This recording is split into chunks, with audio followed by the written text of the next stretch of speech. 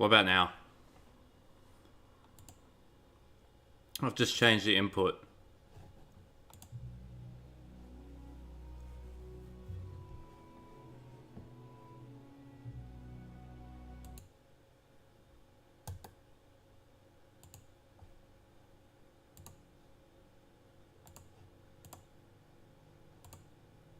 You can't hear me? Okay.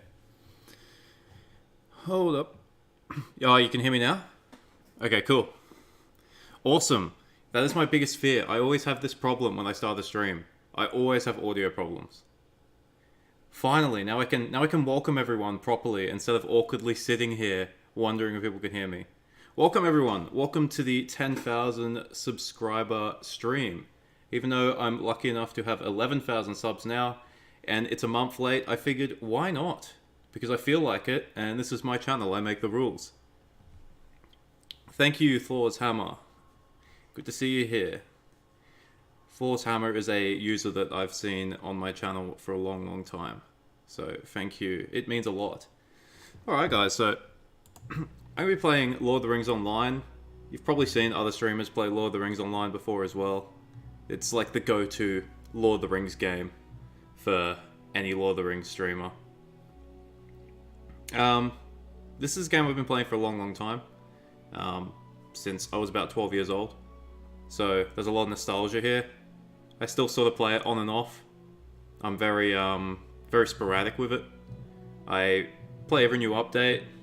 I don't raid anymore, I don't PvP anymore. So I figured, you know what, this is a game with lots of lore, this is a game with lots of talking points. So I figured the best way to sort of have something to talk about both Tolkien's lore and then both with the streamers is through playing this game. Alright.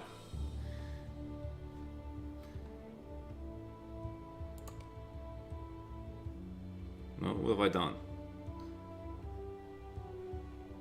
Jesus.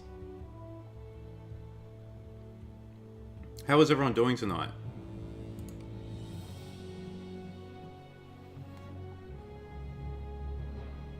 Just thinking what I should play. I'm thinking if I should just go like full nostalgia and play as a man.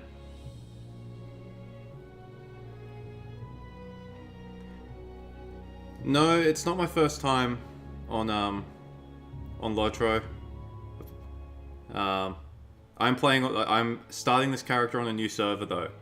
I feel like if I'm gonna I feel like starting like a stream character, so that if I ever do like a Lord of the Rings Online live stream, then I can play this character and anyone who joins can sort of follow along with its progress.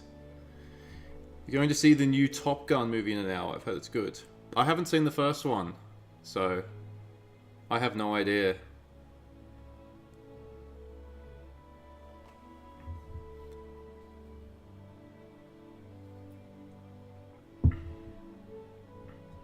Always go with halflings or hobbits. So I'm not a fan of the hobbit start. I don't like questing in the Shire to begin with.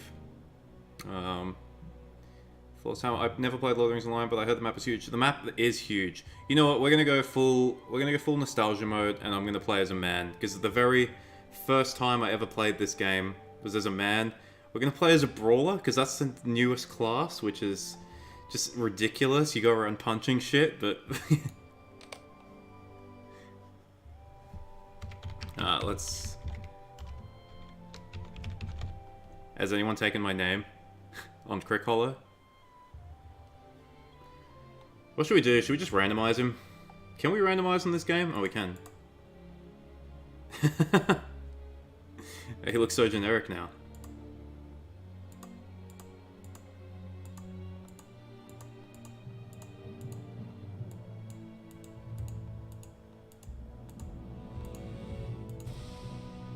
So we gotta kind of make him look like Gandalf, don't we? Or maybe like a really scuffed version of Gandalf. We'll make him look like this.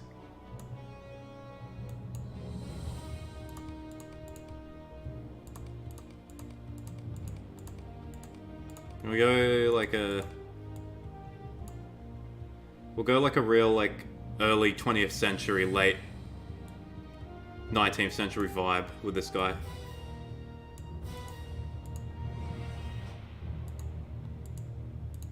Darth Gandalf's seen better times. Yeah. Muscle Wizard. Yeah, that's... You know what? I was thinking, it's like, oh, if I'm gonna do this live stream, it's like...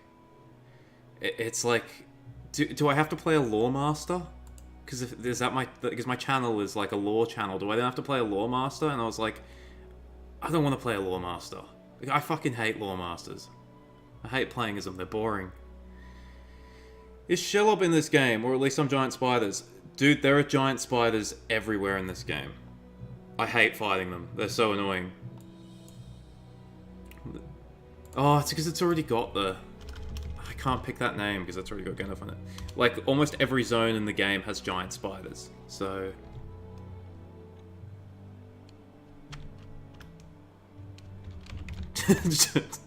Darth Gondalf. Will that work?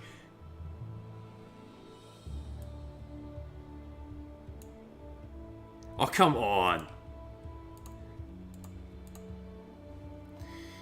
Siesta Weird. What's your main class normally? My first class I ever played, and my main class is a Guardian. And when I first started playing this game, I was quite young, so I had no concept of like what MMO classes were. I just picked one that sort of looked cool. And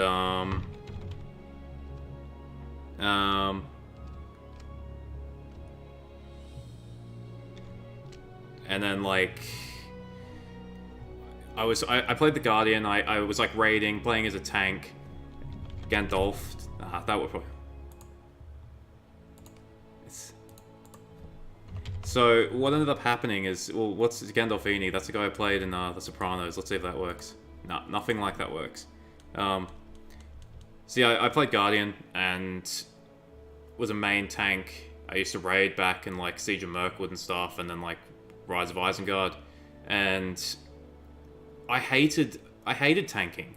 I picked a tank because I'm an idiot, but I hated tanking, so I always tried to play my tank as like a DPS tank, and it just doesn't really work. And then I sort of never really got another class. I got like a captain to main level too, but I didn't really do much with him. So I should have picked a hunter. Because it was just like the so this is Darth G. Sounds so crap, but it's probably taken. Oh, is it the Darth? Like, can I not? What if I just do Darth? Is that alright? No. God. They're so strict. Can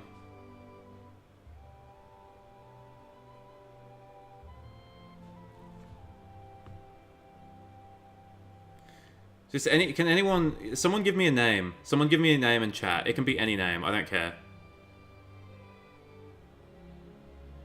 Because at this rate, we're going to be sitting at the character select screen, like the character creation screen forever. Like, someone give me a name.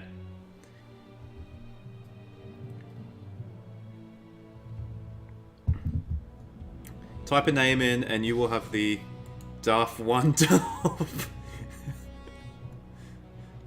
I don't know if that'll work, because we've just tried... It's the Darth. I can't do it.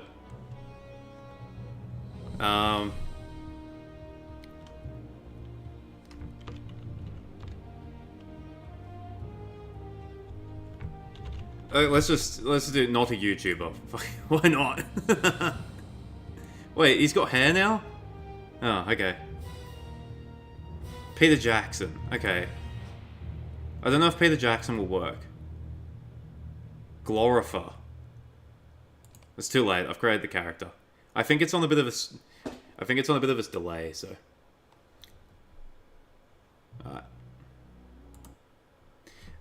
In your opinion, what is the most dangerous, horrific place to be in this game? Mordor. When Mordor came out, it was brutal. Mordor was a terrible place to be.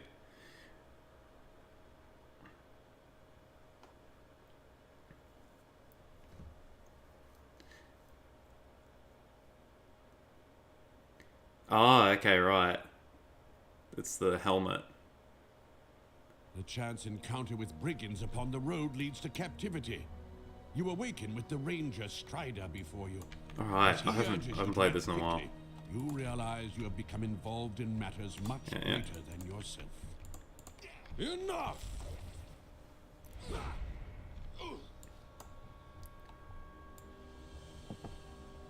So, what?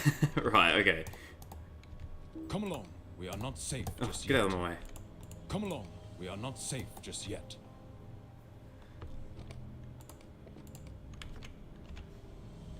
Jesus, look at all the stuff I have. How does this character work? A toupee. Yeah, well, if I... Why? Why is this a thing?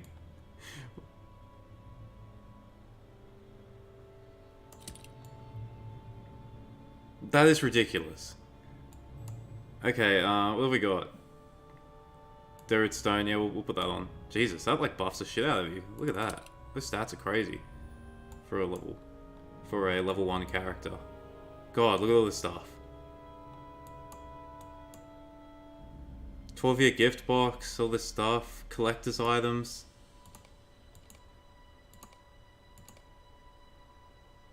We can put the cloak on.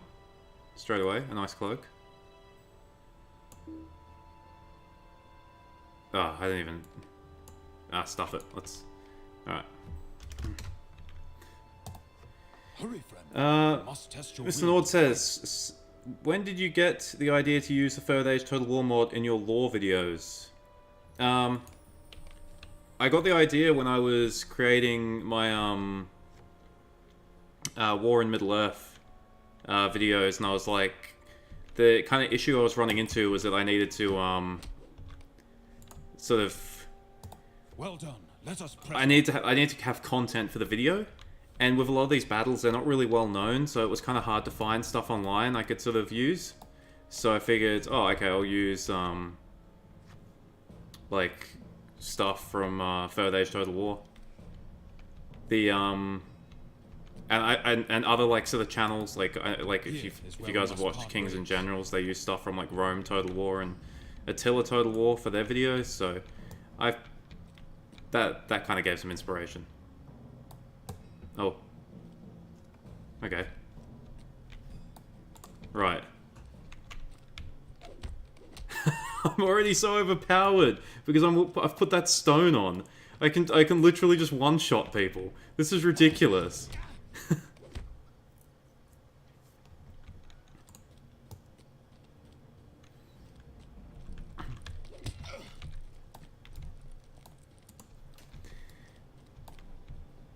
Paul's Hammer says, this kind of reminds me of a Dark Souls or Elder Scrolls opening with you in a prison or dungeon. Yeah, pretty much. I think you start in like a prison. Good day. You start in a prison like for several of the classes. Third Age Total War does always look impressive for what it is. Yeah, it is impressive. It's probably one of the most impressive mods ever made. For a video game, I reckon. I was using Divide and Conquer, which is the sub-mod for it, although I think it's standalone now, which is like even more detailed. Fun fact, I actually worked on the old Divide and Conquer team. I was a writer for them. I have no modding abilities, but I was a writer. I also wrote in Third Age Total War the Gundabad description. I think I was like 14 at the time. So if you ever play Third Age Total War and you read the terrible Gundabad description, that was written by me.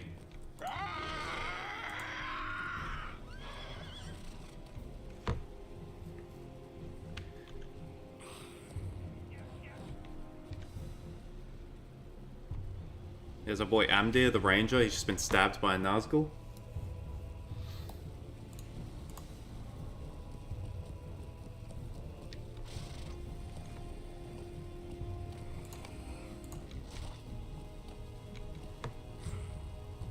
Begone, foul spawn. You will not harm these folk.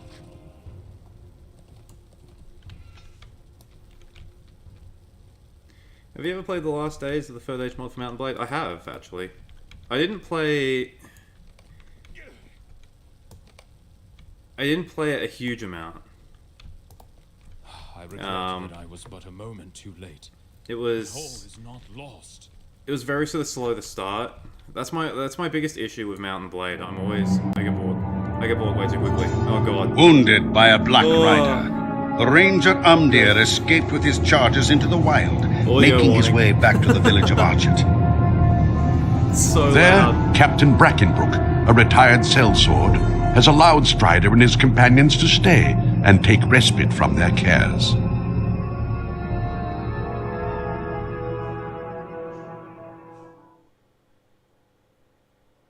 God, those cutscenes are so loud. I'm really sorry if that like ear raped anyone.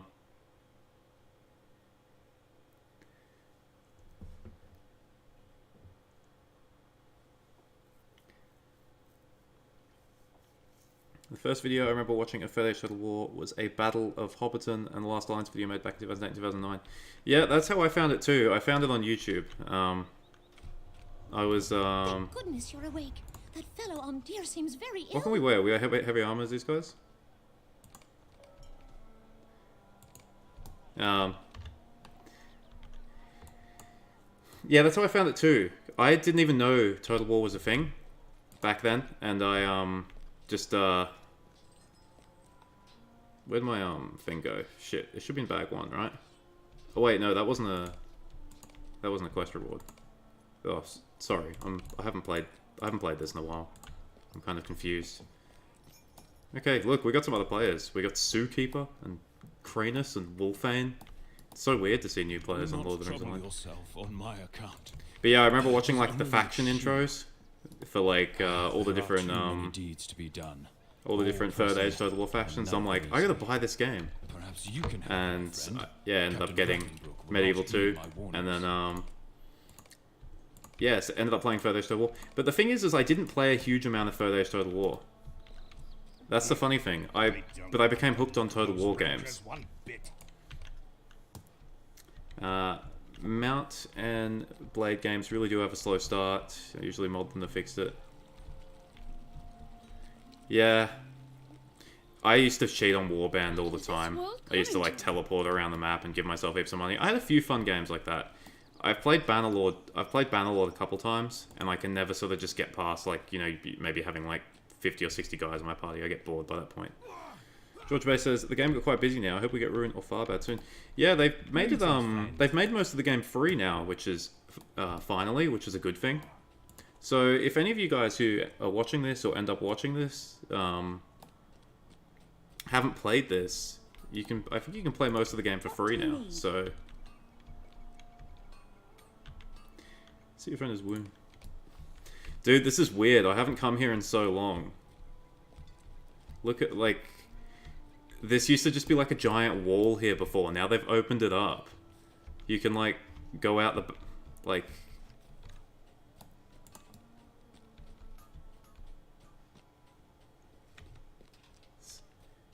They've changed the map heaps. Oh yeah, Thor's Hammer, you said the map was... You wanted... you heard that the map was really big? Oh... This is like all the areas. Like there is, it's... You can go all you can like go all over Middle Earth now. They've actually like covered most of Middle Earth, really. So it's an absolutely massive game now. What really got me invested in Third Age Total War was from Surreal Beef's custom-made battles and Hive campaign. Yeah, his videos are good. They're very well made. For peaceful folk And everywhere. much It better is an made than enormous any of task my to videos. convince them that evil people with evil intentions will You don't really remember what the commit Gundabad evil description said, but your Before friend you and I try played to the Hot fix Seat it, campaign, you and he must read know it and what just said, no, schemes not you doing will that. make from the trap. Yeah, they were like the last faction they did, so it was like, I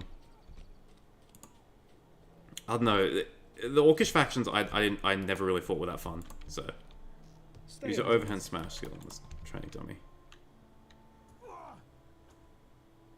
How do I Okay, I need to build up metal. What's this? This is my metal? Okay, right. But I remember hot seat campaigns. They were ridiculous. I can't believe how back in the day we had to actually play multiplayer campaigns in Total War. Fucking hot seats where you had to give the saves over to people. It's ridiculous. My first strategy game was Battle for Middle-earth 2. Not Battle for Middle-earth 1. What can I do for you? Oh yeah, I played lots of Battle for Middle-earth. I played a huge amount. They were some of the first games I ever played. I played lots of Battle for Middle-earth 1, and then my computer at the time couldn't run Battle for Middle-earth 2. Do you feel confident in what you have learned? Dear, my poor old friend. A shadow has crept over him. I don't like the look of those rangers Caldecott. one bit. I remember Caldecott.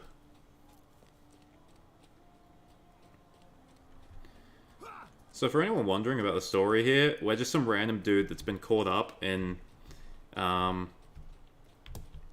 like, a misunderstanding. The hobbits we were just with, one of them is a Sackville Baggins, and the Black Riders captured him thinking that he was a, normal Baggins. And then Aragorn is around, and there's another ranger around, so now we're doing shit to try and save the, other ranger, Amdir. We're trying to do stuff to save him, because he's been stabbed by a Morgul blade. So just in case you don't know the story here, I've played this enough to remember the story. You sadly lost your Battle for Middle-earth 2 Collector's version and Rise of the Witch King. You can find them online fairly easily. Because there's a pretty big modding community for Battle for Middle-earth still. So you can find them online. Jesus. God, those textures aren't loading in good. And... because I lost my... I mean, my computer doesn't even have a, like, CD drive anymore. But I lost those games, like, years ago. And... Don't be afraid, it's not really piracy anymore because EA doesn't actually own the rights and can't sell those games anymore, so feel free to download them.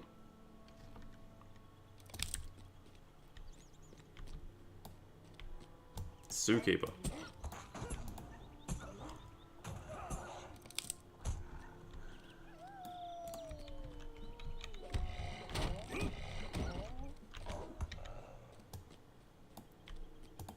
Alright.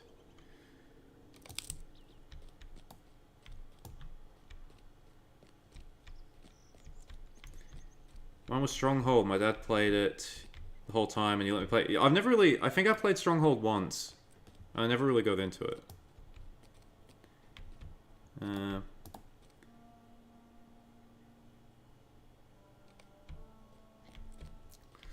How do you download stuff without getting a virus or crazy stuff happening? So there's I believe it's Revora. I think that's the name of the forum. Revora.net or whatever. And they host, like, the downloads for the Battle for Middle-earth games now. It's all, like, legit because they run all the mods and stuff for it. So it's all done through them. So I think it's Revora. If you type that in, you should be able to find it fairly easily. Thank you, Philip Neal, for the $5. That's really generous of you. And thank you for the congratulations on the 10 and now 11k. It means a lot to me.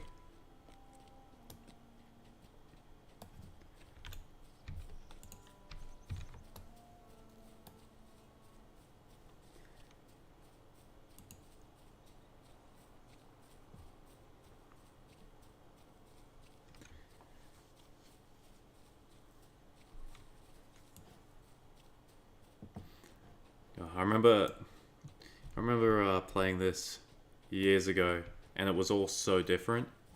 Like, even the starting area was so different. Like, there were different quests, the setup was different. Impossible! A weakling like you defeated the Wolf Master? A weakling like you. C-Code Long says, what do you think of that Return to Moria game that was announced recently? Yeah, I mean... Honestly, I'm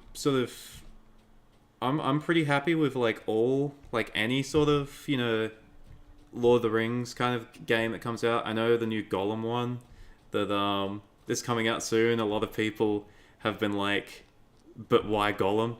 And honestly, I'm guilty of that a bit too. Like, you know, of any game, why a game on Gollum? But you know, hopefully it's good.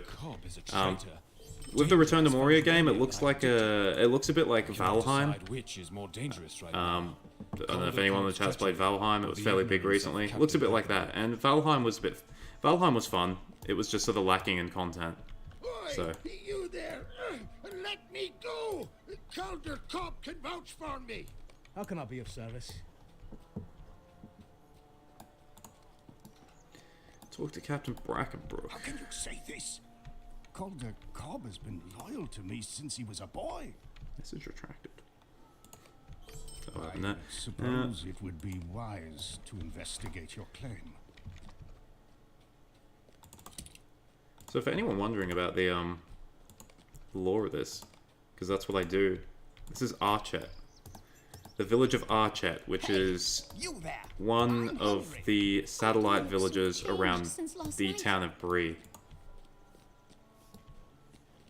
As you can see, they've brought it to life in this game.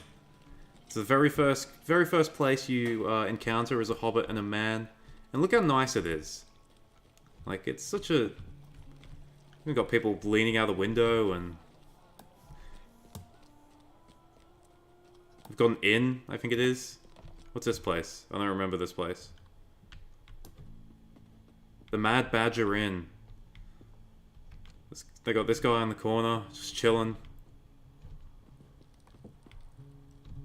This guy's given up on life. It's everyone right about now.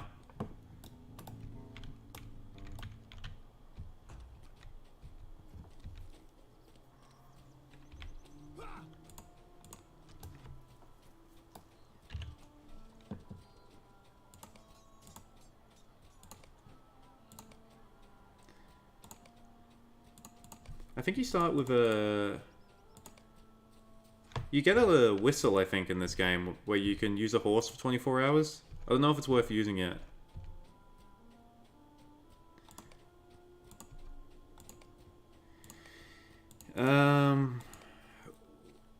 What's your favorite zone in Lotro?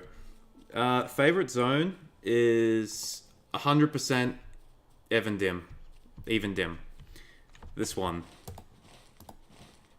100% this one. Everyone used to hate it back in the day. It used to be called Ever Swim because you used to have to like do quests around the lake and stuff, and there was no like boat travel, so you had to just swim everywhere. But I loved it. It's like the most beautiful zone in the game, and then they revamped it. Like, they've revamped a bunch of quests. They made the quest lines so much better. And honestly, like one of...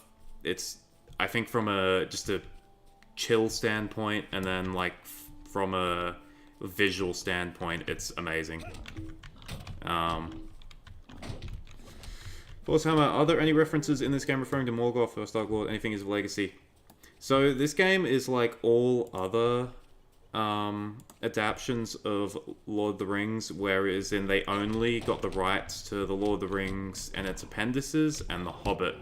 So a lot of the First Age stuff they had to skirt around a lot of it. I believe Morgoth gets mentioned a little bit because his name does appear in like the the appendices, but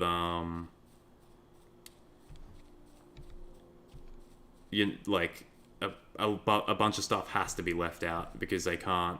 That's what all their rights cover. One example is that there's like a flashback of Sauron in a Region, and then they can't call him Anatar You're the best thing that's happened to us all because day. Our best that hope is to get name help from I Crown, don't our think appears neighbours. in the appendices, They will not let so our chat fall to they had to call him brigands. Antheron, which Why is to take a moment of your time? a bit different. Favorite elf? My favorite elf? Damn, I always had a soft spot for Maglor. The second son of Feanor. I always had a soft spot for him because he was a nice guy. whereas most of the other brothers were dicks. So, and I think there was always something about the fact that he was the one who lived. He was the one brother who actually survived. So, yeah, I always liked him. And Fingon. I think Fingon's underrated. Probably do a video, like, in the future where I kind of go over the fact that Fingon's a bit overrated. Sorry, underrated, not overrated.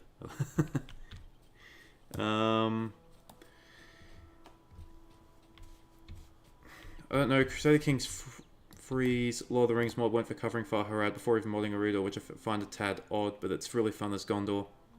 I think the reason why they did that, Aragon, is because there's, you know, the main focus of the game is going to be in the south. There's not really a lot going on in the north. It's mostly just depopulated and everyone's just sort of dead. So,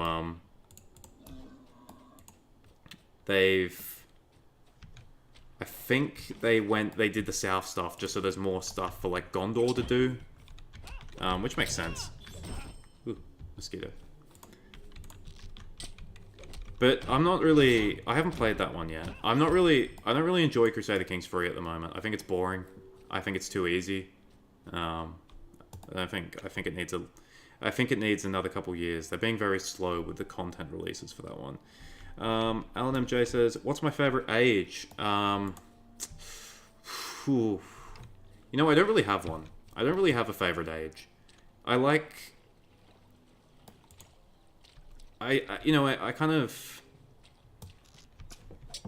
think I have favorite parts of different ages. Like I sort of like the middle of the third age. I really enjoy the middle of the second age.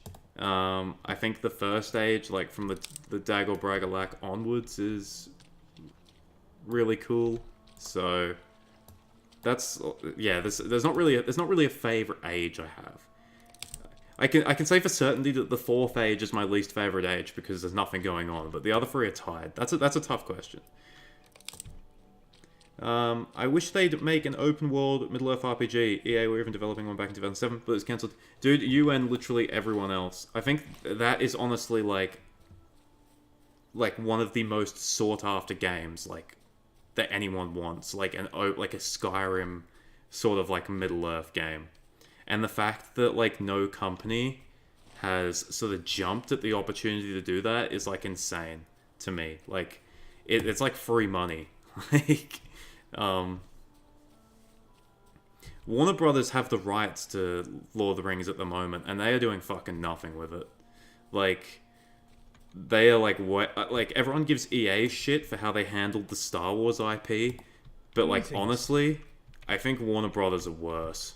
Like, I can't even use any of this shit. It's because I just use my fists. I can't use any of these weapons. What is my favorite battle? My favorite battle is... I've always loved the Fords of Eisen, like the first and second battle of the Fords of Eisen, because of just how much in depth Tolkien went into it. Like, it's one of the few battles in the Legendarium where he was like describing like the tactics and the strategies and the like the thoughts behind everyone's like plans, and you know and then like in actually what happens in the battle in great detail. I like the Dagor Bragalak in the first age. That's a favorite battle of mine too. It's kind of... I do like the Wayne Rider invasion. Like, the Wayne Rider invasion in the third age really gave me like a... It gives me like a Rome versus the Huns kind of vibe. Uh-oh. Oh, my game crashed.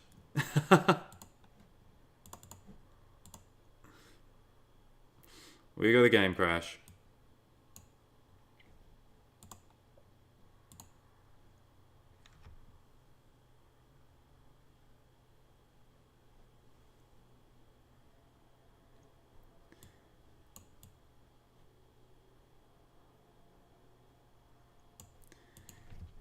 That was unfortunate. Okay, we'll try that again.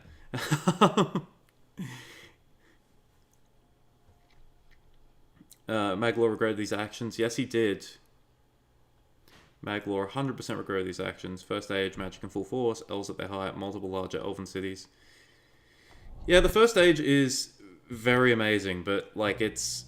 A lot of it's boring, though. Like, it only gets exciting when everything starts going wrong. And when everything starts going wrong, it's, like... It's also sad at the same time, because everyone's dying and all these beautiful things are getting destroyed. So, I don't know, it's... Yeah. Any zones you really dislike? Dude, I hated Moria back in the day. Moria was awful. Moria was the worst. Like, it was... I used to... Whenever I leveled characters through Moria, I would enter, like as late as possible and leave as early as possible. So I would, like, enter at level 53 and I would leave at level 57. Whereas Moria could take you from, like, around 50 to 60. And then they revamped it. But I always hated Moria. I hated the Troll Shores, the Misty Mountains, but they've all been revamped. That's the thing, like, they went back and they sort of fixed a lot of the older zones and made them less crap. From the newer zone, to be honest, I don't think the newer zones in the game are very good. Visually they're okay, but just from a quest standpoint, they're kind of rubbish. The story isn't bad, but, like, you know, I think the Wells of Langflood zone was awful. What if Icthelion returned with Glorfindel to Middle-earth as a companion? I don't know. I guess he'd kind of just chill with Glorfindel. I guess Glorfindel didn't really do that much. I can't imagine Icthelion would as well. We don't know him well enough to know what he would have done. That's a Lotro moment? Yes, it is. There is nothing more Lotro than it crashing. Umric Andrew says, Romendikil is Flavius Aetius then. No, this is a massive nerd moment because Lovely. This is sure because Romendikil wasn't around during the Wayne Riders, so he wouldn't have been the Flavius Aetius. You cannot fathom just how wrong I think This tea will help Amir feel better. I just know it. I don't know, maybe Kalimatar? Kalimatar would have been the Flavius Aetius, or... But I have not the stomach to drink this now. I don't know, that's... Despair. You have done well. That's like a massive nerd moment. Did my tea perk him up? I knew it would. What we got? We got a whole bunch of rings. Pants. I've got to open all this shit.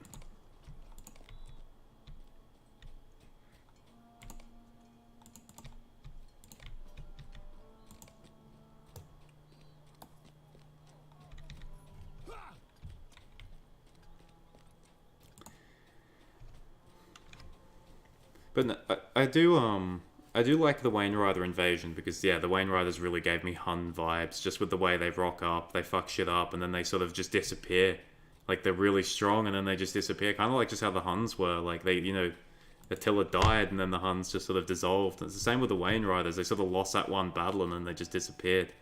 I've always, like, sort of wanted to do a video on them, like, sort of comparing them, because I feel like there's a big comparison there.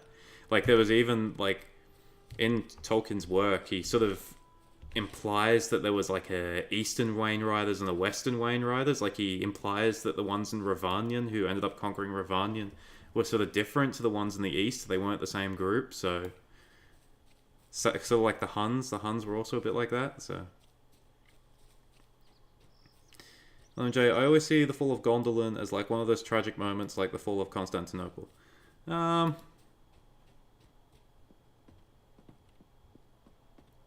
don't know. I guess the difference was is that when the Ottomans took Constantinople, it was just sort of like an under new management sort of thing.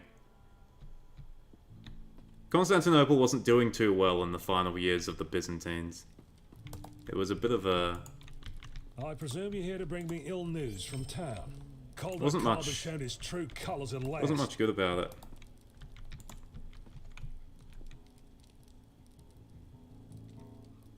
A little extra never hurts. What is this? 10 Lotro points. Oh, is this a... Is this like a...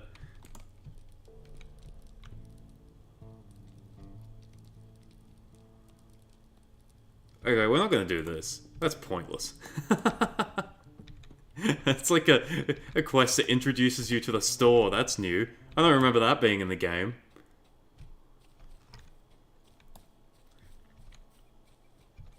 But the Fall of Gondolin is definitely tragic. It is definitely tragic. There's no doubt about it. Thoughts on Caranthir? You know, Caranthir, you know, here's the funny thing, right? Oh, yeah, look at these guys. These guys are like a gang. Wolfane and Cranus. Oh, you meant when Constantinople fell to the Crusaders? That wasn't good. Yeah, they screwed that place up. Fourth Crusade. One of the biggest atrocities in history was the Fourth Crusade. If you don't know about the Fourth Crusade, look it up. It'll make you sad. Thoughts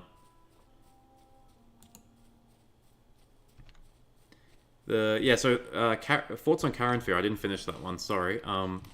Yeah, I don't think he was as... You know, it's funny. They call him Caranthir the Dark. Like, and say that he was, like, the most, like, ill-tempered of the brothers. But Celegorm was way worse. Like, Caranthir gets, like, a bad rep. Whereas, like, Celegorm, like, is just a prick all the time. Like, Celegorm does, like, so much damage.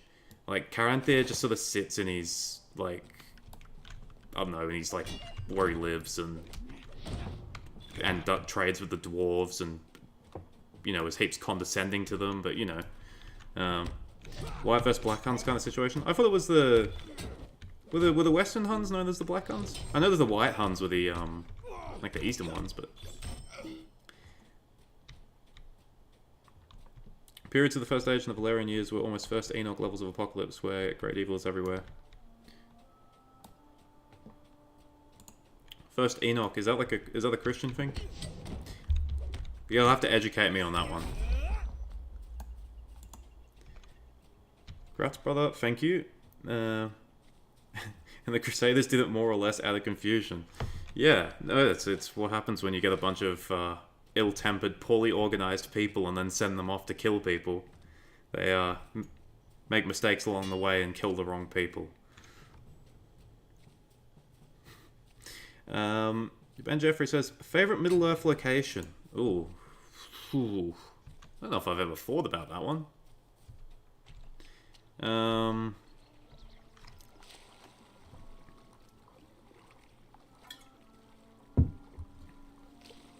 Favorite Middle-earth location?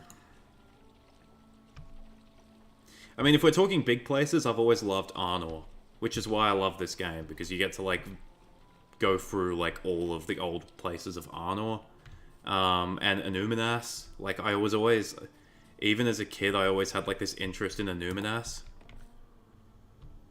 I don't know why. It's just, like... But then seeing it in this game too kind of like helped that, because it's like, this is such a beautiful place. It's such a nice place in the hills by a lake. There's a river nearby. It's, you know, so far from the crappy North Downs and Angmar. It's like, why would the Dunedain abandon Anuminas? So I've always loved Anuminas.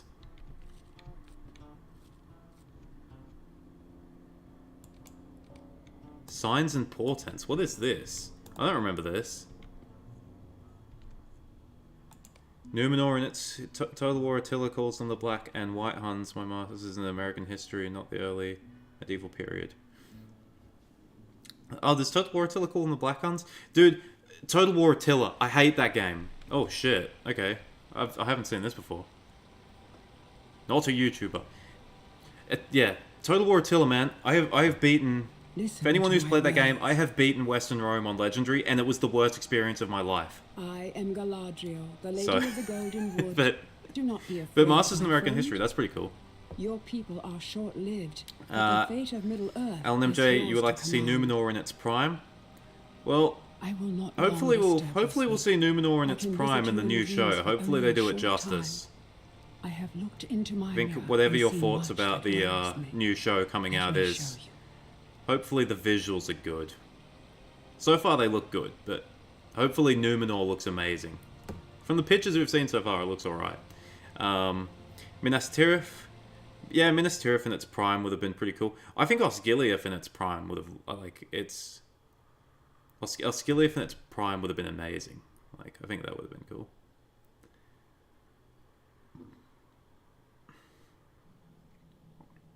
Oh shit. I'm traveling to Khan Doom.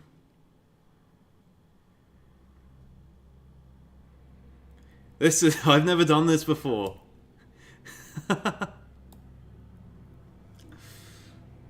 This is so weird.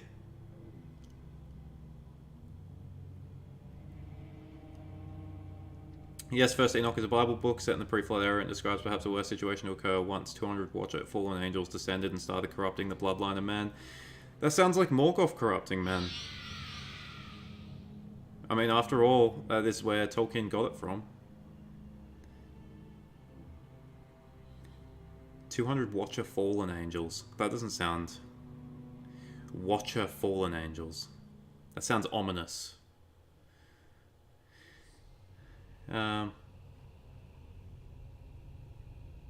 Wait, now I'm in Moria? What is going on? Oh, it's the Fellowship.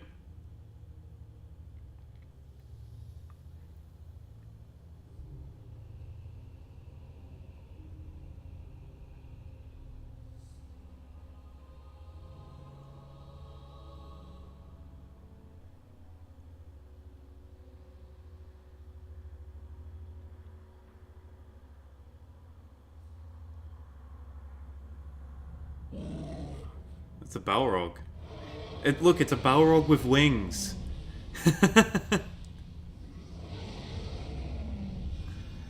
What do you guys reckon? In chat, do you guys reckon Balrogs had wings, or do you reckon they didn't have wings? It's one of the most eternal debates in the Lord of the Rings fandom.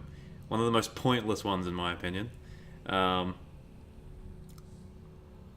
Alright, hey Darth, any thoughts on Lord of the Rings War in the North? Have you played it by any chance? I have. I've played through it twice. It was alright.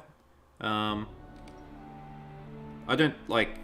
it's not like a high budget game, but I think it was alright. Like, for what it was. I enjoyed it. I think some of the things that... some of the things you do in the game are cool. Some of the places you visit.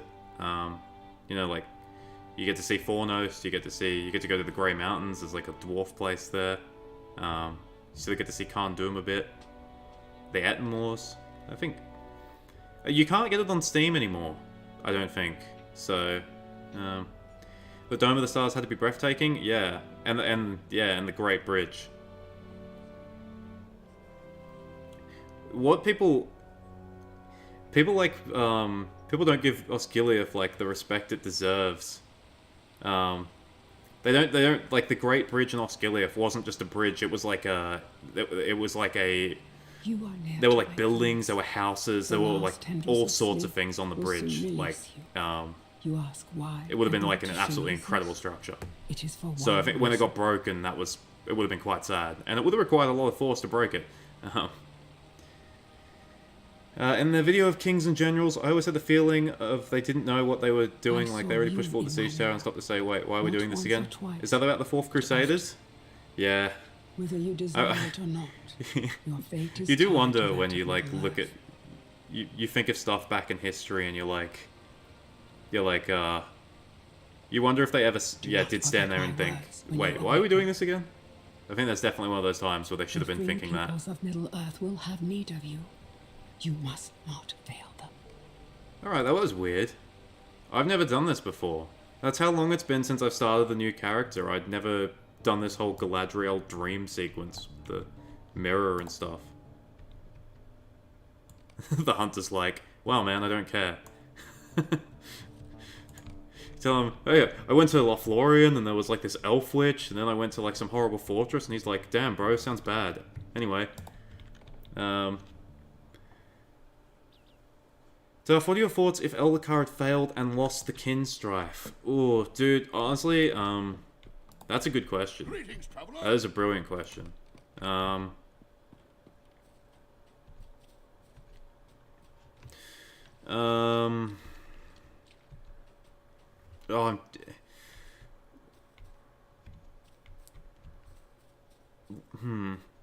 what we know about Castamir is that he was a bad king for a lot of places. I think, like, for the sort of inland regions. So what I think would have happened is, I don't think Gondor would have fallen apart, because, you know, Gondor's chief threat afterwards, like, before the Wain Riders, was from the south. But the Great Plague still would have rocked up anyway, and then, given Gondor didn't really focus on its inner territories, I reckon had Castamir sort of won, I think the Wain Riders probably might have actually destroyed Gondor. It's like a long knock-on effect. But I mean, he was such a bad king, like, in terms of, like, his ruling style, is that there might have been another rebellion afterwards anyway. He would have been tyrannical, it would have been terrible.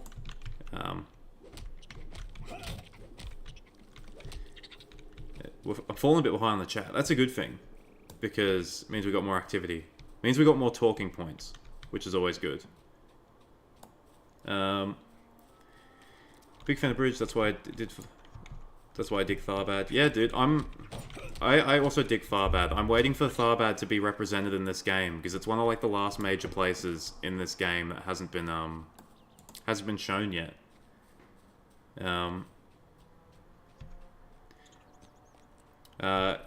No wings, pointless a debate, and another, you said they don't have wings because otherwise they wouldn't have died from falling, and yeah, that's correct.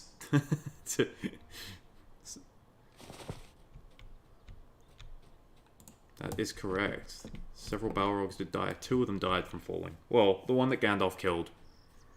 I mean, if it was alive, the fall probably finished him off, so...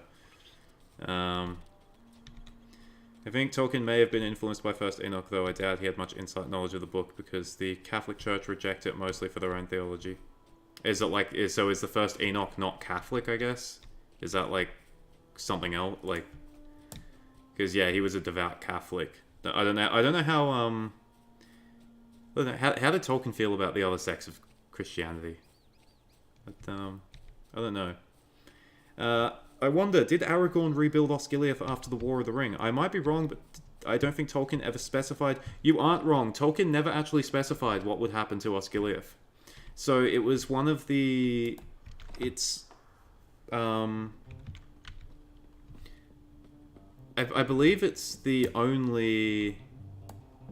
one of the major cities that, like, Elendil and his sons founded that didn't get,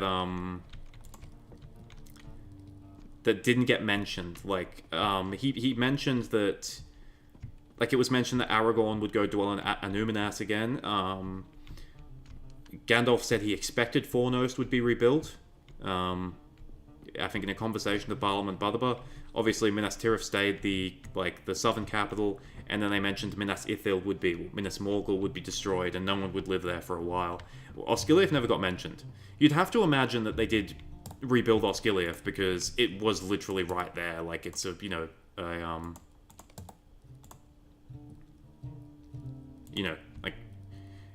like, imagine, like, 1,000 years after the War of the Ring, and you're, like, in Minas Tirith, and you look over and there's just the ruins there again of Osgiliath. It's just like, why haven't we fixed this? I think it would have been rebuilt. I don't think there's any reason why it wouldn't have been rebuilt. That's the thing, you can make some assumptions in Tolkien's lore. I mean, and I think that's one of them. Osgiliath probably was rebuilt. And until someone digs up some note Tolkien wrote in, like, 1960 saying that Osgiliath wasn't rebuilt, then I think it's a fairly safe bet. Archit is on fire, as you can see. This guy got kicked to death. That's pretty brutal. Damn 10k, nice one, mate. Thank you.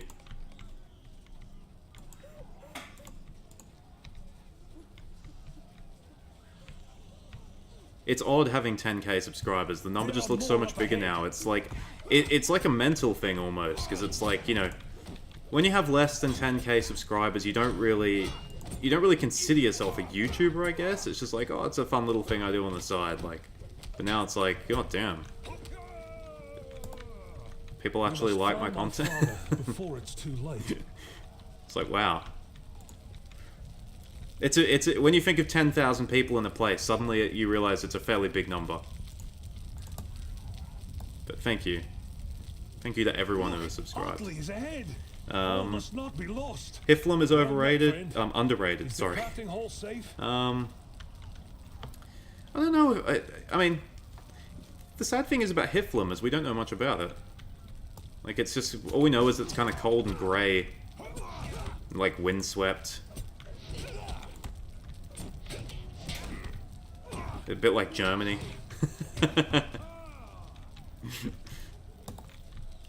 Although the Mad Badger burns, I still hold out hope. I think unless I rebuilt the British patriotism ability have a population to re-inhabit the city properly. Yeah. Probably not in his lifetime. It probably took a long time for everything to sort of... Father, I knew you would survive. Sort of come back to the way it was. But you have to remember is that with Mordor gone, and Gondor's like borders a bit safer, you have to imagine people would flock back to the cities. So... Farbad and Londare would be nice to see in the game. Yeah. I don't know if we'll get Londare, it's a bit out of the way, but hopefully Farbad comes. I think we might get it soon, because we haven't done the scouring of the Shire yet, and we're sort of heading back that way. Maybe, maybe Farbad will be done as like part of the scouring of the Shire update or something, or maybe it'll just get like maybe it'll just be an old zone. Like a low-level zone, because I've been doing that recently in this game. They've been adding like new questing areas for the lower levels, which is kind of cool. No more time for games. Check this out. We come for the The Kargul. So I think in Lotro's lore, these are supposed to be lesser wraiths, like people that were like fucking hit with like stabbed with like a Morgul blade or something. They look really cool, like the red. Although I don't know about like the little like orange like markings. That kind of looks a bit ridiculous. I think if it was just red, it would look so much better. So Amdir has been stabbed with a Morgul blade. The wound has gotten to his head, and now he's they're walking through the fire, and now he's enslaved. Cal the Cobb just murdered Captain Brackenbrook. No! You know, this was crazy to like 12-year-old me first playing this game.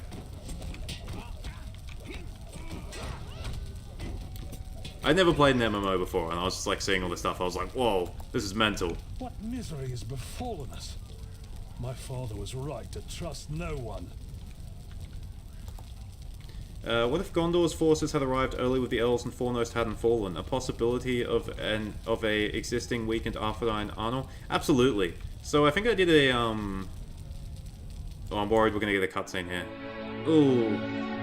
With the Black Wolves' attack foiled, the people of Archet have begun to rebuild. Yet not all hurts are so easily mended. The fate of the Ranger Amdir remains uncertain and may have dire consequences for Breland. But hope remains that he may yet be saved.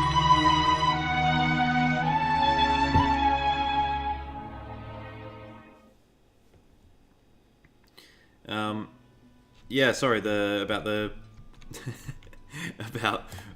Gondor had gotten there and saved Fornos. Yeah, I think Arthedain would have survived. I did a video where I talked about a way Arnor could have survived. That was if Arvedui got both the throne of Gondor and Arnor, which is a bit different to what you said. Would but you do something for me? I think it definitely would have survived, because I think once Angmar went down, I think there's nothing that could have really threatened Arnor. It wouldn't have been very powerful, but it would have existed still. How that would have changed things, well, who knows. Osgiliath is like London. Yeah, I've never been to London, but it does have bridges. like most cities. How can I be of service? As a German, I can't confirm. It looks like Breland over here. I don't know. When I went to Germany, it was pretty cold and grey. So, I'm an expert on Germany. I've spent several days there. How long have you spent in Germany? Did I ever read your theory on if Numenor headed east to fully conquer Middle-earth? I did. And I'd say yes. I'd say if Numenor went east to conquer Middle-earth, they absolutely would have pulled it off. There was nothing that would have been able to stop them. But I don't think... I don't know if there would have been intervention from the Valar. It's,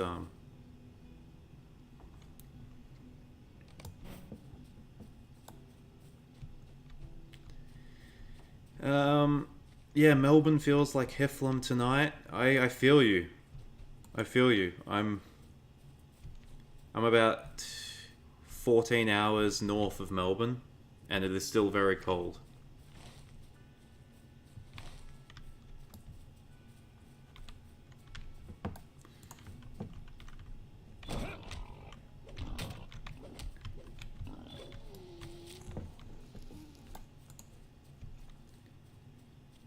You can hurl object. I can just hurl like a cup at someone, a mug.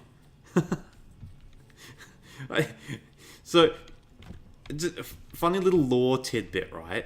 I'm playing the Brawler, which is the newest class, right? So, what you gotta remember about Lord of the Rings Online is because it's based on Middle-earth and it's kind of grounded and stuff, like, the classes kind of have to... they have to make sense in the context of Middle-earth, right? Like, the Rune Keeper, which is like the mage class, is like very sort of shaky on the lore and stuff. So they added like the Bjorning class, right? That was a couple years ago. And then they're just like, okay, well, we want to add a new class in. What are we going to base it off? Because we've already got like almost every class type covered. And they're like, okay, well, Helm Hammerhand once punched... I don't know why I'm punching a bear. Helm Hammerhand once hit a guy in the head and it killed him. So why don't we make a class based off Helm Hammerhand? Like, and that's literally it. So now, based off one dude punching another dude in the head and killing him, there is now a class where you just run around punching stuff.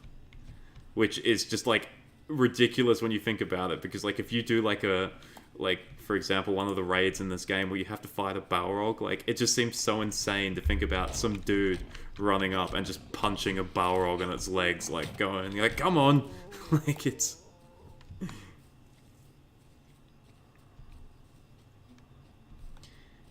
What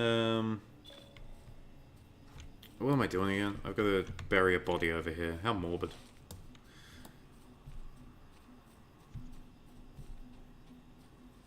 You think colonists from Gondor would have went up north? Maybe. Honor was my favorite Roman exile. I probably remember its line of kings better than Gondor's. I think I'm the opposite. I think if someone like hit me with like a, oh yeah, can you name every king? I think I would be better with Gondor. Simply because with Arnor, why am I doing this? I'm just punching random spiders now. Thor's hammer, you wanted to see giant spiders? Here you go, here's some of them. These ones aren't real big, but there's a lot of giant spiders. Yeah, I'm better. I think I'd be better at naming Gondor's kings. With Arnor's kings, there's too many. Like once you get to Arthedain, there's too many kings which just like have the R prefix before their name, so it's kind of like it gets a bit confusing.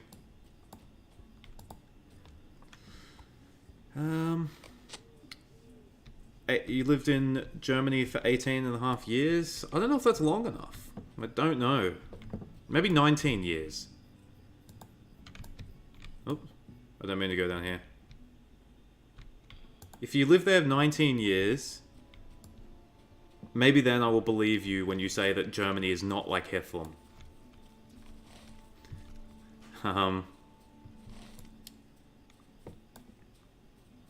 Khazad-dûm and Linden would have been the toughest nuts to crack, but sheer numbers would have done it. I think they could have taken... I think that like there were so many Numenorians. I think they would have kicked. I think they would have kicked the elves' ass by that point. They would have taken a lot of losses, but they would have been able to replace them so much easier. So if the Numenorians decided to attack the elves, they would have been able to destroy them.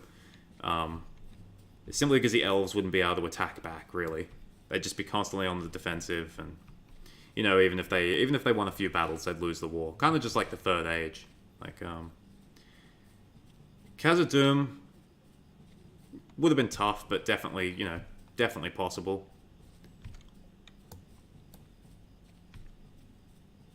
Remember, like, Numenorians were very good fighters. They were very strong. Even at the end, they were very strong, very powerful. I hope the new show does them justice.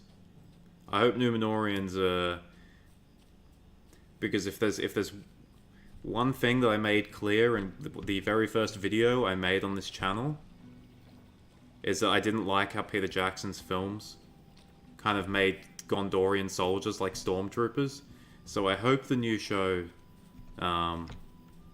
shows Numenorians off to be badasses.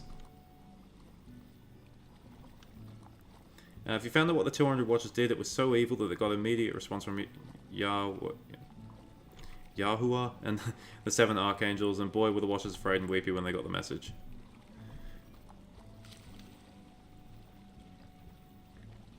What did he do to them? What did they do, and what did Yahuwah do? Oh, educate me on this. I want to unless it's too messed up for the channel, unless it's too messed up for the chat, because I know there's some things in like religious works that are too messed up. Look at this guy. They really put effort into the bodies. Like this guy couldn't have been dead for very long. He's only been dead for like maybe like a couple hours or something, and he's already like just a horrible mess. Jesus, we gotta get him out of here. I think he's burying him too. Hardevorn. Alright, back we go. The elf friends who kept the old relationships alive. Serbandura asks, what if Huron was killed and Huor was captured?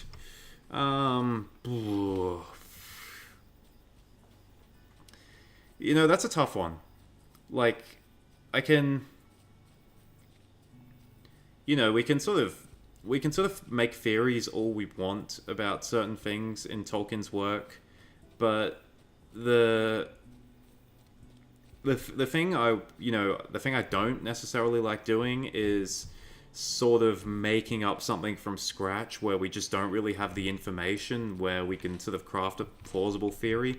The reality is with Huor is that we don't really know enough about him to sort of know what the difference would be, whether he would treat Morgoth the same way, whether, I think he has like one or two spoken lines in the entire Legendarium. So it's kind of hard to say what would happen. It would be interesting because, could Morgoth curse, Hjor's kid, considering he hadn't been born yet? I guess that's a little interesting thing to think about. That's why the falling apart of Arnor is epic. It is epic. It's very sad, though. What can I do for you? It's... One thing I've always sort of struggled to come to terms with about Arnor is how it continued to weaken in the, What do you need? in the, years before Angmar rose. I wonder what went on during those years, because Tolkien didn't tell us much, but something had to have happened for Arnor to keep getting weaker. There's also one of the kings of Arnor, Valindur. He died,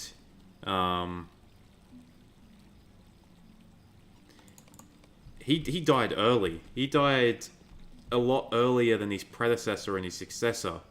And Tolkien said in one of the History of Middle-earth books that he was, he had a slain indicator next to his name.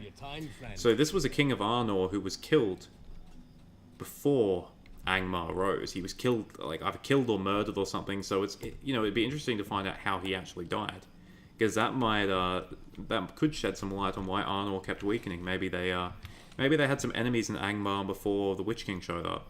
Maybe there was rebellions. Who knows? It's a little interesting. Interesting little idea.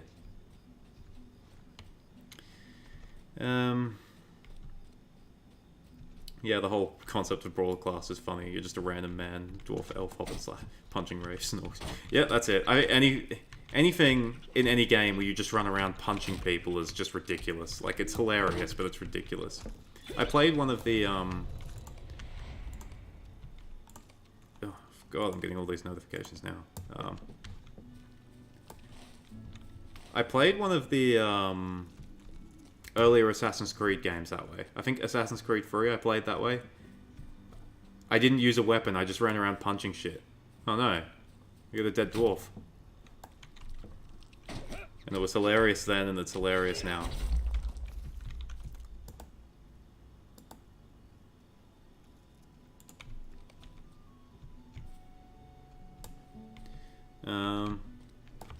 Find missing journal pages. Ugh, we gotta go into here.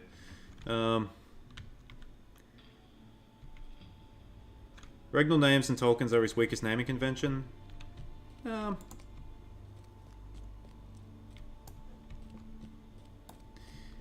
Yeah, the prefixes are a bit...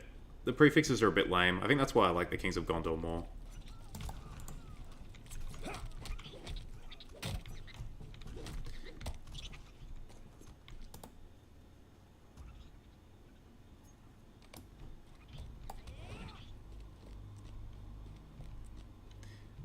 Amdir's Lorien and Orpheus Greenwood were not like the Noldor. That is correct. They were not like the Noldor, and they, in the case of Orifer and his Greenwood elves, they did not like the Noldor, and then they went off and died like idiots because of it. So, one thing I hated about the Hobbit films was the fact that they had the Nazgul imprisoned. Yeah, that didn't make any sense. I don't know what was going on with that part of the films. It's one of those, like, very...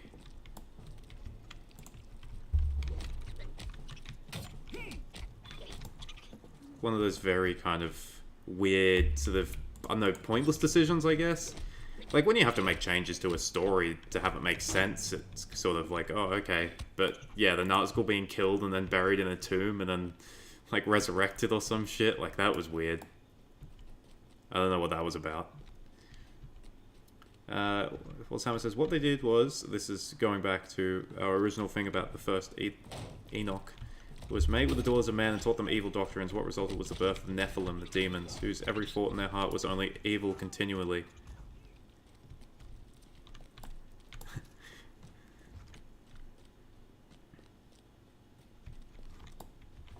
think Nephilims are in Diablo. That's in the game.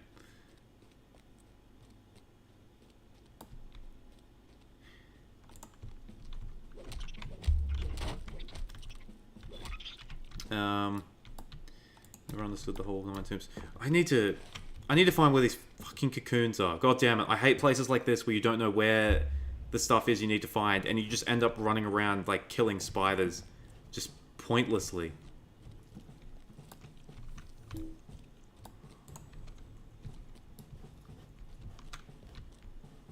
And then, you know, I'm reading chat. It's a good distraction, but it definitely doesn't help in a place like this.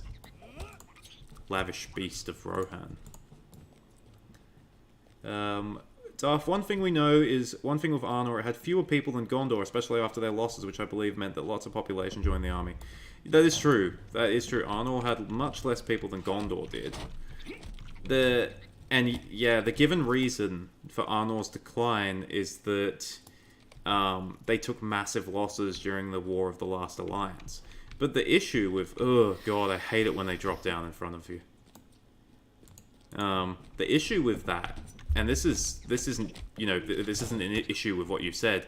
This is an issue with the sort of world building. Because sometimes Tolkien's world building's a bit weird. It doesn't really make sense. And that is, like, human populations rebound pretty quickly. So even if Arnor had sustained massive losses, their population should have rebounded after a couple of generations. I mean, at the minimum. So, So yeah, something had to be going on to, you know, cause their population to keep declining. The thing is Tolkien never told us. So, you know, it's almost like we have to make it up ourselves. Yeah.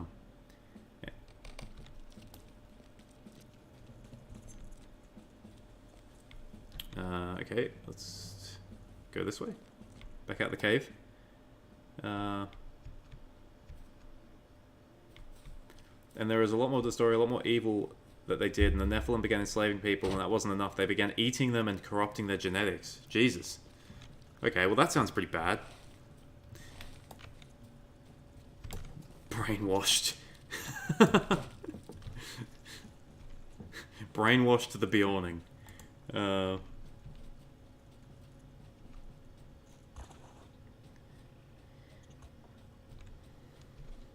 Maybe Arnor was struggling with rebellions in Rude Hour the way Battle of Middle-earth 2 depicted it.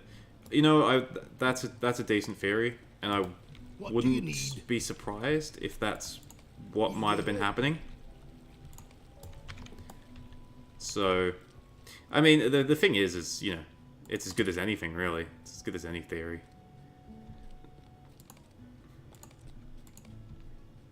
We know the Dunedain didn't get along with the Hillmen. We know there were men living in Angmar, so yeah, it is one of those things where...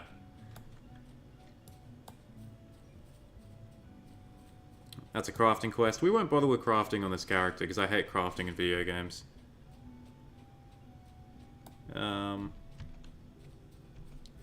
Maybe a few Dunedain lived in Rudour, that is correct.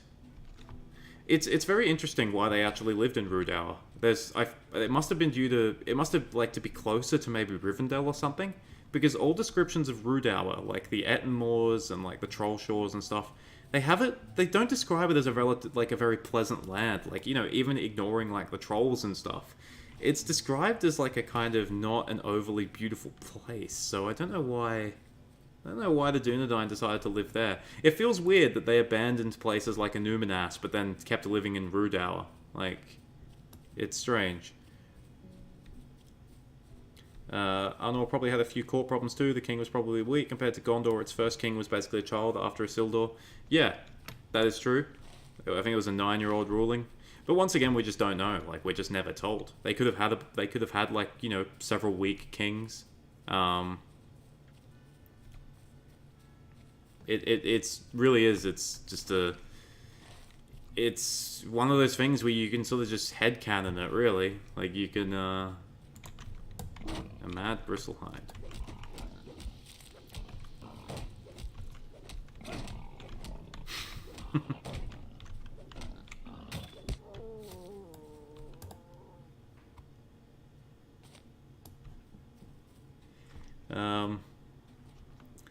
I haven't seen Born of Hope. I feel like I feel like I should watch it. Like, I kind of owe it to the people who created it to watch it. I haven't watched any of those Lord of the Rings fan films, but I really should. I mean, you know, these people have put, like, their heart and soul into this stuff. And, you know, as someone who has a Lord of the Rings channel, I really should watch it. So I might get around to doing that.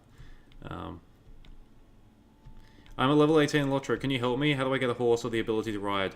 Serbanduri, I think you need to be level 20 to get the ability to ride. I think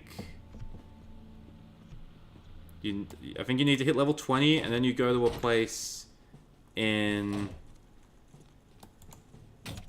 Northern Breeland called Hangstacker Farm, and you can go there and buy a horse. You can get the riding skill and you can buy a horse. Same team also made a film about Aragorn hunting Gollum. Bear in mind, Dunedain didn't reproduce at a suitable replacement rate. We know they reproduced slowly, but we don't know if it was... Let's help Brainwashed here.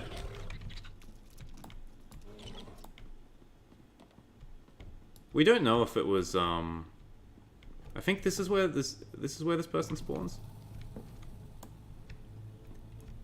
I think they, I know they didn't really have more than 4 kids, but I don't think they generally had one, like, less than 2, so...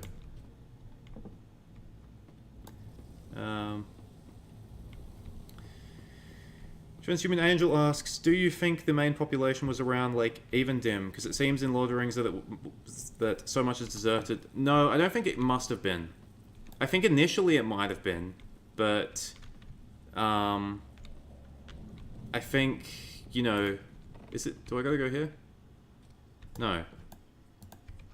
Oh, you're kidding me. You go out the door and then... we gotta go back in. Fuck. Fuck's sakes. How horrible. I think they were spread out all over the place. I mean, it seems like a lot of the best land that, like, in Arnor they didn't live in. Like, they said they lived in the Shire, that they had, like, farms in the Shire originally, and then they abandoned them. So I think they moved... I think more people must have lived in sort of the eastern side of Arnor. That's sort of the only reason why Anuminas could have been abandoned. So... There's no real, like... It doesn't seem like the kind of place that you should abandon it.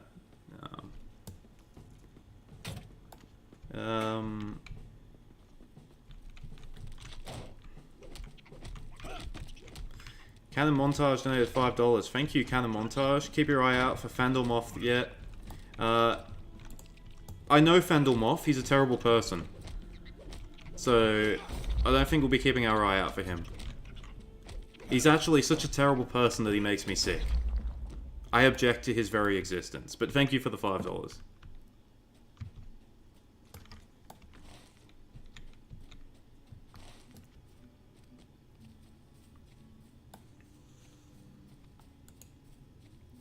And the petition in the thirds implies a weak kingship. It's similar to when Ferdinand split the crowns of Castile, Leon, and Galicia. That was in Spain, wasn't it?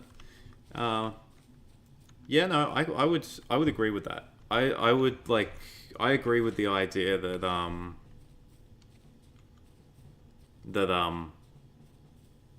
like Arnor, that like who was the last king? Eärendil.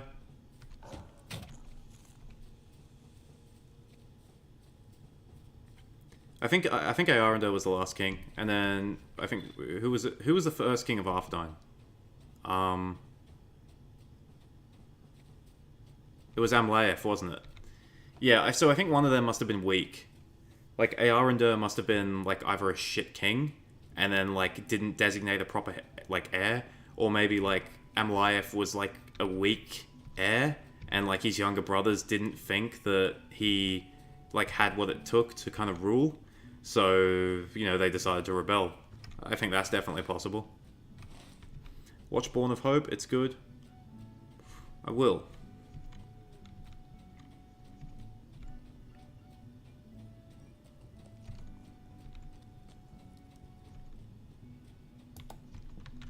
What can I do for you?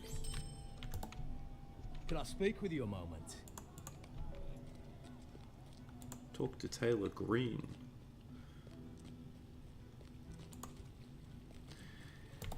Greetings. That guy's playing a Guardian. That was the class I first played. He should know what he's in for. Boredom. That's what he's in for. He's in for the devs not caring about his class and boredom.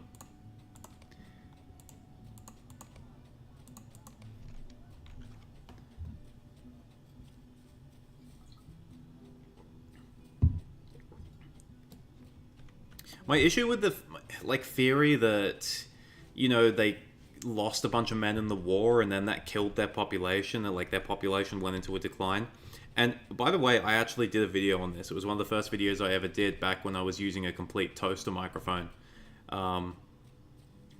And I sort of argued the same thing, that basically they lost so many men that they, you know, they couldn't sustain the kingdom anymore. They had to abandon places, and when they abandoned places, they didn't have like enough people to, you know, support farms and stuff. All that kind of stuff, basically. Which isn't really... It's not so much a thing in our world, but it could have been a thing in Tolkien's world. My sort of issue... I've changed my mind on that video. Oh,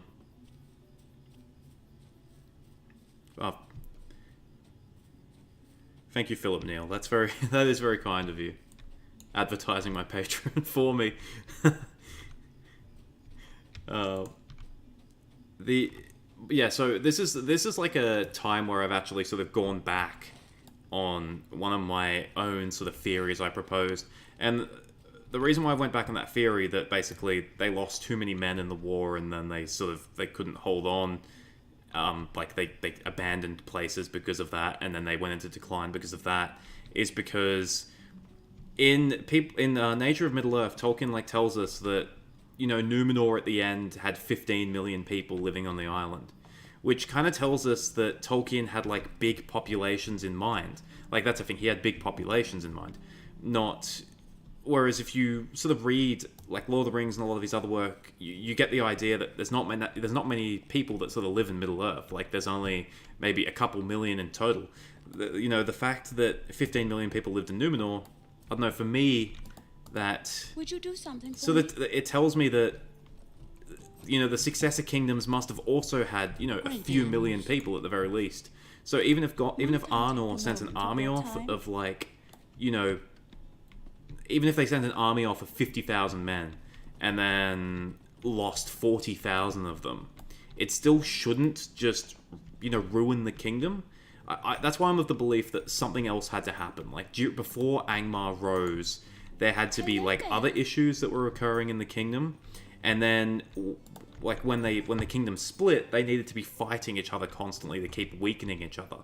Like, because generations of warfare will weaken a place, 100%. But I don't think they could have had like, you know, almost 1,000 years of peace, and then their population still kept declining. I just, you know, it's. I don't know if that would have been a thing. You know, anyway. Paul Simon said, if you want to find a channel that describes fully what happened in First Enoch, a YouTube channel called The God Culture, have an entire series researching it. Part 21 cuts that part I talked about. How many parts are there? Part 21, Jesus.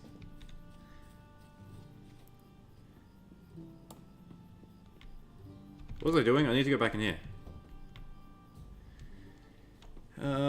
When Fornost fell and Angmar fell, I'm surprised the Dunedain didn't head to the Grey Havens under Círdan's protection. I mean, I guess they wanted their own lands.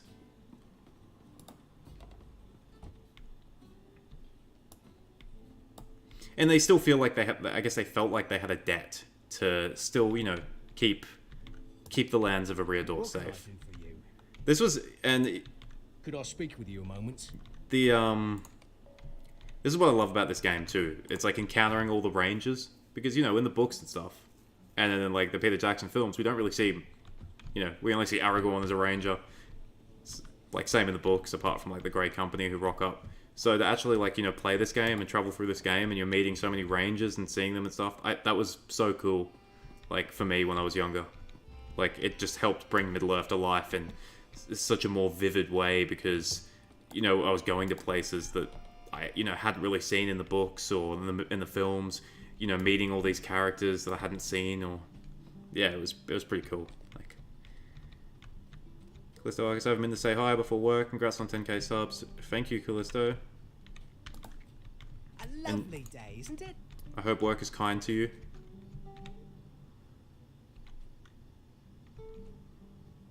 What am I doing? I gotta go and talk to Constable Wren. Jesus, what am I? I've completely lost my way. Alright, we're in Combe now. This is one of the other villages that surrounds Bree. And this is, you know, this just shows how much the creators, like, how much effort they put into this game, because in the books, Combe is described as being in like a bit of a valley, and like look what they've done in the game. Like they didn't fuck around with that description. They put it in exactly the way it was described. A few words, and then they made a little village out of it. Like, it's so awesome. Like,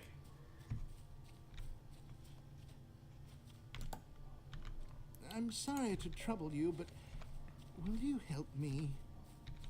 At the end of the War of the Ring, what if Olmo had the missing Seeing Stones in the waters returned? I suppose it would have been nice of him. How many were missing? 3 of them. 3 of them fell into the water? Yeah. That would have been nice of him. But I don't know if they would have kept using them. They kind of didn't really use the Palantirs. They sort of... Greetings. They, Greetings.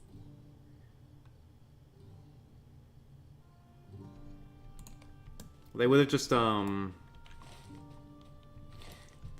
Olmo, like, would have just given them back, and the Dunedain would have just been like, oh, thank you, I guess, cool antiques. Because that's how they treated them for most of the Third Age. Like, in the time of the Stewards, they pretty much just stopped using them. That's why when Denethor started using the Palantir, it was a very big deal.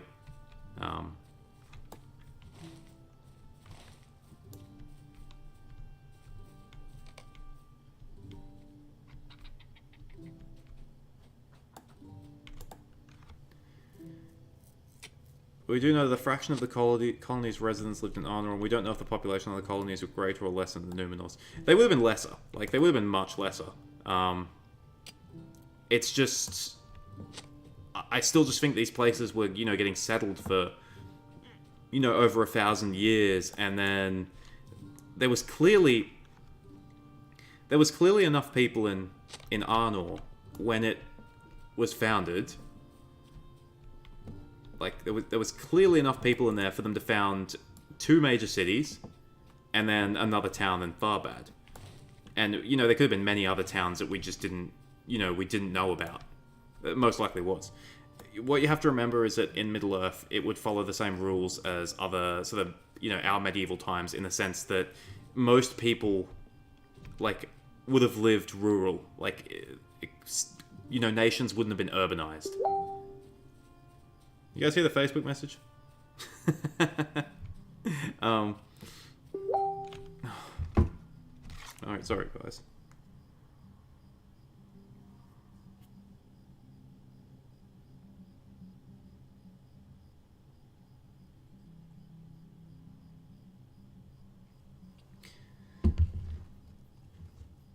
Yeah, so... What was I saying? Yeah, so there were clearly, like, lots of people in Arnor to begin with.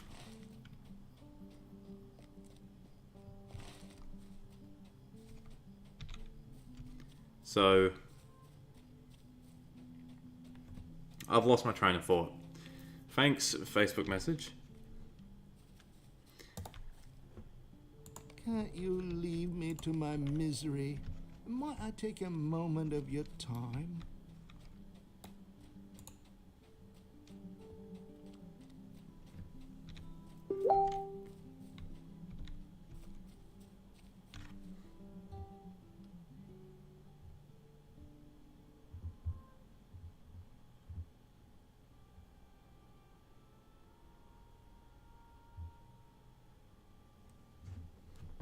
Alright, hopefully that's dealt with. It's kind of tragic, only like 3 Palantir didn't end up lost, and 1 just stares west, if you think about it. Well, what one survived? The Orthanc one, the Minas Tirith one, and yeah, the Elostirion one. The other 4 got either sunken or melted, I imagine.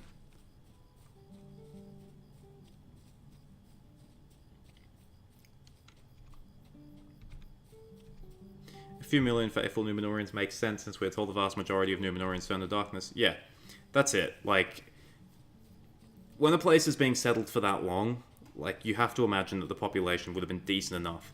Like, it's one thing a lot of people misunderstand, is that, you know, they're just like...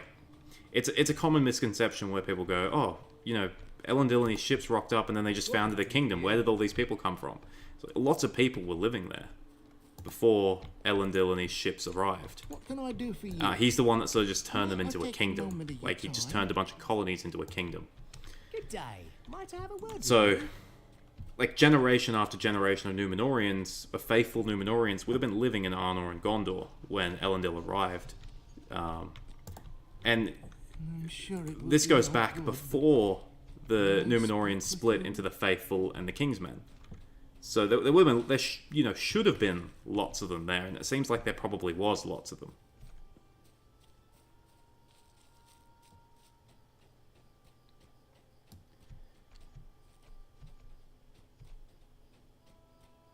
Arnor in its early days had middlemen too. Yeah, that's it. They also did have middlemen. They had men. There was the original men of Eriador. There would have been men who were related to the old Gwytherim living there. Obviously, the men of Rudauer. Something I can do for you?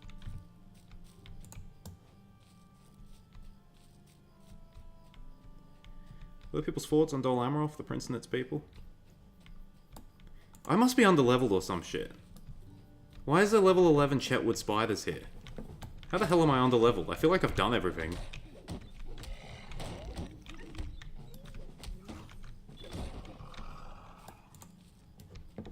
Oh yeah, I gotta kill wolves.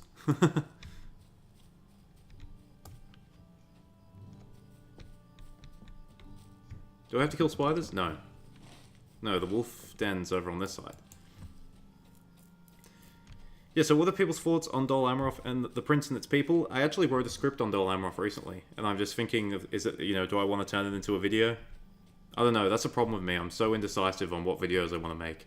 But yeah, they're pretty cool. And, you are correct that the princes of Dol Amroth were actually there before Elendil showed up. It's actually an anachronism, Dol Amroth, because it wasn't called Dol Amroth at the time. They were just known as, like, the princes of Belfalas. But they actually showed up. They lived in Belfalas before the split of the Kingsmen and the Faithful, which is really interesting. So they would have been some of the first Númenórean colonists, like, in Middle-earth, the princes of Dol Amroth. Or at least their ancestors were. They were also related to Elendil. They were a cadet branch of the House of Endunier. So they're pretty cool. They're a very interesting little part of Middle-earth's history. Transhuman Angel says, the plague must have been really bad, like kill 90% of the population. Not quite 90%. The hints that we get from it...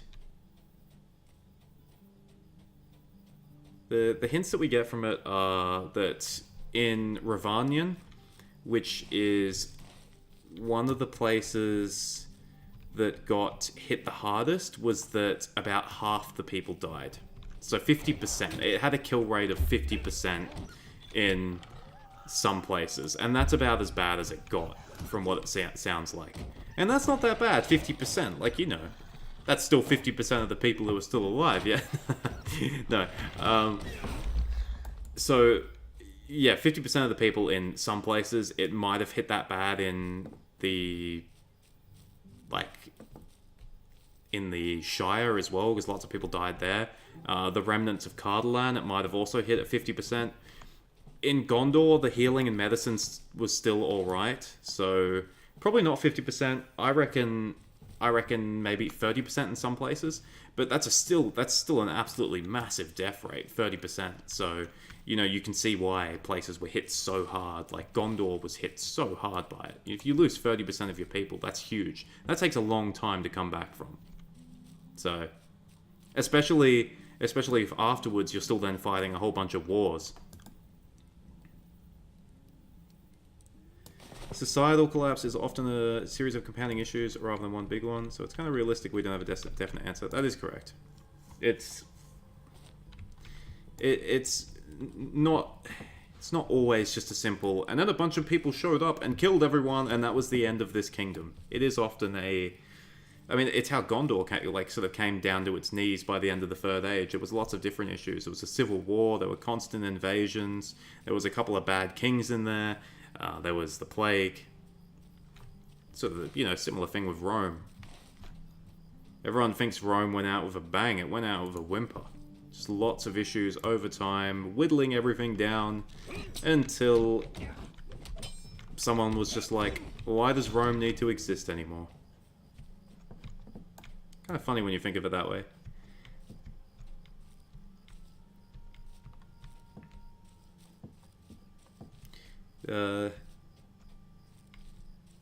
Hey Darth, have you seen any of the Finnish Lord of the Rings or the Soviet Hobbit by any chance? No, I haven't seen the Soviet Hobbit. I only saw the Soviet Lord of the Rings, the Russian Lord of the Rings, and that was I enjoyed that. That was funny. So I'm sure a Soviet Hobbit would be fantastic too. I haven't seen the finished Lord of the Rings, but I believe I saw a picture not that long ago of the... What am I doing here? I'm looking for something. I'm looking for green... What's green? Collect Sally's chain. It's probably already been collected by that guy that was down there. This guy, he has it. He has my chain. I saw a picture from finished Lord of the Rings. I think it was a picture of Bilbo. Because I saw someone comparing it to the Lenny Henry's character in The Rings of Power. His Hobbit character. They had the same hairstyle. So I have seen a picture from it. But that's all I've seen. I've only seen a picture from it. Joe Machin, welcome. A veteran of one of my other streams. You haven't come too late. I've still got several hours left in me. It's only 11:45 here, so... And I got up very late this morning, so...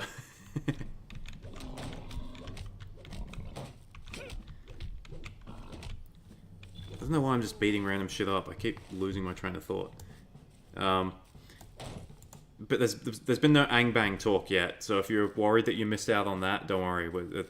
There's still plenty of time for Angbang chat. But I see the people lift Olamarov as a reflection of Gondor at its prime, where the blood ran true, and true with elvish blood too. That is... Well, that is the way Legolas saw it at the end of the Third Age as well. That's what he thought when he saw Imrahil and the Knights. Alright, we gotta do some quest management here. We've removed from tracker. Got that. Remove, I said. We can remove this one. We need to collect the fishing pole. We need to collect the handkerchief. Reconnecting ties. We need to remove this from tracker. Get this one in. Okay. Right, now I'm not going to just be pointlessly running around the forest. I know what I'm doing now.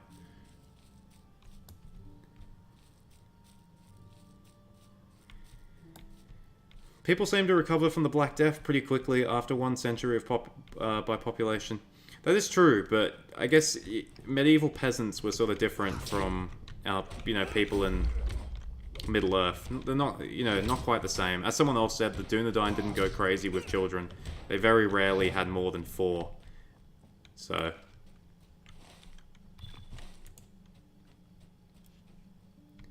And you also have to remember is that generationally wise, a generation was longer for the Dunedain. So like even middle of the Third Age, like your standard Dunedain wouldn't be having a kid until he was about 60 or 70.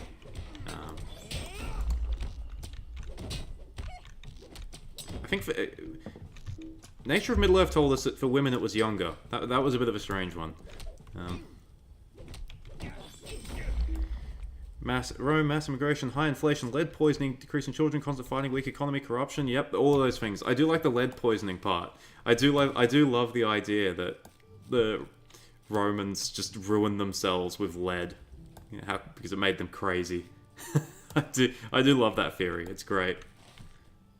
What am I missing? The logger's ledger. Oh, I've got the ledger. Ugh.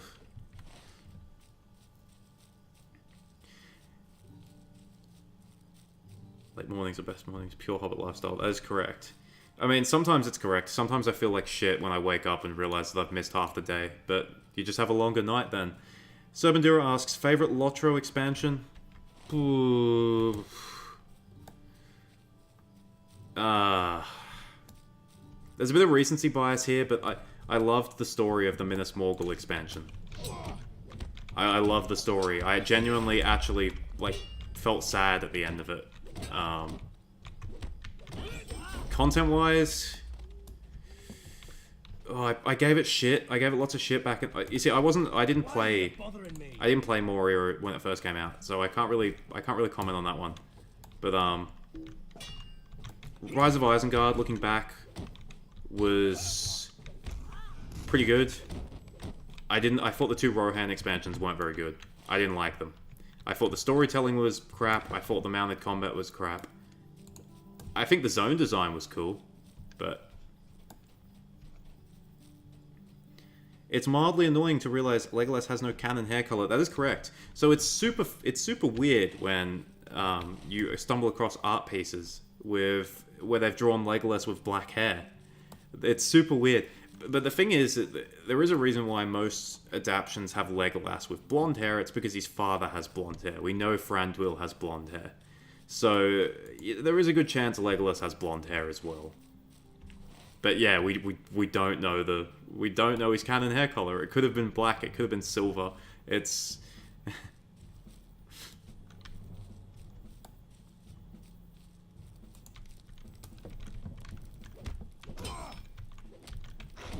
What would you say would be the different circumstances between the recovery of Europe with the Black Death and the fall of Arnor and stagnation of Gondor, as even with wars they recovered? Well, I think it's just the way society is different. You know, it was, you know, medieval Europe.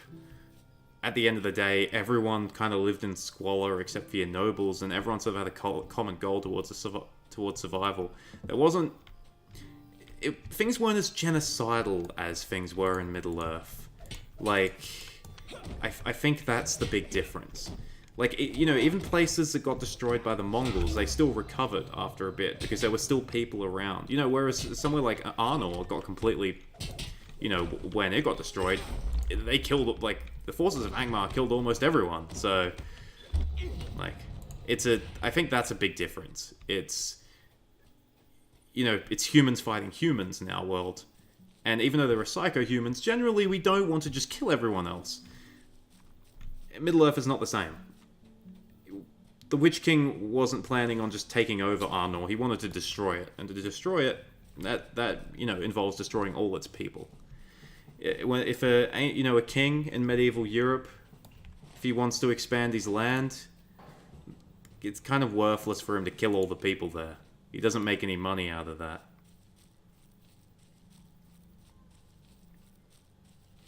Gollum with the finished Lord of the Rings, actor genuinely giving his best. Look, I'm sure he tried, but I can't imagine he's better than Russian Lord of the Rings.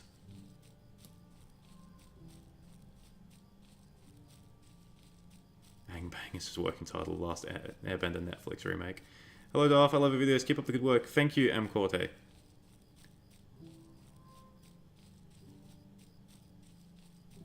As an American, lead poisoning is too real. We still use a lot of lead. Well, isn't it like... Didn't it only get phased out in a lot of places in the 80s and 90s? So there's lots of people alive who could have, who, you know, could have suffered from the effects of lead poisoning. So if you ever think that, like... If you ever think boomers are crazy, just think they might have lead poisoning. Sorry to any boomers who are in the chat. It was a joke.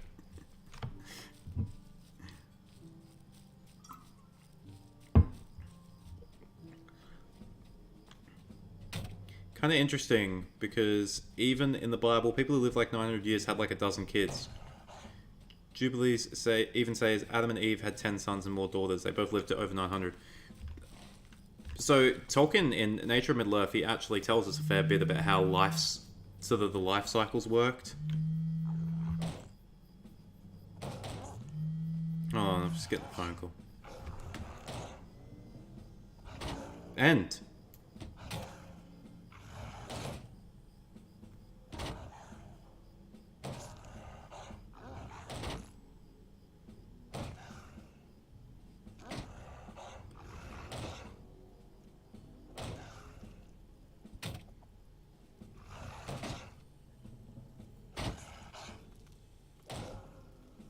Fuck's sakes. Humans.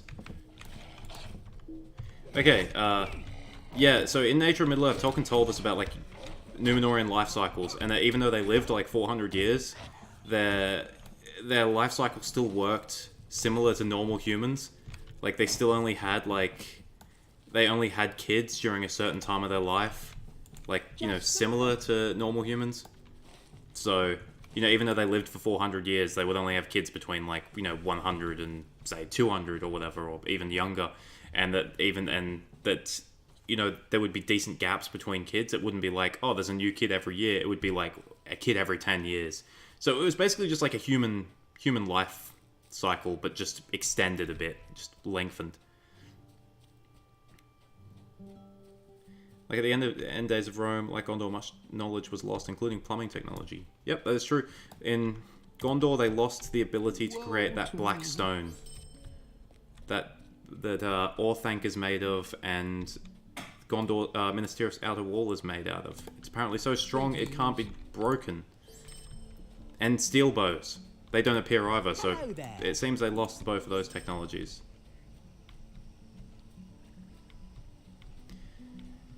Legolas just dyes his hair a different color every century. Good chance. I mean...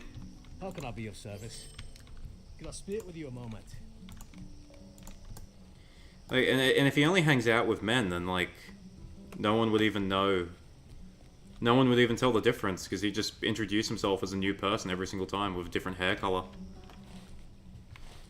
I wonder if hair dye exists in Middle-earth.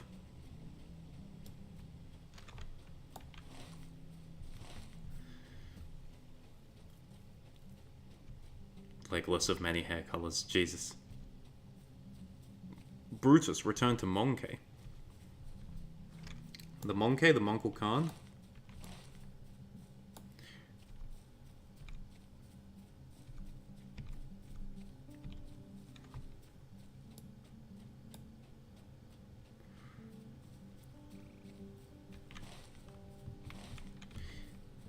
We still use lead pipes for our water, but yeah, most environmental lead was phased out. It was in like petrol and stuff too, wasn't it?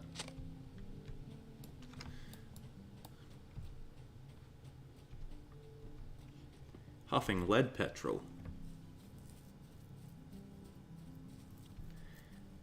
Look at Greek fire. The exact formula is still lost like Damascus steel. The Numenor steel bows must have been awesome.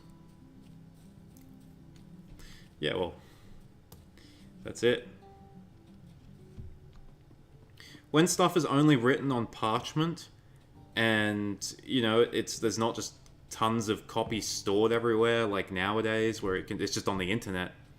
If something gets destroyed, if it's not passed down like orally, then it gets lost. So books would have been so how would you say it? Priceless back in those times.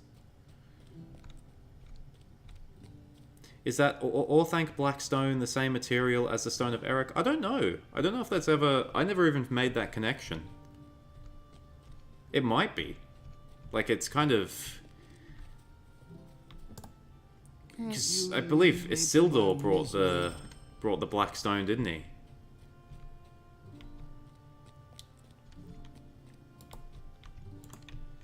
What do you need? Can I speak with you a moment?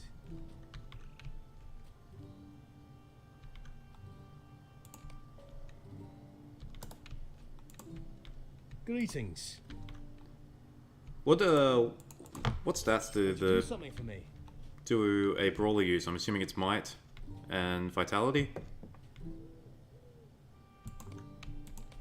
I wonder if they might and vitality. That makes sense. You are just punching shit in the face. We're not a lightweight boxer. There's no need for agility. How do you guys feel about the Easterling armor from Lord of the Rings? On one hand, I love the aesthetic. On the other, I think a more steppe-Hunnic Russian look would have been more fitting. The thing is with the Easterlings is that there's so many different Easterling groups. So you can have Easterlings that look like, you know, Huns. You can have some that look East Asian. You can have some that look like Cossacks, you know, Mongols. You can have... It's Rune is a big place, and there's not just one group of Easterlings. So... you can do what you want. Remember that Constantinople, Grond will breach it. Well, they had a giant cannon at Constantinople in 1453, didn't they? How did that work? I don't know how well that thing worked. Greetings. But maybe that was their version of Grond. Look at that, I got some Lotro points. Oh, 407 people online. What if Anarion didn't die? Well, he would have become the king of Gondor next, I guess. But then, I don't know how that would have affected Arnor. I still think they would have split, even if Anarion had lived. Did you need something?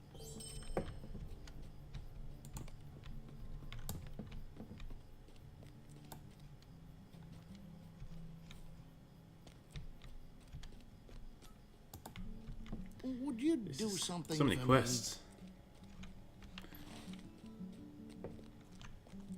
What am I doing over here? Prologue, cut laughs, something.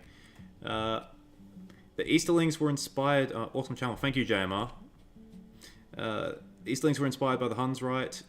He just said that Rune was like very much... the Rune was supposed to represent Asia. So there's lots of different cultures and peoples in Asia. I was saying earlier that the Wayne Riders remind me of the Huns. Not so much due to the chariots, but just the way they operated. I'm trying to make a submod for DSE, changing the Easterlings like that. Oh, I gotta... I mean, you can do that. It doesn't break law. So, go for it.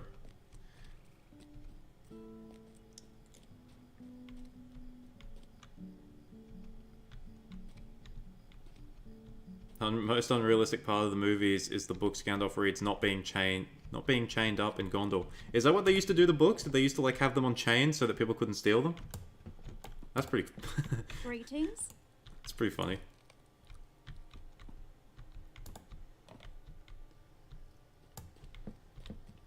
I think if I was in a situation fighting a big creature, I would rather be fighting a Lord of the Rings troll than a Nephilim giant. A troll is dumb and not so active, but Nephilim are smart with wicked intent. Well, if what you're fighting is dumb, then yeah. That's better than fighting something smart. Even if something is big. If it's dumb, well, you can still outsmart it, provided you're not dumb too.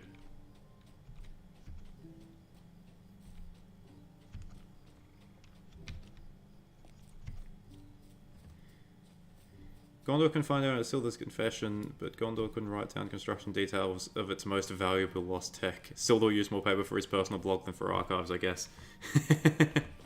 I just have this like great idea where like Isildur like every day would just those times he was in like Minas Anor or Minas Ithil. It's just like he'd write down his blog and then he'd just have like 100 servants just copy it down on all these different pieces of paper and just like hand it out to people in the city. It's like, come get today's copy of Isildur's blog. it's like a recipe for his favorite food. Or it's like a blog about how much he loves his kids and he's just forcing everyone to read it. Would you do something for me? See, it's great. When a community comes together and we come up with crazy shit, we can ruin Lord of the Rings in a short amount of time. Angbang, Isildur's blog.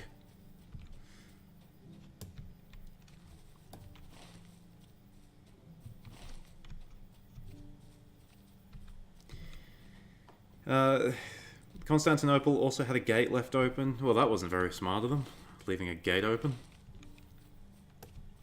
The Constantinople cannon was a massive bombard that the Western trader helped them build. They had several too.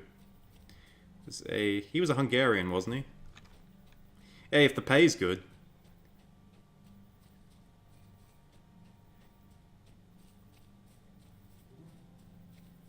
The cannon did fire a couple of times, but was too impractical to reload if memory serves. That sounds like the didn't the Germans use something that was just a massive artillery piece in World War II? I mean, they used it a couple times, and it was just so ludicrously big. Eventually, at some point, bigger is not better.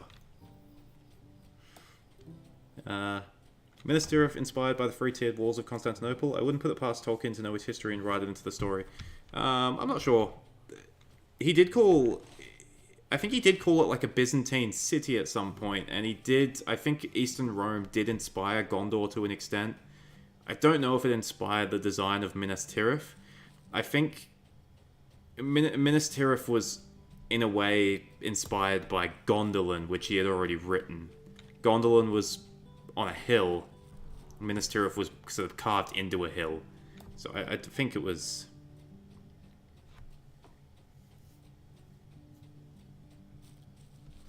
Imagine everyone if the 5-army battle at Erebor... If battle is lost at Erebor.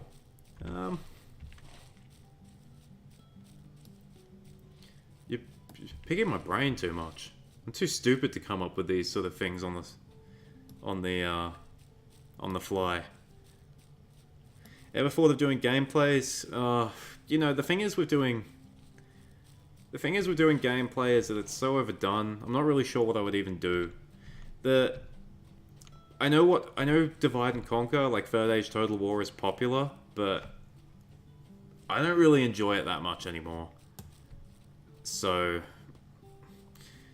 like, I don't think anyone wants to sort of sit there and sort of watch someone play Lord of the Rings online. Battle for Middle-earth is really old. I mean, Corey Olsen already did, like, he's already done, like, a whole Lord of the Rings online series and stuff, where he just shows everyone why he is the Tolkien professor, so mine wouldn't be anywhere near as good. Yeah,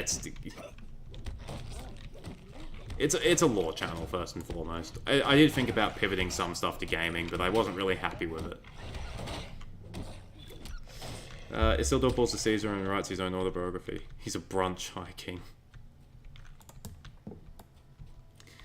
That's why he died. They were trying to, What am I doing here? What the fuck am I doing here? I have no... I gotta kill the Den Mother.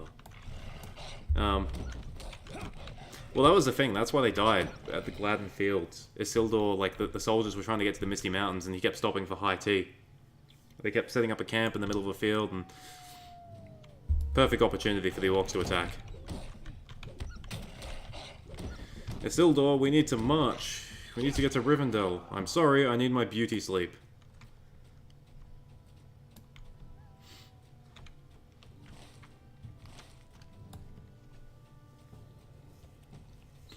That'd be huge. The Lake Town people would lose what's left of their town. The orcs would be much more powerful in the north. Would make the north a far worse place for sure. Yeah, basically that's it. Like, the Iron Hills would be cut off. Orcs would be in Erebor, Misty Mountains. You know, Thranduil's people would be even more cut off. And yeah, the north would just be incredibly dangerous. You gotta remember, one of the positive follow-on effects from the Battle of Five Armies was that,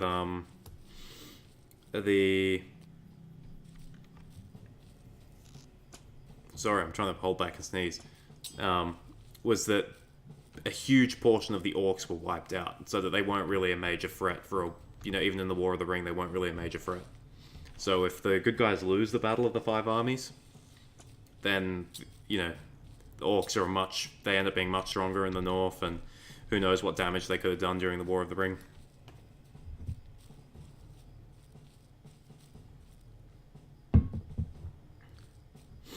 Isildur's Fort of the Day. Great sightseeing places in Middle-earth.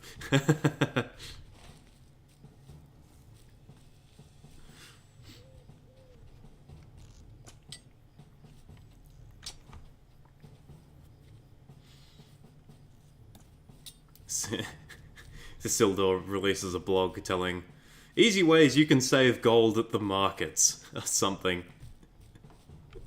That's fucking... Just be like, shut up, Isildur.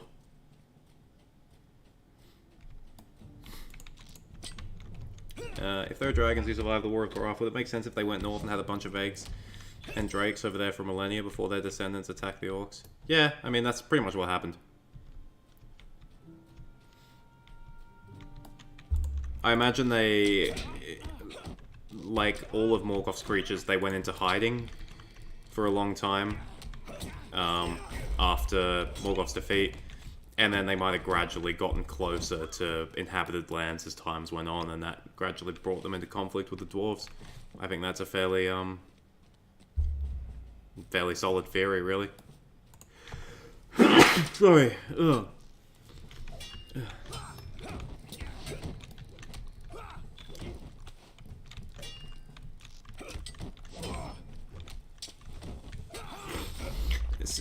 Isildur died because he called the marshes smelly. The orcs didn't like that. You know what the interesting thing was, is that it was called the Disaster at Gladden Fields, but they weren't actually in the Gladden Fields. They were on the other side of the river. So they weren't in the marshes yet. Isildur ended up dying on the edge of the marshes, but they weren't in. They didn't fight in the marshes. It's a common misconception. Everyone thinks it was on the other side of the river.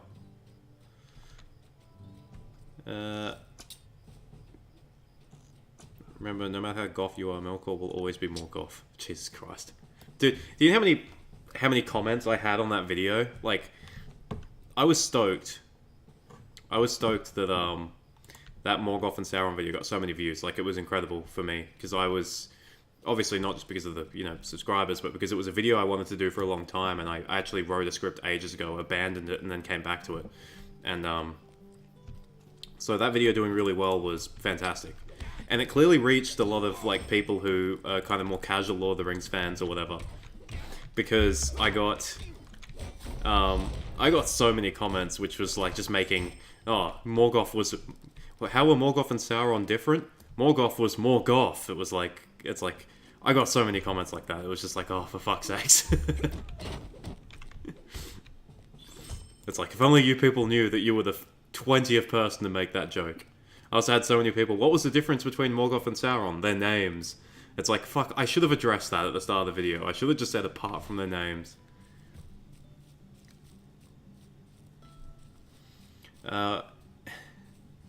What do orcs like other than meat? Killing, they like killing too. Yep, M. Corte answered the question perfectly. Maggoty bread, I don't think they liked maggoty bread. Pillaging, yep, that's it.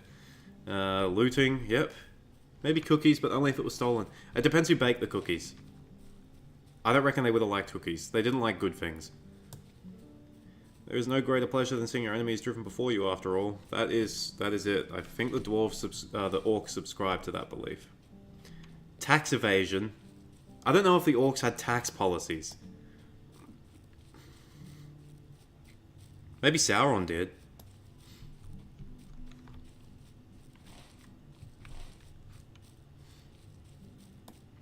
What was Sauron's tax policy? Asking the questions now. That's the George R. R. Martin thing where he asked what was Aragorn's tax policy. I think In Deep Geek just did a video on that. Has anyone watched that video? I haven't watched it, but I would.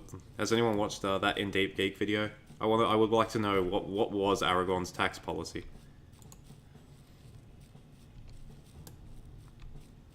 This man just knocked out an entire bandit camp. Yeah, it is just like it is. It is ridiculous just running around punching shit. Like it's just like makes zero sense, but oh well. It's funny. Low tax for the heavy industry and tax breaks for orc families. Yeah, you probably got tax rebates for every orc child you had. That's probably how there were so many orcs. You got benefits if you the more you had. They would explain the disappearance of human kingdoms up north that the villagers explained. The first great dragons would be capable of doing that, just like... I don't know if there were really, like, kingdoms north of Arnor and stuff. I don't think there really were. I think it was more just tribal people. I did a video on the Forward Wave. It was my first Middle-earth Mysteries video, where I discussed the Forward Wave, who were ancient men who lived in the north, and how the Lossoth were the remnant of that. And one of my theories for their, whatever happened to them, because the Lossoth were just a remnant, which implies something bad happened to the Forward Wave, is that the dragons may have played a part. So, yeah.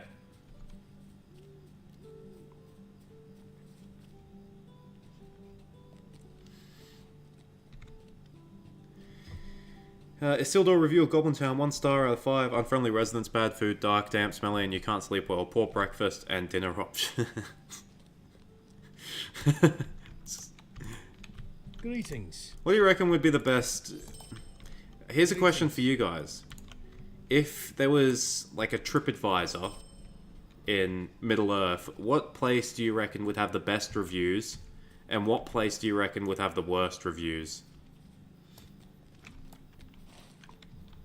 I'd like to know what you guys think. What would be the best place and what would be the worst place? And why? It's a good video. He basically argues Aragorn's policy would be limited as it's a feudal society where most people manage their land by themselves. Yeah, I would agree with that. That sounds about right. I don't think Gondor started off as feudal. That's my belief. I don't reckon Gondor was feudal at the very beginning, but I reckon it turned into a feudal society.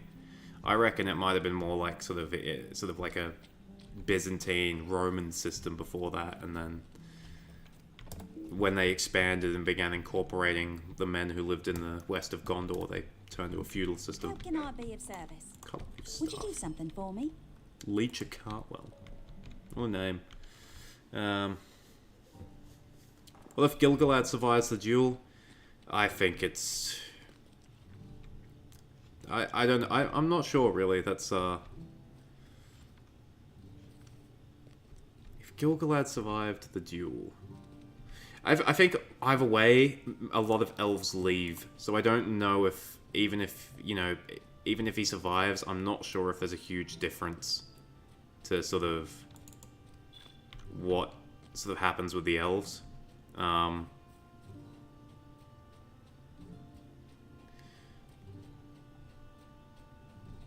He might just stay in Lindon, like, kind of overseeing. I can't imagine he would still play a massive role in the Third Age. I think the Elven role in the Third Age would be much the same, even if Gil-galad had survived. He still would have had his Ring of Power, I believe.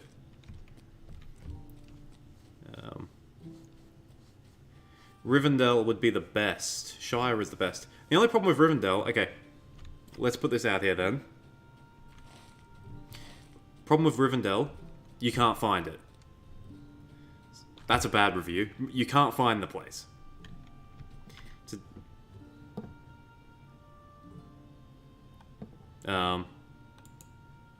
Shire is the best. Yeah, I mean, but then like the... But then what if it's Shire in the 4th Age? Weren't allowed in, eh? Didn't think of that. What can I do for you?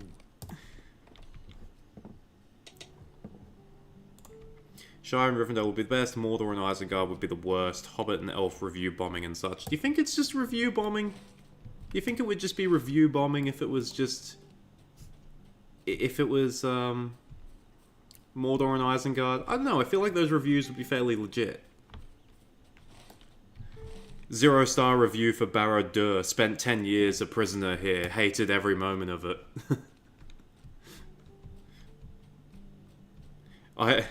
Isengard, 1 star. Used to be beautiful, management changed, came back, was horrible.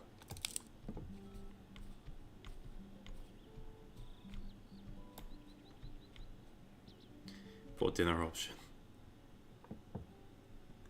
The dwarf ribs, that's a die for. Jesus, that's morbid. That's another thing too, yeah, Alan MJ, that is a good point. In the Shire, everything would be too big. If you're a human staying in the Shire, you'd, like, you know, everything's too small for you. Like, you'd be getting in beds and your feet would be going off the edge and you'd be hitting your head everywhere and... Like, I don't know, what portion sizes do hobbits eat? I suppose it doesn't really matter because you'd get multiple portions, but still.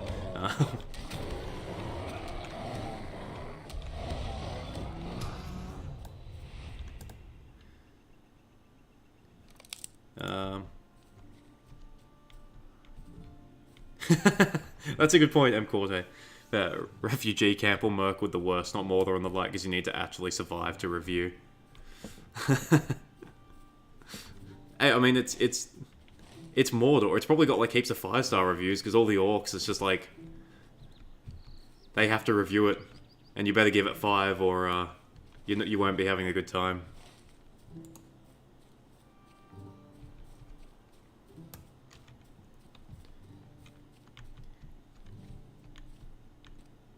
I think Rivendell gets review bombed, and Lorien is essentially Disney World if we're just talking elves. I don't know, maybe Balin's Moria would be the worst.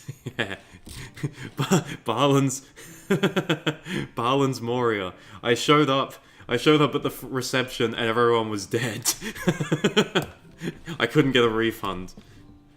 What am I doing in this game now? Collect honey. I think the honey might be... Where is the honey? Must be here somewhere. The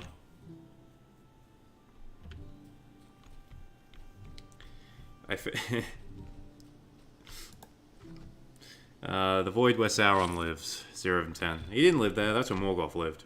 But yeah, it wouldn't be much to do there. Seemed like there was nothing there at all. Oh, gotta go all the way into the Chetwood. I gotta go back into the Chetwood. Himling, safest neighborhood on Middle-earth. Yeah, but Himling would be boring and lonely. I suppose it would be safe. But very boring and lonely. Unless there's a storm, like is there shelter on Himling? You might just die of exposure. Did Sauron the Witch King cause erectile dysfunction with the Númenóreans? You know what? I mean, I don't know if they caused it directly, but like if I'm a Gondorian who's like looking out from Minas Tirith, like, and I'm just looking at Mordor, I don't know, it might be a little bit more difficult to get hard. Like, you know, you're trying to do your business, and then you look out and you see all the skies all red and horrible, and you realize that at any moment now an army could rock up and kill you all. So that is definitely a possibility.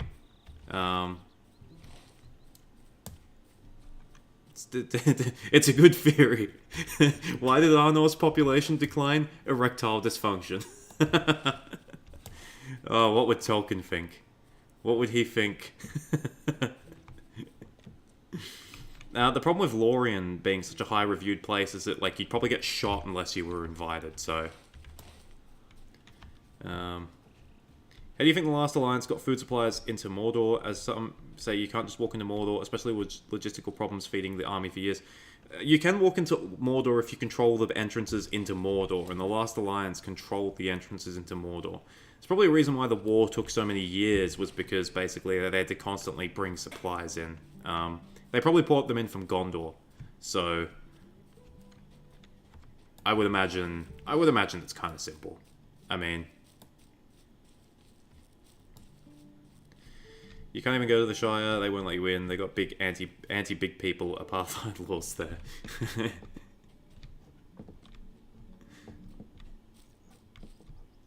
Yeah, what if you're like a hobbit who liked hanging out with humans? You just, I suppose you have to go hang out in Bree, I guess.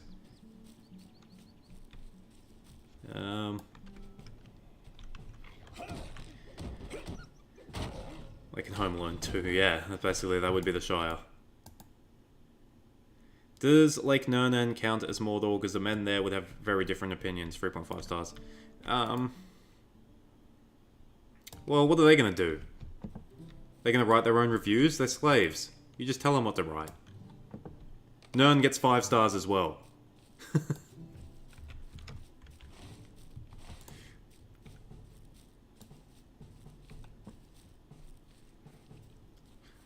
Isengard, Mordor, Nern, they all get 5 stars. Dol Guldur. Not Moria. Moria doesn't get 5 stars. Moria doesn't have any reviews because there's no internet connection, and the orcs there don't know how to use the internet, so...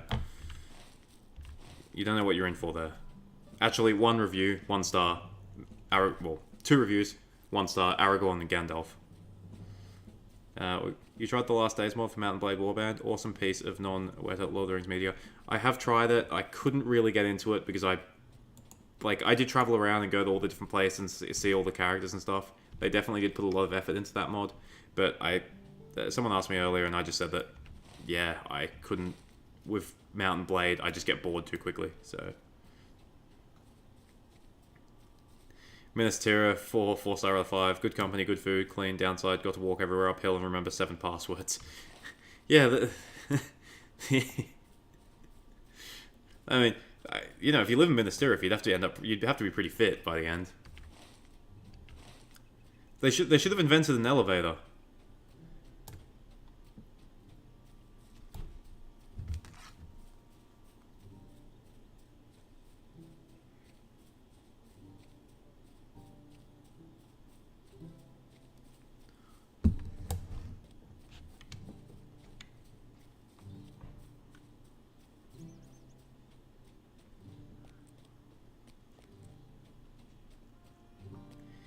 Accurate, Sauron the Boner Killer, yep.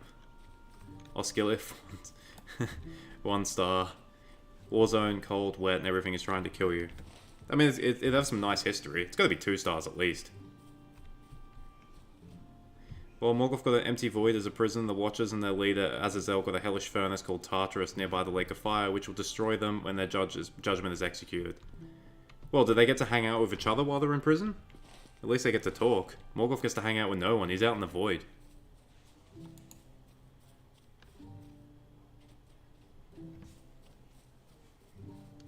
Wow.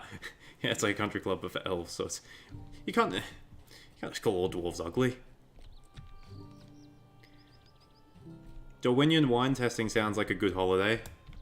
You won't remember it, so you won't know if it's good. Imagine trying to deliver a parcel to the steward by foot. I can imagine that. It would be bad.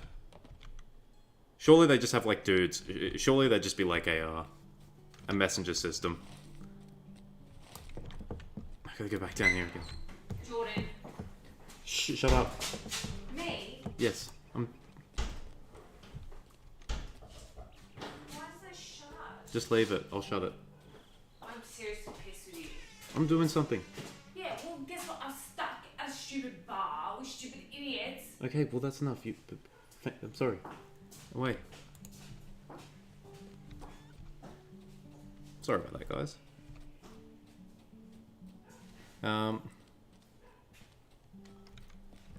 Unable to move nor see as they're bounded from their feet up and their vision is shut, but they can feel the lake of fire right by them. That's true punishment right there. That sucks.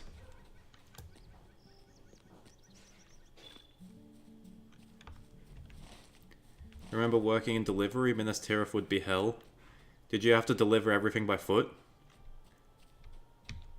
The orc click farms of Dol Guldur, just pedaling uphill all day.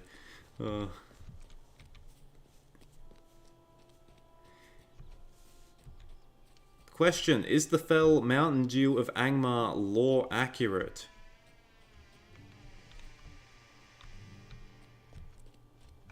I think it is. I don't... Tolkien didn't write anything about there not being the fell Mountain Dew of Angmar. So, I would have to say that there is a good chance that it was true. Would you do something for me? That's generally the way things work. If, you know... If Tolkien didn't... Like, if he didn't mention it as being not true, then it probably is true.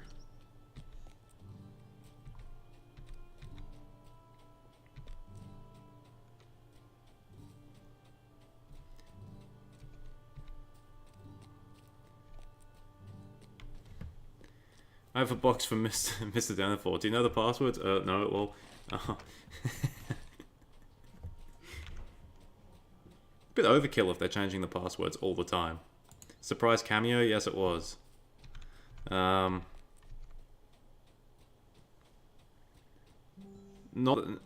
a good type of surprise cameo, though.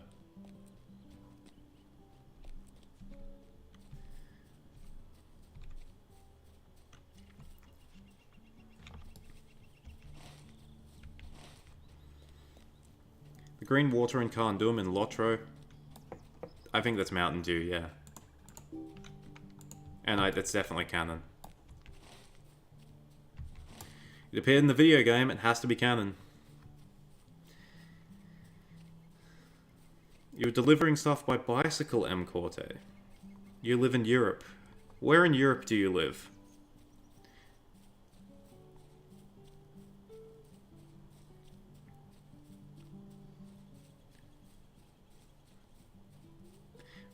Forcehammer asks, was Morgoth ever at Mordor before? Because I hear people say that he created Mount Doom. Yeah, he did create Mount Doom. It's, well, it says it's a relic of the things he... They said, I think the exact term, the exact description, sorry, is that Mount Doom was a relic of, like, Morgoth's creations before in the First Age. So, yeah. Mordor is, yeah, basically Morgoth's creation. It's when he didn't really do it, how would you say, consciously. It was just when he was walking around, like, fucking shit up and ruining everything, he probably created Mount Doom.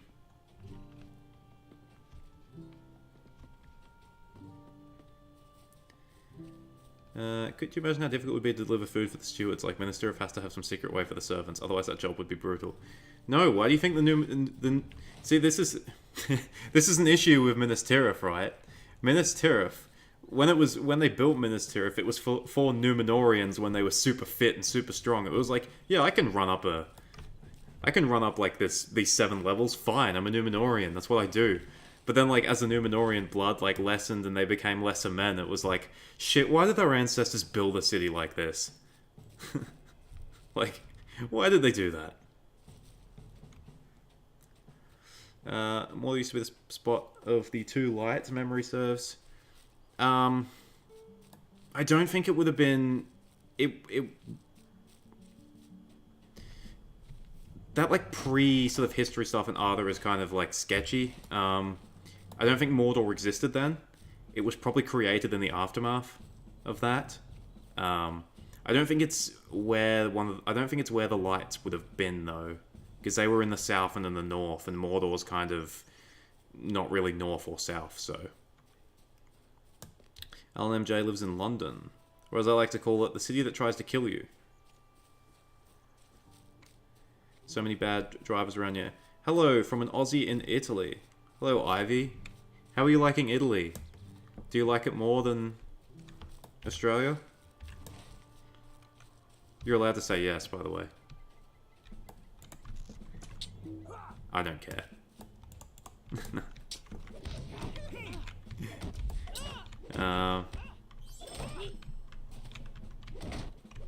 Spain, small, very hilly town. There is a delivery company here called Glovo. And you had to go around on a bike. That's not ideal.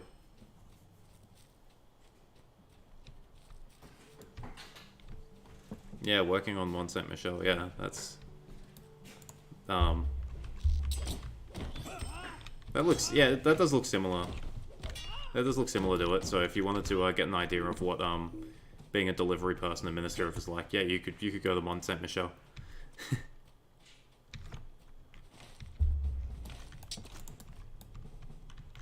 You know, there was a I think there was a bunch of people who wanted to build Minas Tirith. They wanted to build like an actual life-sized Minas Tirith. Apparently, it was going to cost $8 billion or something. Something ridiculous.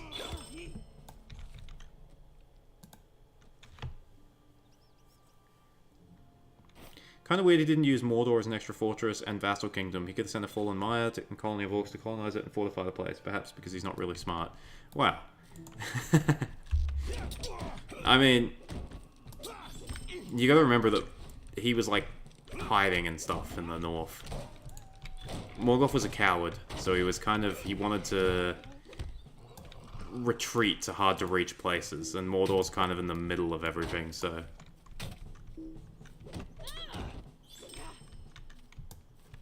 Cornwall is beautiful, but very hilly. You've not seen all the bad drivers here in Ireland? I dread driving everywhere. I think everywhere's got bad drivers.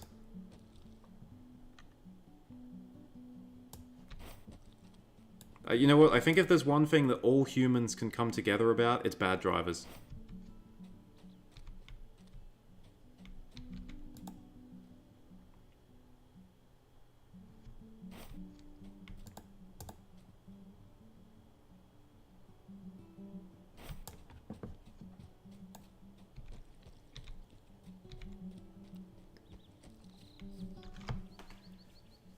So 8 modern NFL stadiums in US terms. That's honestly cheap for a whole city.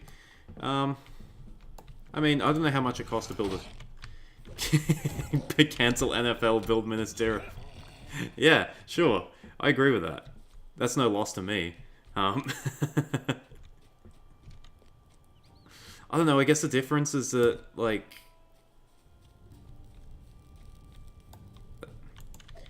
I don't know if it was $8 billion. I don't know. I'm not a city builder. I don't know these sort of things.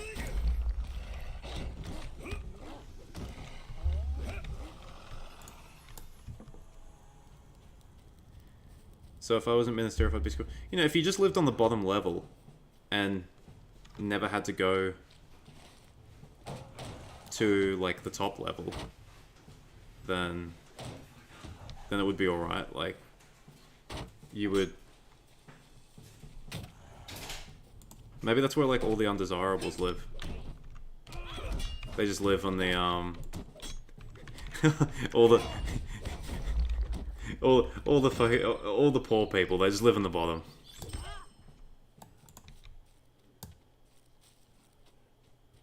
And if they want something, they can have to go up to the next level. And if they can't handle that, then they can starve.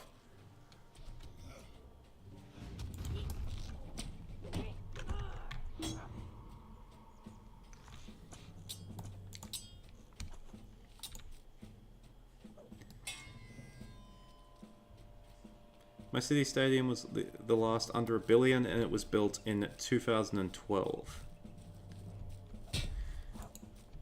What city do you live in, Aragon?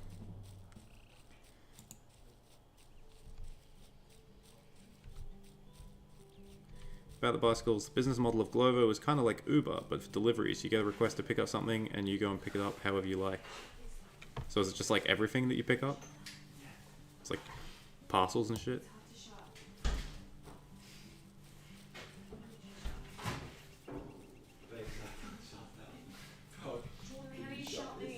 Just leave it, I'll shut it. Can you shut it now?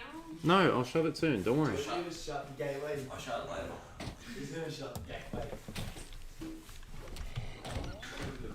How much do we have chicken wings?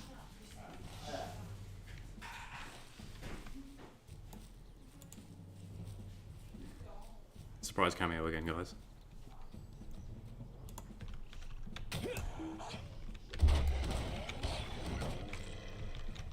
Mostly food, okay. So it's basically just... it's basically just Uber. Uber but Glovo. Sometimes people tell you to go do their groceries for them. That sounds horrible. They better pay you well for that.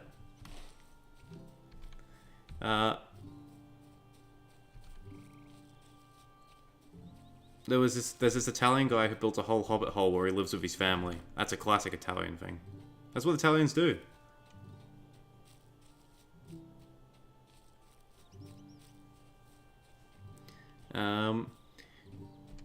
Is there a level-by-level description of Minas Tirith? No, I don't think there is. I think here in Lord of the Rings Online they have their version. So they've got the workers tier. So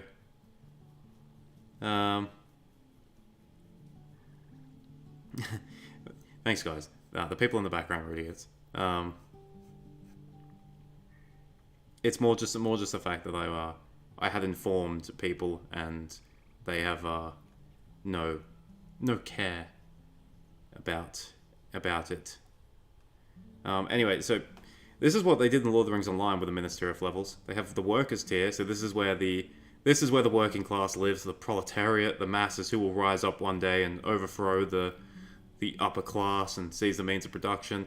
Then they have the soldiers tier. So the soldiers tier, they stay on this tier to look down on all of the workers, make sure they're not doing anything suspect. And of course, if the workers want to rebel, they have to go up and fight their way through the soldiers tier. So, brilliant design. Then they have the craftsman tier. This is where all the more useful workers live, alright? They want to keep them closer. They want to keep the craftsmen above the soldiers because because the craftsmen are valuable. They don't want them to get caught up in the rebellion, alright? And then they got the players tier. This is where all the the players, they hit the clubs and all that kind of stuff. No, no. This is where all your artists live. I imagine your musicians and all your artists and musicians. Then you got the sages tier. This is where all your naturopaths and all your weird tarot card people live. Or your what else would you say? A sage.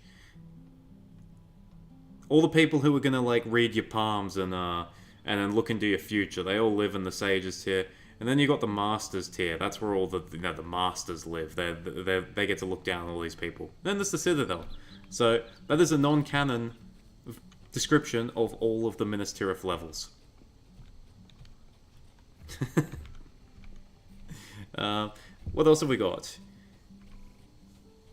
I think he also went on a camping trip from there to Mount Vesuvius to drop a toy ring in it. That's pretty funny. Do you think there was contact between Gondor and Dale? Probably a little bit. Probably not much. I mean, I don't think there would have been like a bustling trade thing because you know, to get from Gondor to Dale, yet you don't travel through overly friendly lands. So I think there might have been some contact, but not a huge amount.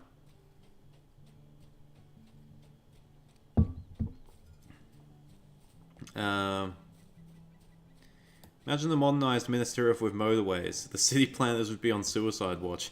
That wouldn't be a good idea. Could you imagine how many cars would just drive off a cliff? They would just drive off the cliff and fucking just everyone would die. And not only would the people in the car die, say you've like driven off one of the levels, the car then lands on someone's house. Like, that would be a horrible design.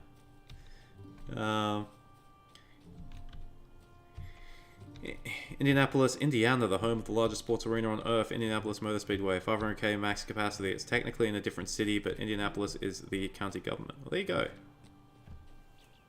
Has it ever filled up with 500,000 people? That's a lot of people. I think the biggest stadium in this country can fit like 90,000. 500,000. That must be insane.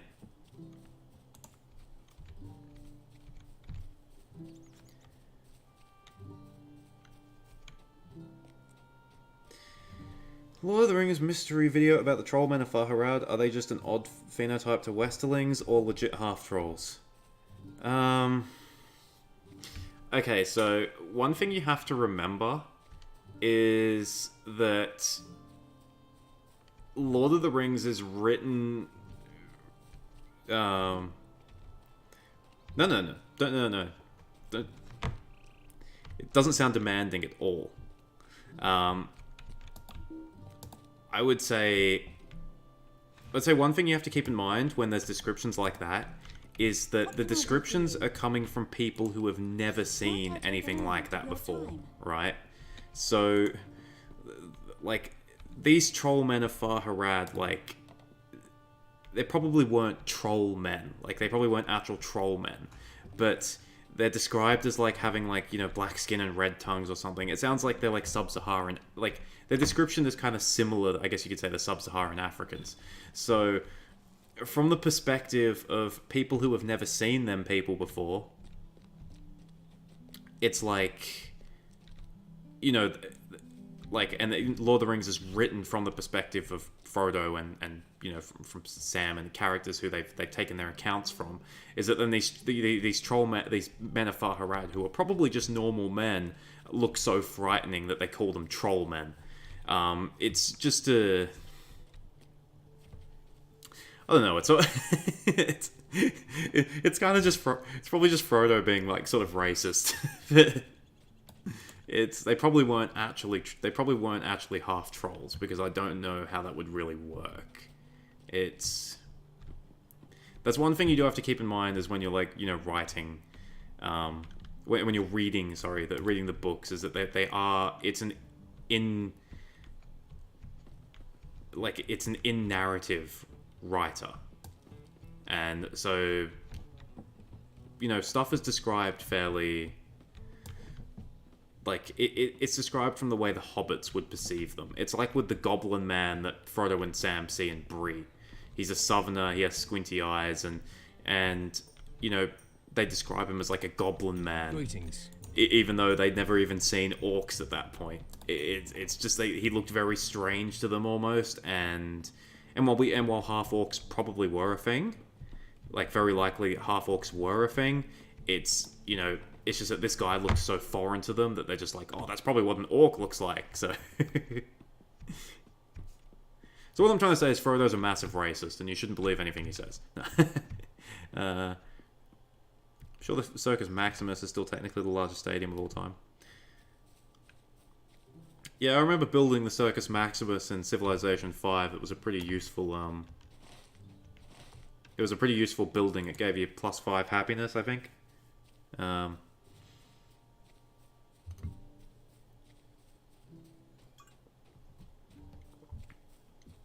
Yes, every US Memorial Day, it's pretty close. It's a city in a metro area of about 2 million people, though it's not very dense. I live across the street from a cornfield.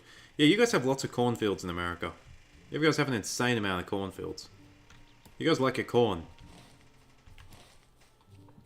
When the Sons of Castamere took the ships away, did they destroy the ship docks and industry when they pulled out? I don't think so. I don't think so, Alan MJ. Because Gondor rebuilt its fleet afterwards. And then they actually... They rebuilt their fleet, and then they actually used that fleet to destroy the Sons of Castamere and retake Umbar for a while. So I don't think they destroyed the facilities. I think they took the ships. It set Gondor back a long time, but it didn't... Like, it didn't ruin their sort of shipbuilding facility. Fair, so they're just very foreign to them. That's probably the answer.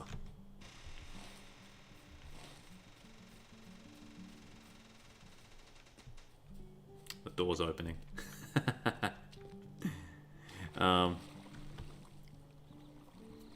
Yeah. One thing you have to keep in mind is that, you know, when Frodo and Sam are describing places, they've never seen them before. If we're looking at it from a I guess like from a lore perspective, you have to remember with stuff like Lord of the Rings is that it wasn't written by Tolkien, it was translated by him. So, you know, obviously in our world, yes, it was written by him, but from an in-universe perspective, he did not write it, he merely translated it. So there is a bit of an unreliable narrator stuff going on in some parts of the story. Does Olmo deserve more respect, being essentially like the renegade Vala? I don't think he's a renegade. I think he's just a bit more... I mean, Morgoth is a renegade Vala. Olmo was I think he deserves respect from the Free Peoples, definitely, because he was the one guy that was still helping them in a way. Like, not directly helping them, but he was, you know... He deserves more respect. I mean, I think it's understandable reaction. Imagine being a Mongol and seeing Scandinavians. They'd look like ice people to you with their weird haircuts and stuff. That's it. Yeah. Like, I've been to... Like, I've...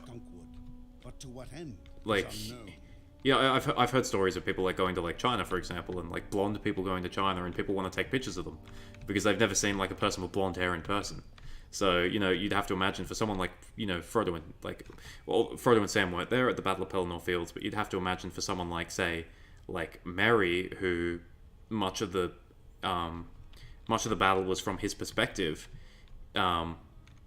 seeing someone with, like, black skin and, like, a red tongue or whatever would be, like, crazy. Like, you know... How can I be of service? Like, he's never seen anything like that before. What do you need?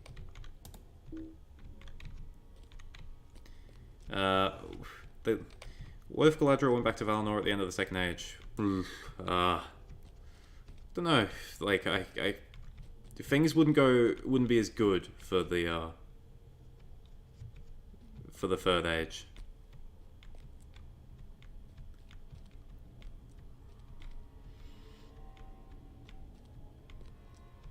What currency is used in the Shire? Well, we know silver pennies are used in Bree. So... Oh. I appear to be stuck. I'm stuck. Yeah, silver pennies were used in Bree, so they might have been used in the Shire too. We don't know much about currency in Middle-earth. We know that silver pennies were used in Bree, and we know that Gondor had two currencies. One was called a Castar, and then one was... I forgot the name of the other one.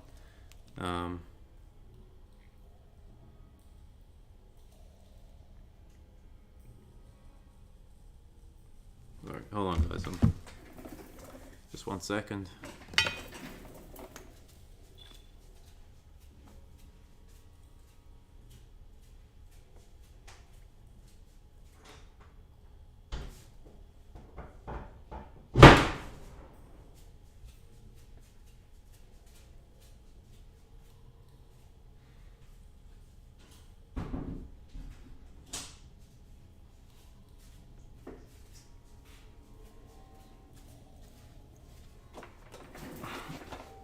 Sorry about that.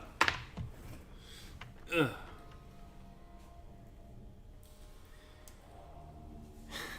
Do you hear about a battle called the Raid of Medway RL. Interesting, what happened? My character is still stuck. I can't move.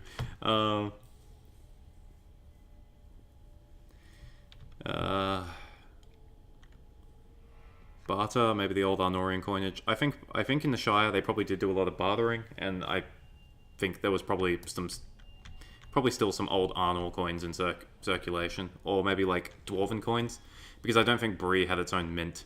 So, yes, Daniel Radcliffe did actually play Frodo. Elijah Wood isn't a real person. Circus Maximus has a higher seating capacity, 150k, but the inner field is also used for seating, so that's like 400k. Right. Ormo was the kind of valor to say "I told you so" to the. You never finished that one, Aurelius. But Ormo definitely did have some "I told you so" moments. Do you think Tolkas wore a yellow bandana, had a handlebar stash, and talked about Tolkamania before fighting Melkor? Tolk-Togan. Oh Jesus, that's horrible. I love that. That's how they defeated Melkor the first time. Tolkas leg dropped him.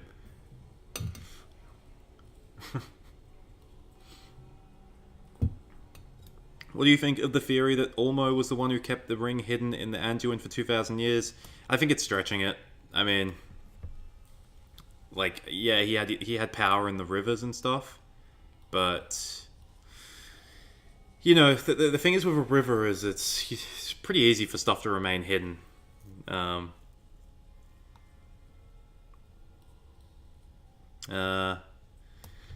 character is still stuck. Look, what is going on? I can't type anything either. I must have disconnected in game. Yeah, I can't press anything either. Wait. Is it my keyboard? Oh, it's my keyboard. Is it? Sorry guys, I gotta disconnect and reconnect my keyboard. I thought the game was cooked. Where the hell?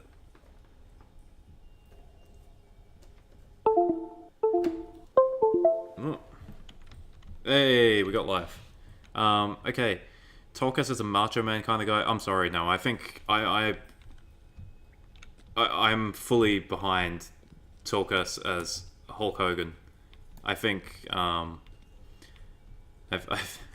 maybe Orome's more of the macho man. How do you people bear the hair in Australia? I'm assuming you meant heat. We don't. Well, some people do, but I don't. I'm moving from Australia in a couple of months, so we should not be dealing with the heat for too much longer. I gotta go this way. Heat is my worst enemy in spiders. Yeah, the spiders are a bit overblown. I mean, they're big. We have huntsmans and stuff, but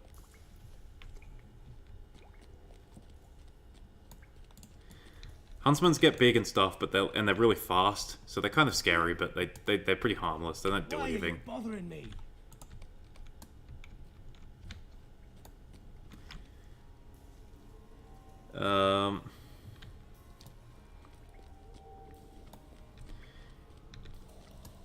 Probably. I don't think Ormo would be saying, like, I told you so to the rest of the Valar. I think they were more like saying I told you so to like the Noldor and stuff. I think the Valar kind of knew what was. Maybe when they released Melkor, maybe he told you so there, but he wasn't the only one to. A couple of the Valar didn't want to release Melkor, so. Are you friends with the koalas? Not really. I mean, we're supposed to be, but I'm not. How many drop bears do I encounter on my commute? None, because I don't go underneath trees. If I did go underneath tree... Look, here's the thing. Here's the thing about Australia and drop bears, alright?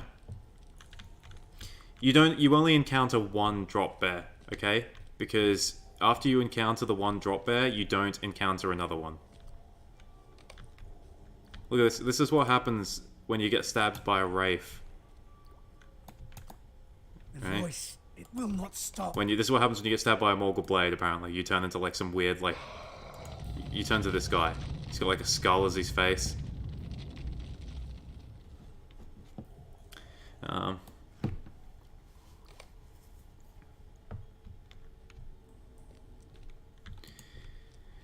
Sarah Oakhart. Has anyone here played Lord of the Rings Online and had to deal with Sarah Oakhart? She's great. You follow her around. It's sad how the Valar don't do anything for the most part, but while in the Bible the archangels constantly do heavy lifting, like Michael being a pro constantly restraining Mastimer for so long. I think... Oh shit, I gotta actually keep her alive. Oops. I think... no, I think the Valar sort of had a... The problem is with the Valar is if you keep intervening all the time, you end up like Morgoth. Like, I think their policy of non-intervention was essentially because power corrupts. It's like, you know, you gotta... At the end of the day, it's all part of Iluvatar's plan, right? So you can just be lazy and you can just be like, everything will go the way just like Dad planned. Watching Arachnophobia 107 scarred me for life. So you just turn into Skeletor. Neat, yeah. See, that's what would have happened to Frodo. He would have turned into like mini Skeletor.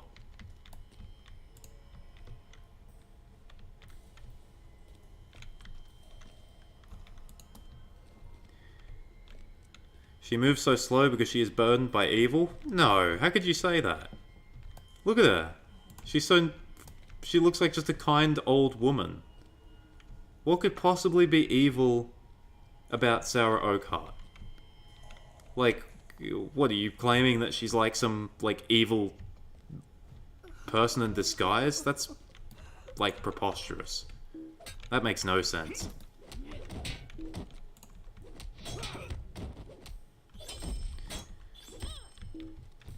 So does that make Aragorn He-Man? I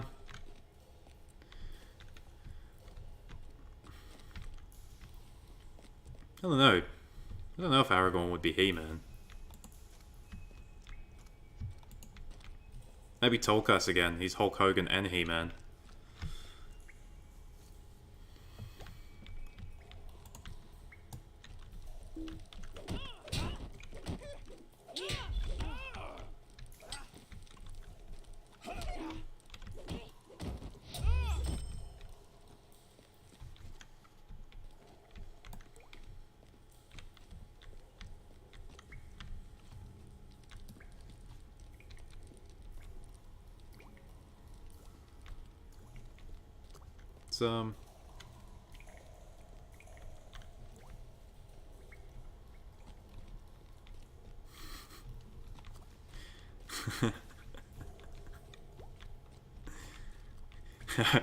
Aragorn drawing Andrew and screaming I have the power. That's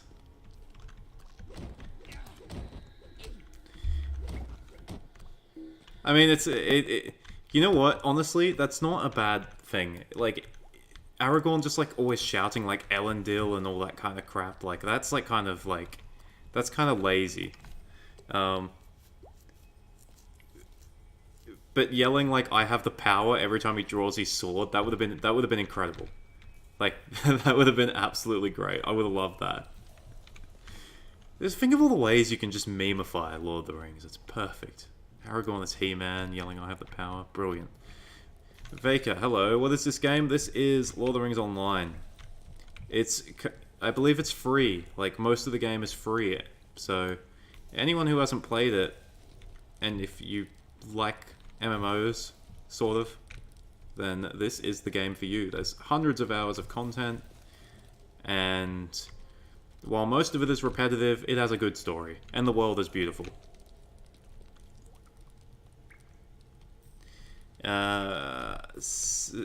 Being all completely lost.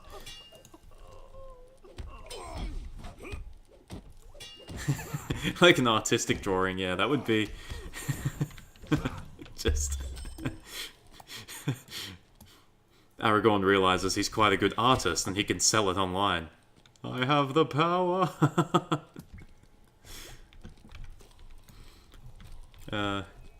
What do you think was the ultimate fate of... Ugh. God, fucking hell, my cord moved and it fucking scared me. Jesus Christ. What's wrong with me? What do you think was the ultimate fate of Eladan and Elrahir? I reckon they probably went... I reckon they went west eventually. I'm of the belief that they would have eventually went west.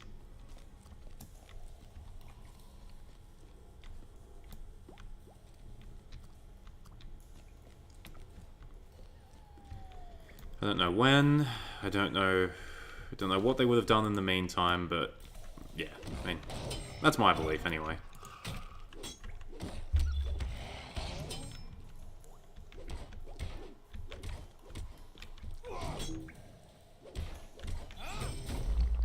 Go back to your nothingness that awaits you and your master. Yeah.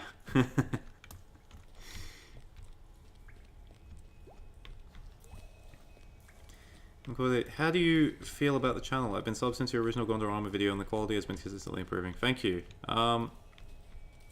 You know, I'm feeling good. Like, it's kind of... you know... It's sort of, in a way, your own worst critic. And I think that's no different with, like, myself and this channel. Like, I definitely... There are definitely times when I release videos and I think, damn, that's just kind of not good enough and stuff like that, but you know,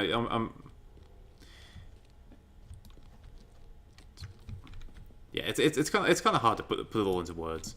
I think my favorite part about the channel has always been writing the scripts, because it allows me to, you know, write and talk about the things that I love and have an audience there and for it that's actually going to listen, which is fantastic.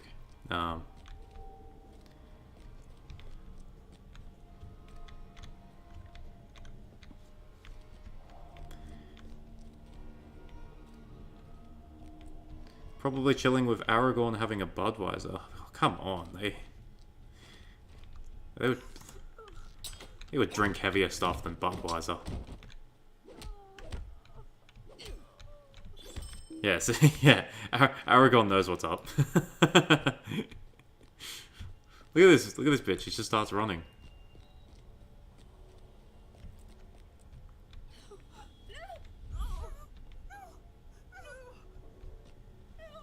Okay, guys, here's a storytelling technique. Before you kill someone, you shouldn't monologue. You should just kill them. He monologued and now watch. And now he's dead. Never monologue. Do it like John Wick would. It is too late for me. The corpse of Torodan. Rest in peace, Torodan. Oh dear, how terrible. The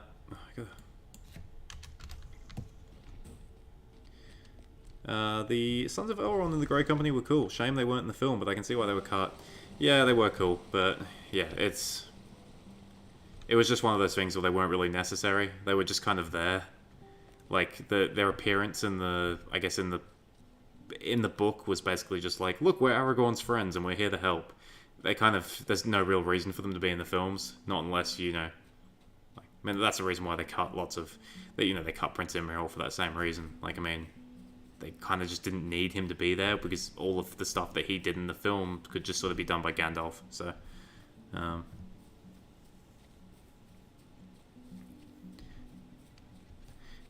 MCord, it wasn't a personal question. It's just something that, like, it's something you have to think about. Like, yeah, it's on the spot, it's sort of just like, you know.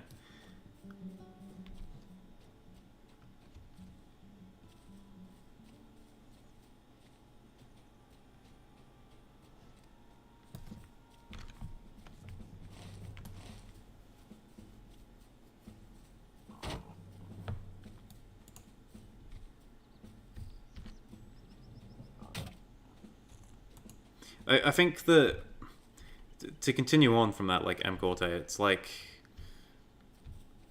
you know, I guess it's the surrealness, I guess, of finally sort of, I guess, of hitting 10,000 subscribers. It's sort of a surreal feeling in a way, because I thought you were standing inside the like crop things. I always knew this was going to be a niche channel. Like, you know, even when I first started it, and like that first video took off, and you know, I had several thousand subscribers, it was always going to be a niche channel. I didn't want to do what the other Lord of the Rings channels were doing. So, and it's been one of those things where it's just been consistently just getting better, like the baseline views.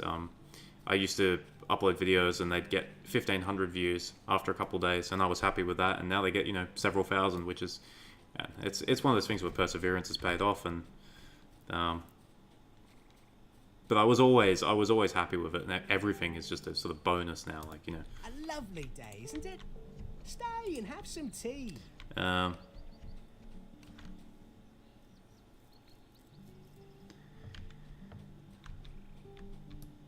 Butterbur is probably a moonshiner, to be honest. He seems like the guy that...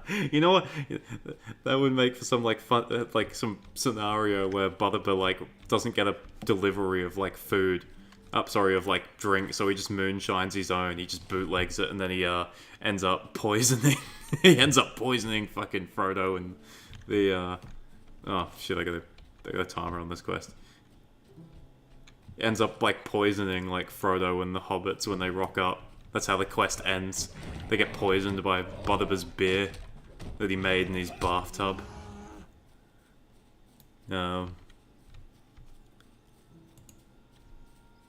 Thranduil is a wine snob. Changed my mind. I don't think anyone should try and change your mind with that one. I think that's true.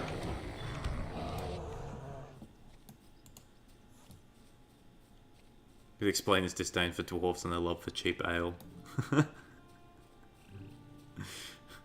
He's got them in prison. Renounce ale, except wine. Good day. Dwarves import the cheap vodka from the Easterlings. Maybe. Could I take a moment of your time? I reckon Easterlings knew how to make alcohol.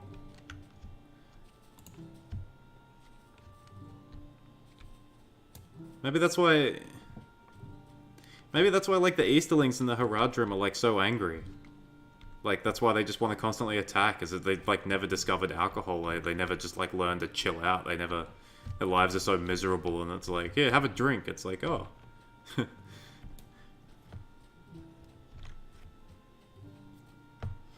Hello there, Katharina Rudolph. Katarina. T-H. Catherine. I guess it'd be Katharina. He really imprisoned Thorin because he offered him a White Claw. Top 3 Kings of Arnor and Gondor and the 3 worst. Oh, here we go. That sounds like fun. The 3 worst of... The 3 worst Kings of Gondor would be... Castamere. I mean, he's a usurper. Do you really count him a king? Okay, if we're just doing... If we're doing 3, like, recorded kings, that's easy. Atanatar the Second Alcarin, Narmakil the First, and Kalmakil. The 3 lazy kings. The 3 worst kings of Gondor. The best 3 kings of Gondor. Remendikil the Second, Hyarmendikil the First, and I'm gonna say Taranon Falaster. I'll not be ignored. I'll not be ignored. The top 3 kings of Arnor. Argaleb the Second. I'm gonna say Argaleb the First, Argaleb the Second, and Araval. And the 3 worst kings. 3 worst kings, Amlaeth. Man, we don't really... it's hard to say who the 3 worst kings are. I can't really say 3 worst kings of Arnor. It's kind of unfair because we don't really know... We don't really know, like, who the worst kings are.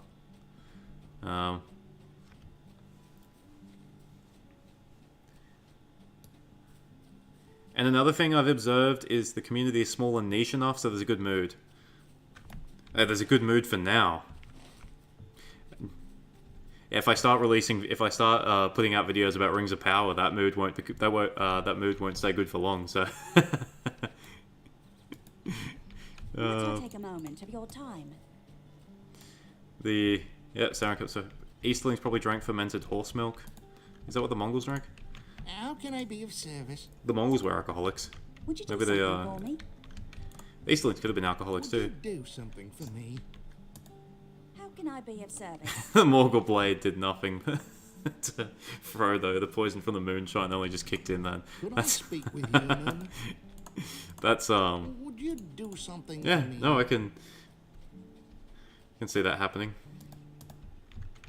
Might I trouble you for some help? There we go. He's been stabbed by a Morgul blade. No, the pain isn't in my shoulder, it's in my stomach. I think he sold us some real fucked up shit.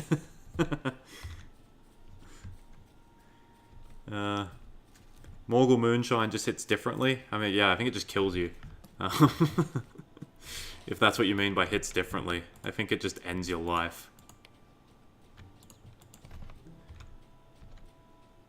You know the goddamn kings of by memory? Yeah, that's when that is why I have this channel, because I have no life. And no, it's what happens when you have, like, you know, your favorite world and you've just, you know, reread things so many times, and when you know, focus a lot on the world building, you just sort of remember things. Like, it's I have a great memory when it comes to irrelevant little details. People, like, not to sound arrogant, because, well, this is more self-deprecating than anything, but people tell me, they're like, oh, you're so intelligent, and it's like, I'm not intelligent, I just know lots of stupid, irrelevant shit. Like, I know, like, the fucking, like, the capital of Kazakhstan used to be Astana, but then they've, like, renamed it to Nur Sultan. Like, that doesn't make me intelligent. This means I know stupid shit that no one cares about. I can't do useful things, so. Hello there. Please, What about stay a moment. Rohan? Top 3 for each, best and worst. Okay. Worst, Fengel with an F. Theoden's grandfather. He was so hated that,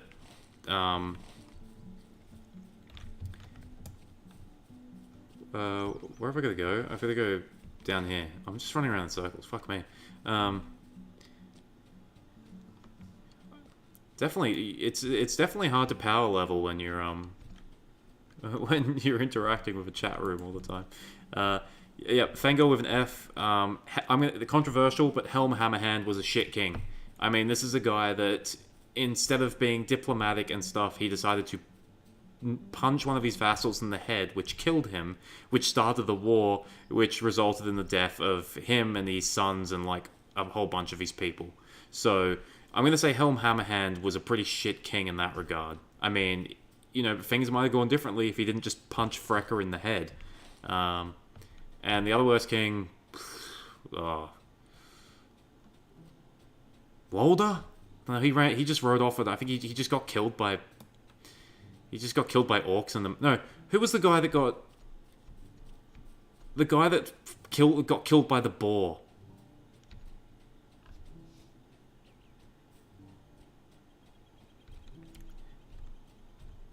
He was a guerrilla chieftain. What? Yeah, I'm playing as him right now, just running around punching shit.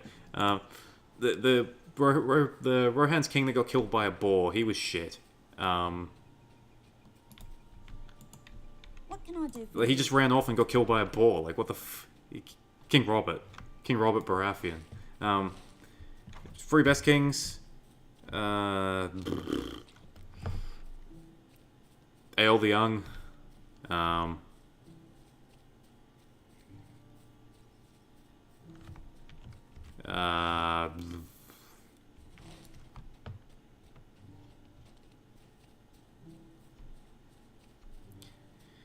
Fengel with a TH. He he was described as being a good king, and I'm going to say the last one would have been... I mean, was it Britta Leofa? I think he was literally called the Good. So, he must have been a good king as well. So there's your 3 good kings and your 3 bad kings with Rohan. Who was the 11th king of Gondor? Jesus.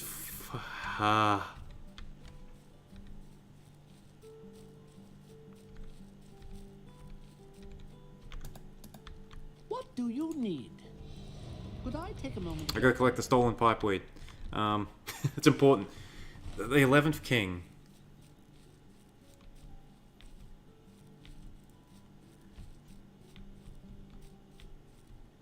Yeah, no, no worries, Jacob. It's 1:15 here as well, so I definitely know what it's like. Thanks for hanging around so late. Thanks for spending your Saturday night here. The 11th king of Gondor.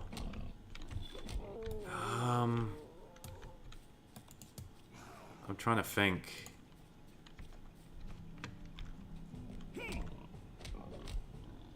Taran, I think, was Taran on the 8th? Was it 9th? Oh, jeez. Fucking...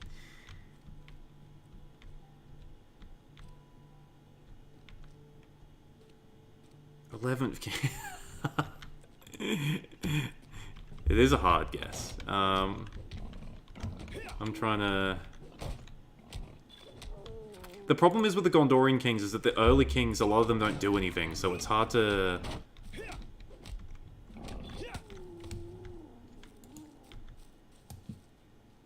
It's hard to guess who... I think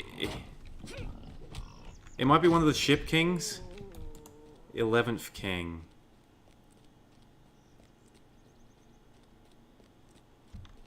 Is it...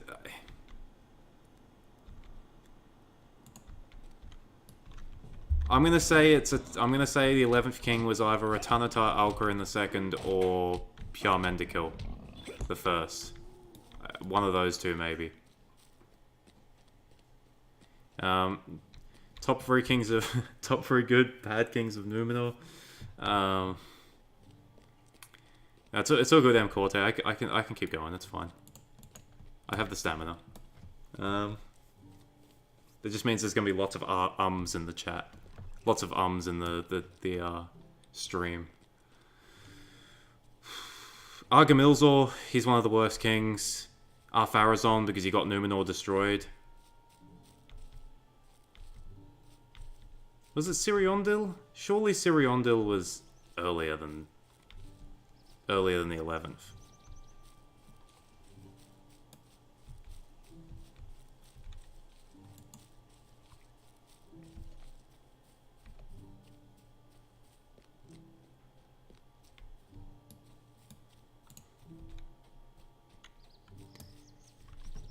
Argamilzor, Ar-Pharazôn, and I'm gonna say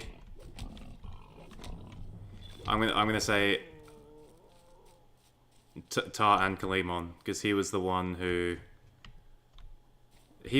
split the Numenorians between the faithful and the Kingsmen.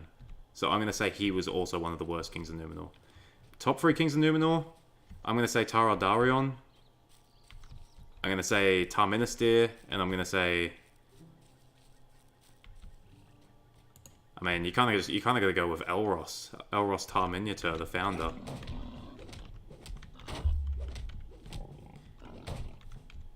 So it was Siriondil was the 11th king. I was off by a bit then. I thought Siriondil would be like the 7th or something. I was sort of confused because I wasn't sure, like, do you consider Anarion and Isildur the first kings and then Menelil the third? So it's kind of...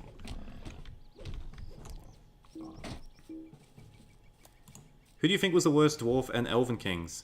We don't know many dwarf kings, so... Oh, I guess, I mean, we do know a couple dwarf kings. We just don't really know what a lot of them did. I think the worst dwarf king maybe...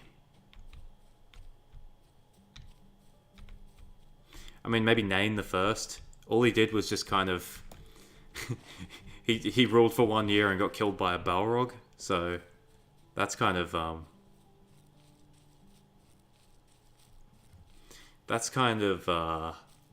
you know,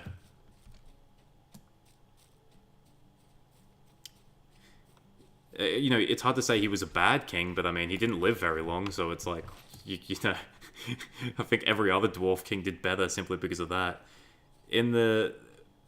Who was the worst elven king? Orodreth.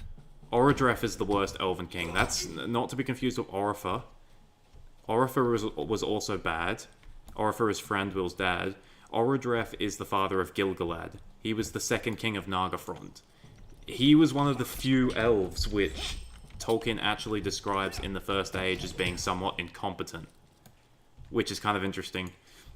When he's king of Nargothrond, he almost gets overthrown by Celegorm and Curufin, the two of the sons of Feanor, and then when he's king, he basically almost gets usurped by Turin Turamba. Turin Turamba basically becomes the king's most trusted advisor, so much so that the king listens to everything he says, pretty much.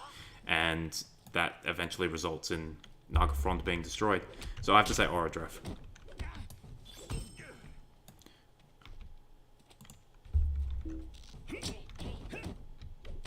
Do you think Elvis and Elrond kept in contact after the founding of Numenor? That's a great typo. No, I don't think they did. Because it's... Oh, actually, no, Elrond could have went to Numenor. But we know that the Númenóreans didn't go to Middle-earth. So, yeah. Elrond could have went to Numenor and visited Elros there, but not the other way around.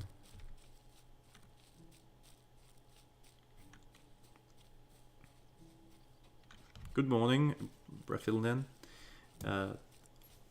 Ellen Enish, top 3 rulers in Middle-earth. Oh, God. Yeah. I suppose Aragorn would have to be one. I mean, he did kind of pull off the impossible. Fingolfin, Viking of the Noldor, Fingolfin. He was pretty legit. Durin the Deathless. There's a lot of different ones who could have been the best kings.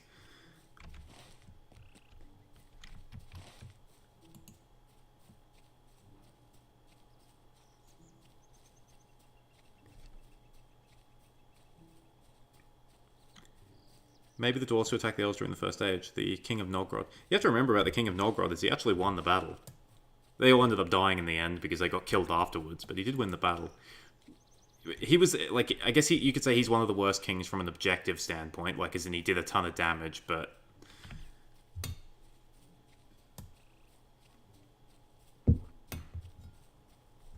But then you have to remember with that Lord of Nogrod, I think he's referred to as the Lord of Nogrod, you have to remember is that he got sold a lie by the dwarves who escaped who after they killed Thingol, because they said the elves attacked them. So as far as he knew, he was avenging his fallen dwarves, and like he got tricked basically. So Meneldil would be the second as Anarion's son. Yeah, yep, that's Turin.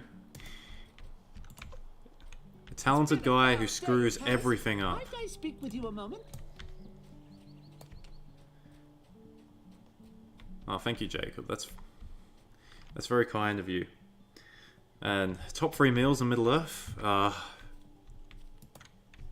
Lambas, potatoes, and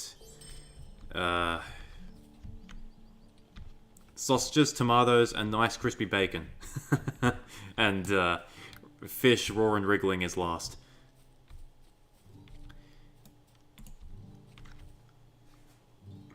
The wiki technically lists Isildur and Anarion and as the second king and Elendil the first. That's how we got 7 being the unexpected answer. Okay, well, that makes sense, because Elendil was the High King of both Arnor and Gondor, so it's completely fine to assume that he was the first.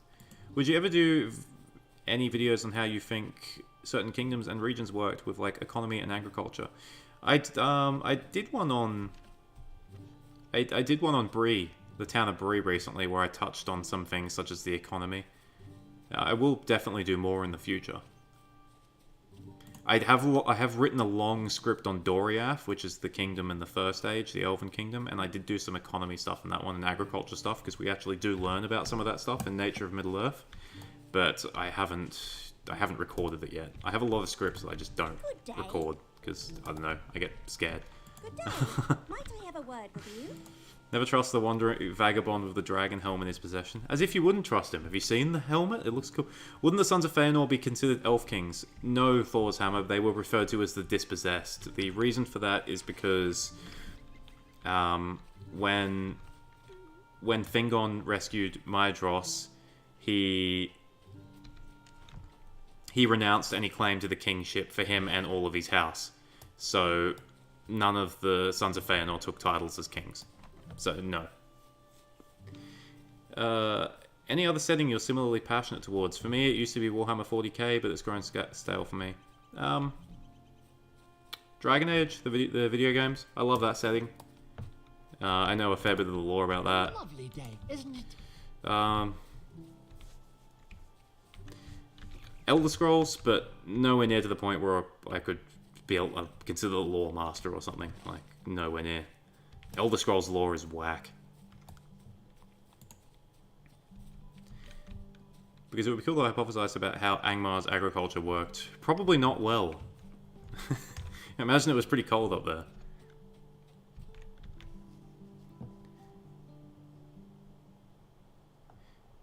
My number one ruler on the list is Kirion. His actions saved Gondor during one of its most dire periods. Yeah, I mean, no one asked me about stewards, but yeah, Kirion was a solid ruler.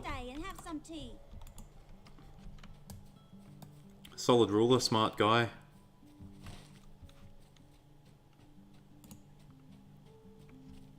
You don't know anything about Babylon 5 despite being sci-fi. Well, there you go. Is there something I can do for you? Rank the Sons of Feanor? By what measure?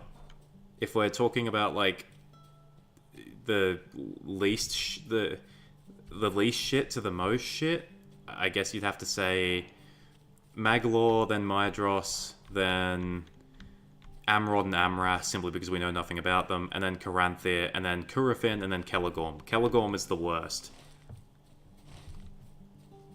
Celegorm is a terrible person.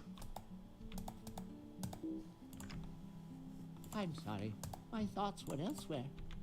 I hope it's not a bother, but may I speak with you?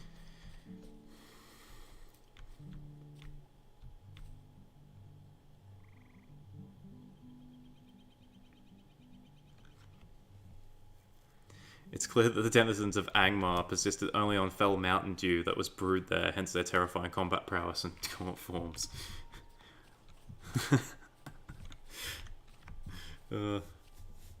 Just imagine Tolkien writing about fell mountain dew.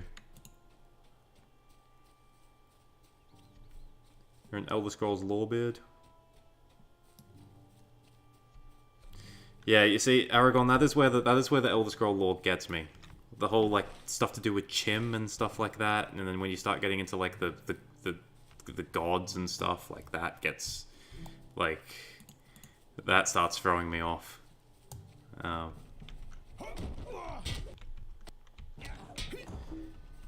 Scrolls lore is very fun, also somewhat schizophrenic. Sorry, my English is trash today. Your English is better than my Spanish will ever be, so never apologize.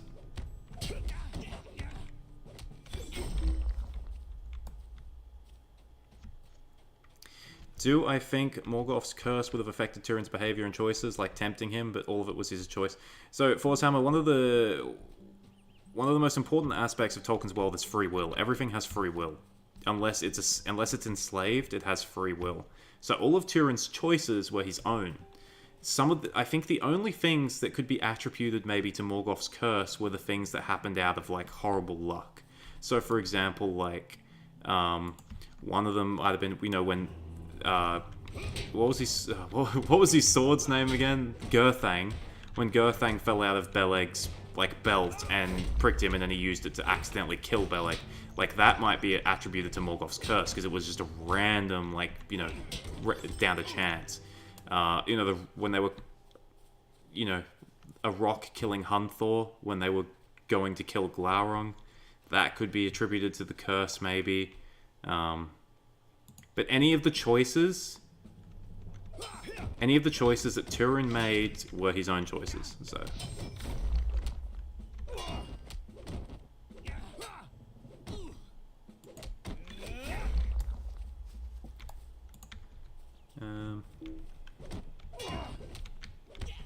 I'm in love with the Zelda series, mainly because it's the only other series that's been with me for my whole life besides Tolkien. I kind of missed the boat on Zelda. Or, well, not really missed the boat, because obviously there's been lots of Zelda games, but I never grew up with Nintendo, so... It was, Oh, my mouse is getting all fucking skits.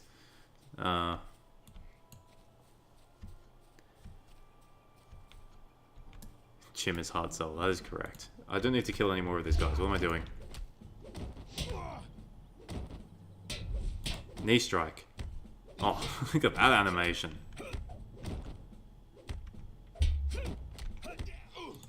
Uh-oh. Run away. Alright, where are we gonna go now? Collect fennel seeds.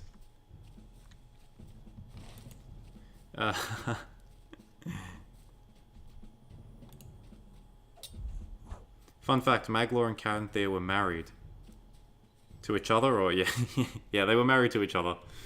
That's why no one liked the Sons of Feanor. They were into like incest. No, they were married to I think they were both married, but they never. It was you know, little things like that like Tolkien mentioned in like random footnotes, like. It's always funny. And that is one of them, yeah. That, Maglor and Caranthea were married, but neither of them had children as far as we know. Curathin was the only son of Feanor to have a child. Celebrimbor, or as we have seen him cast recently, as Emperor Palpatine. You forgot how weird Lotro's animations can be? Yep. It's, you know, I have to give them credit. It's still a good game considering, like, 1.5 people work on it still. I'm so underleveled for this area. I've got to go back to Staddle.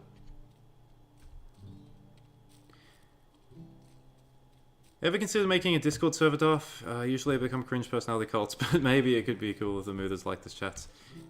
You know, I've had several suggestions to do it, and... I'm not against it, I just need to sort of think about it. Like, I'm kind of... It definitely wouldn't become a cult of personality because, you know, I hate myself, and you can't have a cult of personality if you hate yourself. But, I might. Like, I'll just... I'm not going to rule it out.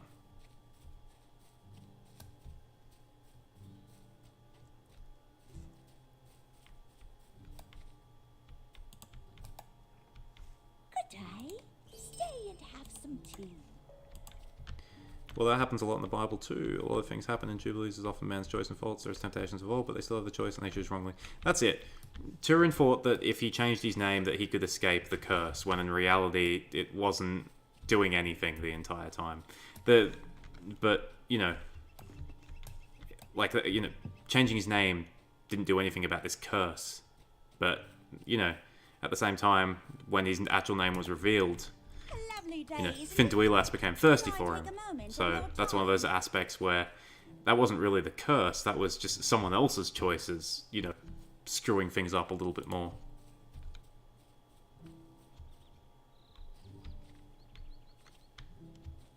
Oh.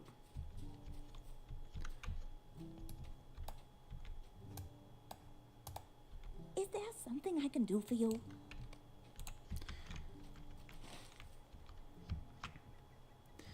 Running a Discord is work, to be honest. It really is work. Also, the amount of weirdos there are. Yeah, I mean, that's the sort of thing. Like, it's kind of... Like, this is like a very much a hobby for me.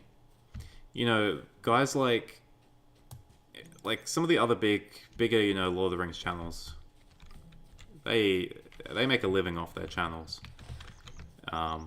So, you know, expanding their brand, expanding their communication, with, you know, their subscribers and stuff. It's all part of the business model.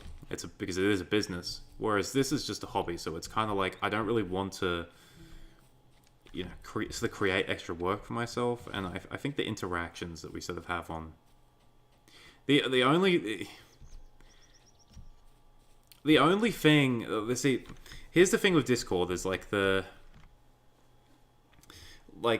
with a Discord thing, like, it's tempting in the sense that I love answering questions about the lore, right?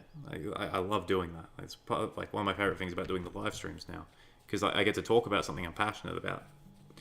And the thing is, you know, if there's lots of that in the lore, like lots of that in the Discord where people are asking me questions about the lore, it kind of becomes distracting for me in that sense where it's something I can't really ignore. And then also, I do encourage people to, you know, find out things for themselves and learn things for themselves as well.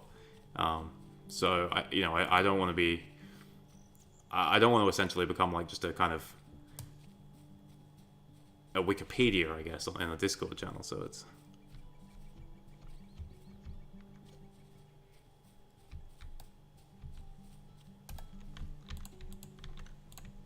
It's been a foul day, it has.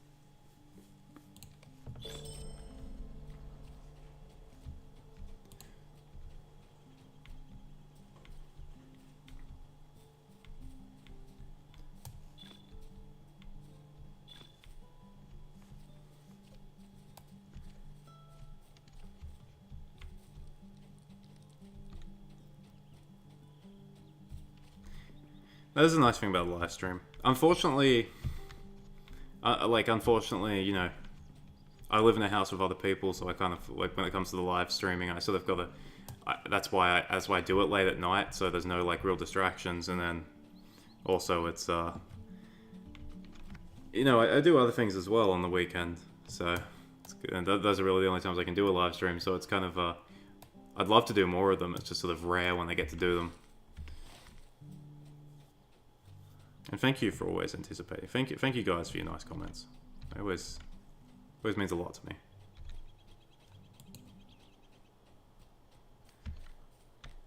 I don't know how much more I can focus on this game. I'm kind of just... Look at this guy. Look at this clown. He's just standing on his... He's just standing on this cart with his just two axes out. One of them's facing him. Like, I don't know what he's planning on doing with this one. Like, why is he doing this? Like, this guy would make me feel uncomfortable.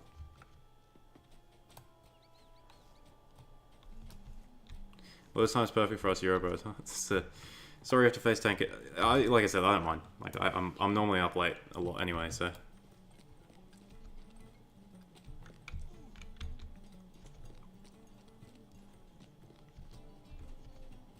Yep, that's correct, Aragon. I've seen some. I've seen some Discords go the way of, well, the way of pain.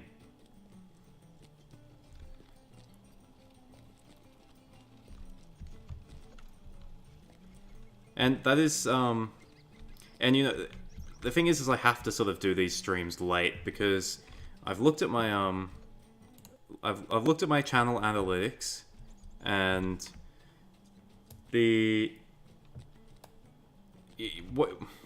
what you have to remember about living in Australia is that we don't really function on the same time zone as the rest of the West, right? We share a time zone with lots of places in Asia, but believe it or not, people from Asian countries aren't my like, they don't make up a huge amount of my viewers, okay? I think the biggest amount of viewers I have from Asia are from India. So, if there were any Indians watching, this would be a perfect time for them too. So, but the thing is, I have to stream at times like this because there wouldn't be many Australian watchers. So, you know, I have to do it in a time where, like, either Americans or Europeans would be watching it. So this is a perfect time. I'm just running around in circles in Bree now. This is what we've gotten to. Let's go around and check out some people. We got Staffbur, the Chronicler of Twilight, level 95 Burglar.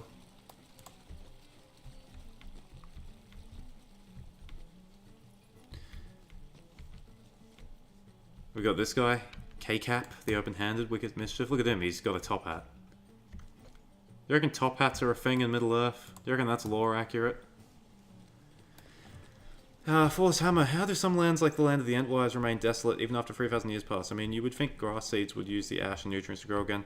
What you have to remember is that when a being like Sauron destroys these places, like, you'd have to imagine that it's more than surface level damage.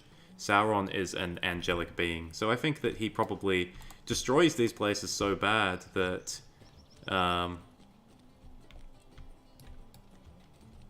like, he destroys these places so bad that nothing grows afterwards because he's basically corrupted them. Like, he's corrupted the soil. Think of like salting the earth, except it actually works. Like, that's probably what happens to places like the Brownlands.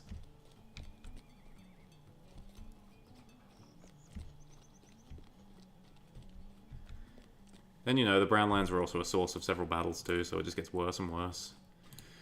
Yeah, time zones are tricky. A whole country moved the international date line to do business with Australia.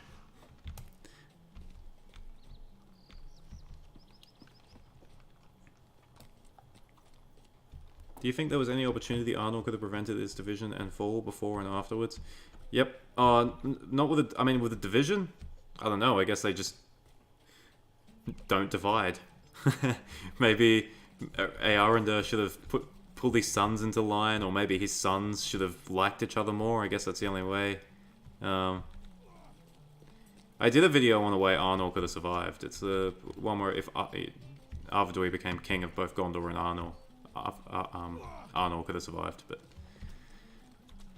sometimes in my job we have to have calls with Americans and schedules hurt. On HOG I had to wake up at 2 AM to join calls. Yep, that's that is it.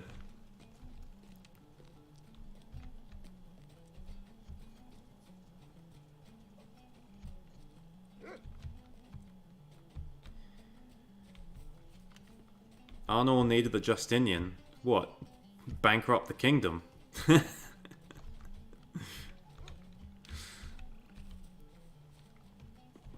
wasn't Justinian, it was Belisarius. He was the main man. Justinian gets all the credit. Or Joan of Arc, yeah.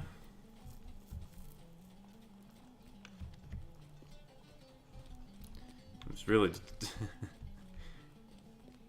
just running around here now.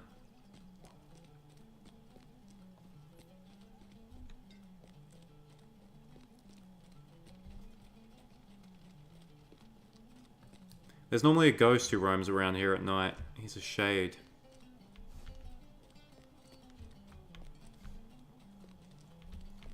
Based beyond belief stuff.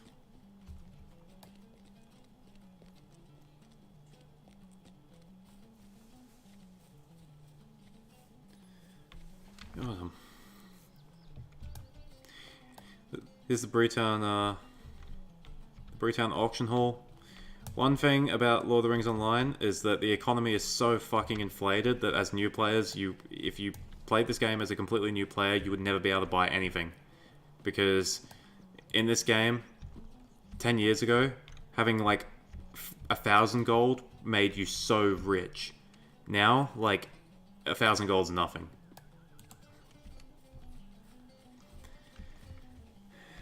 Why do you think Gandalf feared Sauron when they were at the same power level? They weren't necessarily. Sauron was clearly quite strong for Maya, and secondly, Gandalf was had a limitation on his powers that he could use in Middle-earth. So Sauron was definitely one of the strongest of the Maya. So even at the Maya, there's different power levels. Sauron had quite a reputation. The Byzantine Empire is a favourite of mine. I think the Byzantine Empire is a favourite of everyone's.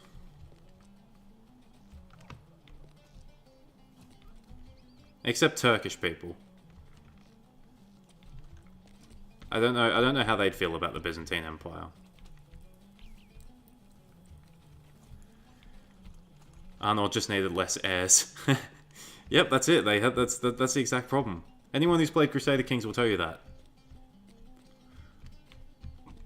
If you have too many sons, one of them might get uppity and decide, you know what? I don't like my brother. I'll have what he's having. So something similar happens in the Bible with the lands of Sodom and Gomorrah remaining desolate. You know what, Thor's Hammer? I'm sure that everything that happens in Middle-earth has also happened at least one point in the Bible.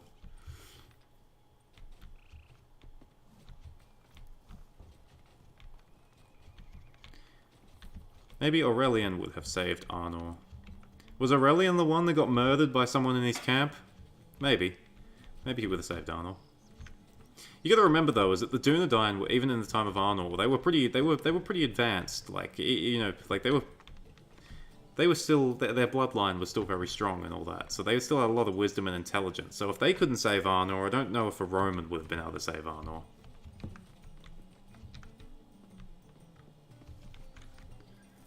I like Justinian because he's legal reforms, but he was a bit too eager to reclaim the West. I think the plague didn't help. That was a bit poor timing. But yeah, they kind of messed Italy up when they tried to retake it, as far as I know. I'm not the biggest history buff when it comes to Justinian and Belisarius and stuff.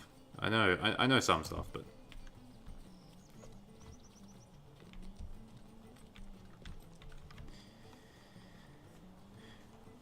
they did hold out for 1,000 years after Rome. That is correct, and I think a lot of people forget about that. They always say like, "Oh, the fall of Rome fell so long ago," but it was a continuation of Rome. It was very different in ways, but it was still the same.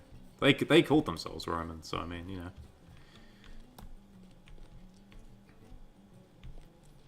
Roman law is actually pretty important to understanding U.S. constitutional law despite our common law origins. I'm sure it's important.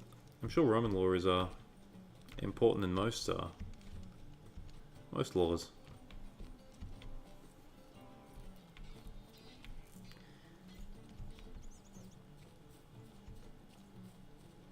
They created weapons that could kill the Witch King. Gondor never achieved that. We don't know that. I think Gondor would have...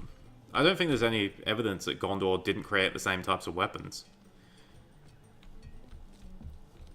I think any weapon that the like sort of Numenorians would have created probably could have killed the Witch King. The thing is that the Witch King was hard to kill. He was hard to kill. So even if you had a sword that could kill him, it doesn't mean you'd be able to do it. The Gondorians had probably quite a few opportunities to try and kill him, but you know, he's a pretty terrifying guy. You got to get close to him first. It is, but common law is a bit different, although Louisiana uses exclusively Roman law. How's that work? What's wrong with Louisiana?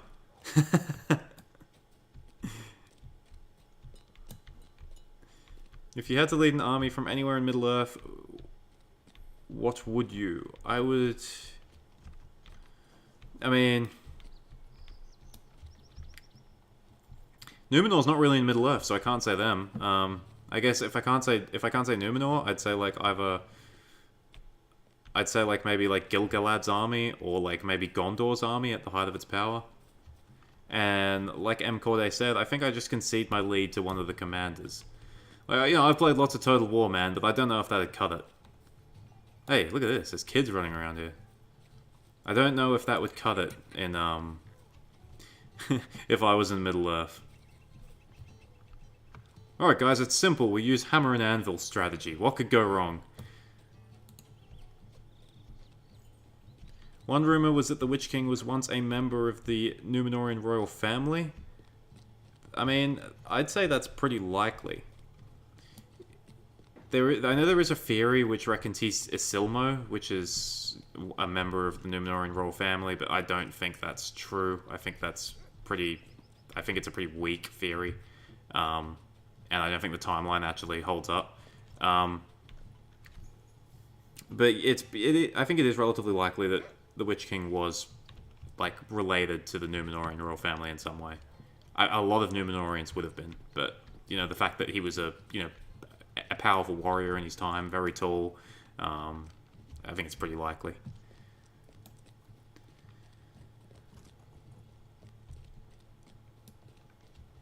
How big would you say Angband and Autumn would be in size? A gigantic underground country worth of space? No, probably not. Angband, we have sketches of like the Ered Angren, the Iron Mountains, where Angband was located, and I think it's like it would have been big. It would have been very big, but I don't think. And, I mean, if all the tunnels and stuff, it would have taken a long time to I mean, when Angband got destroyed the first time, the Valar didn't destroy it fully because there were so many underground tunnels that they just never properly dealt with. It would have been big, maybe not country worth of size, but like think like a large modern city. Think of like I don't know, like a New York or a London or a Paris in terms of size, and I think I'd say that's a fairly decent estimate. So you're saying France is to blame for Louisiana? You have 4K plus hours in Hearts of Iron 4? Damn, man. I think I've got like 300.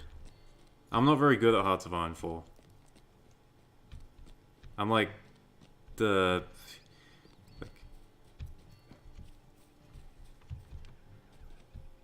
I'm better at EU4 and than Hearts of Iron 4. What's my opinion on Arthercraft? I haven't. So I've went on Minecraft Middle Earth. I think Arthercraft and Minecraft Middle Earth are different. I think Arthercraft is the one that you need like a whole bunch of different mod packs for and stuff. And I tried to play it, but I just never got around to doing it. I have seen pictures of it though. It looks absolutely amazing, and honestly, I think it's fantastic. I think it's like amazing these people have recreated like so much of Middle Earth and Minecraft. Like Minecraft really is like an amazing game. So,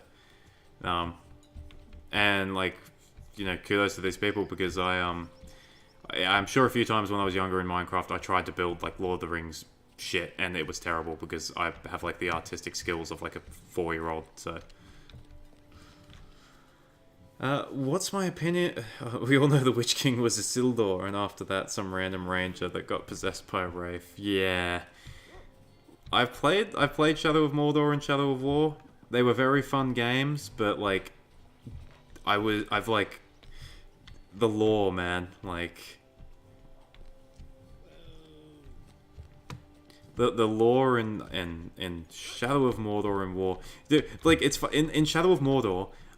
I could probably make a video describing 10 ways within the first hour of the game where Shadow of Mordor horribly breaks Tolkien's lore. Like, it's so... The whole premise of the game, like, breaks Tolkien's lore, not even just the timeline. It's hilarious. I like the games, but holy shit.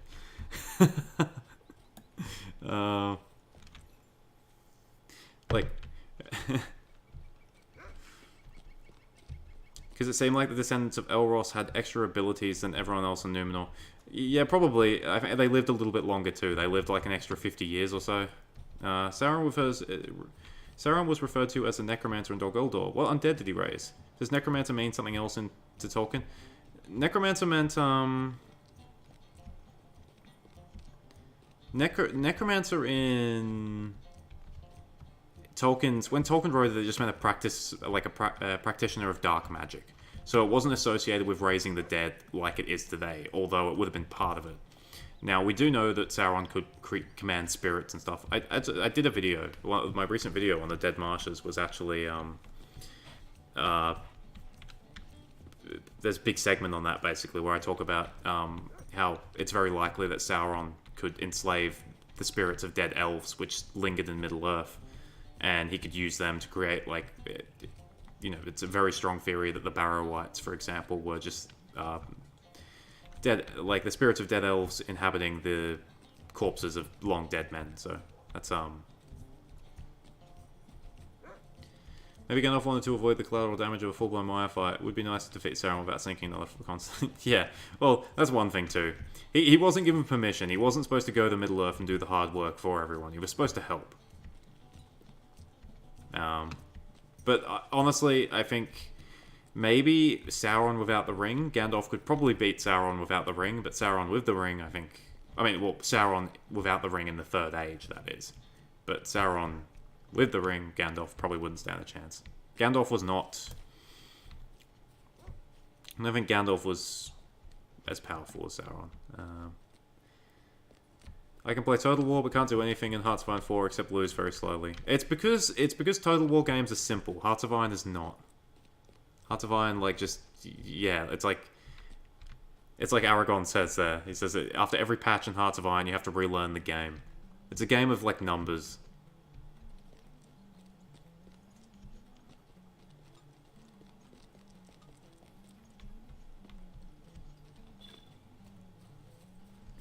I suppose the ring wraiths are undead. Well, the ring wraiths are... They're not really undead. They're more... The ring wraiths have bodies. They never died, except when they eventually did die. The ring wraiths were... They're men... Their bodies have faded away. Their bodies are invisible. They still have bodies. They're not dead. They're not really undead. They sort of exist in this horrible sort of place where they should be dead, but they're not. So... It's... I think it's hard to label them undead. How useful would you say the rings gave to the Nazgul from Stretch? But did it give them some vassal kingdoms as allies, or was the operation of... I mean, it probably helped. I mean, I don't know if it... I don't know if it fully guaranteed that he received their subservience, but because you have to remember is that these kings would eventually become the Nazgul, and then their successors would have to take over.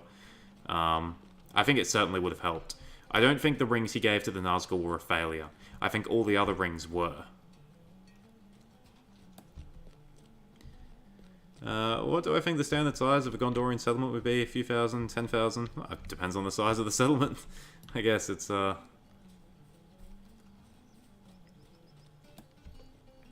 of, I don't know, I can't imagine... I think at the end of the Third Age, I don't think there would have been settlements with any more than, say, like 20,000 to maybe between 20 to 50. Maybe somewhere like Dol Amroth, Minas Tirith maybe had like somewhere of like, 40, 50,000. I think most places, much less. Yeah. The Gondor would have been a rural, like an agrarian society. Almost every, apart from maybe some of the Elven kingdoms, like Gondor and Nargothrond, most places in Middle-earth would have been agrarian society, so most people wouldn't have lived in cities. They would have lived in farms and villages. Yeah, Pelargir is another one, yeah. Putting elven spirits in the corpses of dead men sounds very metal, like Warcraft's 2 Death Knights. Yeah, well, that's the thing, like, a lot of Tolkien's lore is very metal. And a lot of it's, like, very... It's just the harder to find stuff. Like, Tolkien's lore is never just in one convenient place. It's scattered across several different books and several different passages. And that's why most people who don't know, they might know the Barrow-wights, but they don't know what they are. It's like people might assume, they're just your standard undead. They've just raised zombies. It's like, well, no, that's not how things work in Middle-earth. Like it's.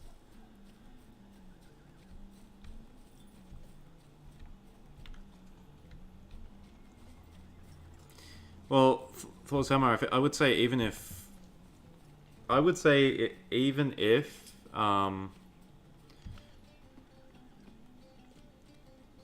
he only got the Nazgul and he didn't get any kingdoms associated, the Witch King and the Nazgul were incredibly good servants. The Witch King especially. The Witch King got a lot done. So, I think even... Thank you, LMMJ. Thank you for hanging around. Thank you for all the questions.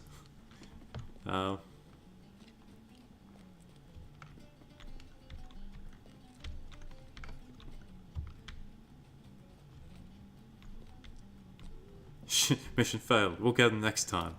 Yeah, well, that was. I think that was the Rings of Power thing in general, but I don't know if I call the Nazgul failures. Tolkien was very elegant about showing the horrific side of his world. Yeah. he wasn't like... There were definitely like almost grimdark elements of Tolkien's world. It was just never, you know,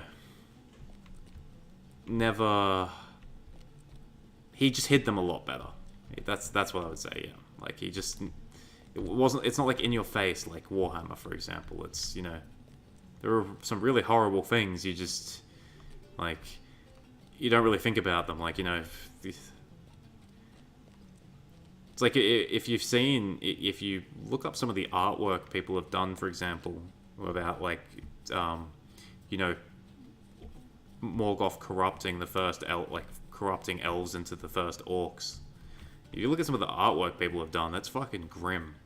It's very grim. So, but you don't really think about that. You just think, oh, orcs kill them, but like you don't really think about what their origin was and how kind of awful it was.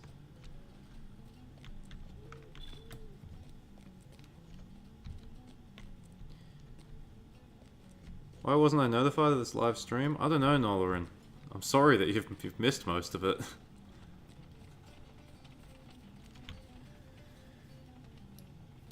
Even the Dwarven Rings...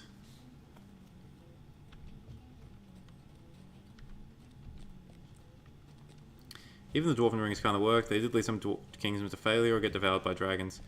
Yeah, in a roundabout way. In a roundabout way, they definitely... They definitely helped, like, ruin... Like, but I'm basically just repeating what you said. I'm getting to the point where I'm tired, where I'm tired enough where I'm just like regurgitating what I'm reading you guys saying. But yeah, that's I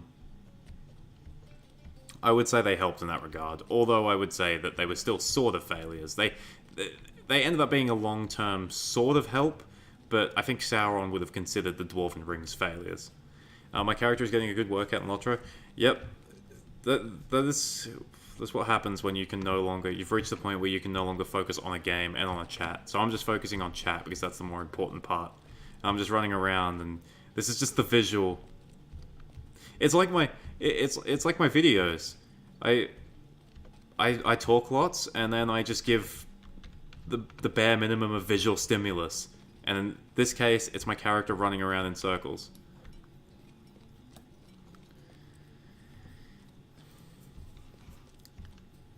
The Nazgul didn't quite die. It's more like Sauron sent them to the Shadow Realm and enslaved their souls. Well, sort of. He sort of enslaved their souls, you could say. But not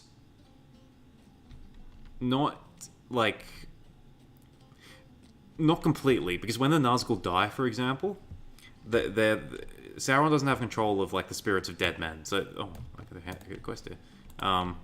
So, you know, their spirits just go... They just leave Arda.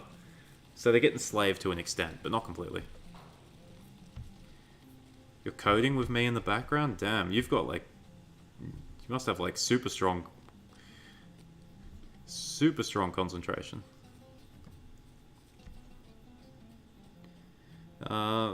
Sent them to the Shadow Realm, yeah. That's a good way to put it. Sauron is a perfectionist, literally canon too. Yeah. He is. I mean, that's why he turned evil. He was too much of a perfectionist. And that's what it is with actual perfectionists. If you've ever worked under a perfectionist, you know. You know that it becomes a point where it's too much. And that's what Sauron is. Orc origins are nearly as bad as the origins of Nephilim, but I'd say Nephilim were worse because of what they would eventually do and the insidious great evil they would become. Once again, like I said, if it's in Tolkien's work, it's probably in the Bible too.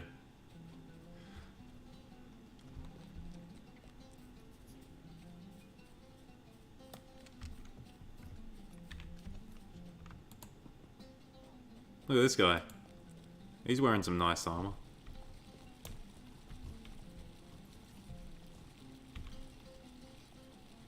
It's good stuff.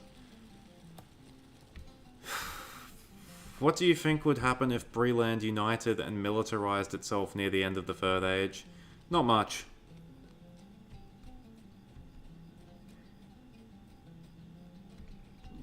Not much at all. Breland only had, I think, a maximum of maybe a couple thousand people living there. they weren't overly advanced. They wouldn't have had some great. They wouldn't have had the. They wouldn't have had the greatest weapons and armor. They wouldn't have had the greatest military leaders. They wouldn't have had the greatest fighters. Even if they got together like a couple hundred soldiers, who would they conquer? What would they do? I don't think Breland is a... Breland is not like it is in Third Age Total War, where they can do stuff. Breland owes its existence to the Rangers. So... I was raised by two of them, was a child prodigy, it's not a fun time. Yeah. That's it. That is it, Brutus. Breland is... I mean, I'm like... This is it. Like, you're looking at it in this, like, live stream right now. This is Breland. It's a nice, cozy little place, but these guys aren't going to pump out an army. Nolarin says, did Tolkien give a reason for not writing about the east and south of Middle-earth? Nolarin, it's because the stories are written... Yeah, Aragon literally just answered. The stories are written either from the perspective of characters like Hobbit, and, character like Hobbit. No, like Frodo and Sam, and much of the rest of the story is from Elven sources. That's exactly it. So, simply put, it's an unreliable narrator, and they never went to the south and east of Middle Earth, so there was never anything written about it. That's something you have to remember when you're reading Tolkien's works, is that technically they were not written by Tolkien. I mean, they were, but they weren't. So when you hear about places, it's not exactly the most authoritative, basically, perspective, so to speak.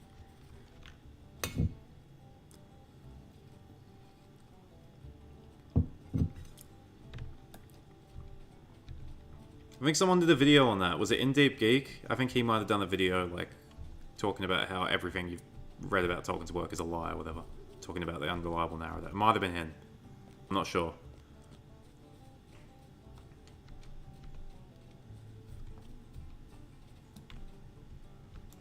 As you can see, some hobbits lived in Bree. We've got the hobbit holes up here.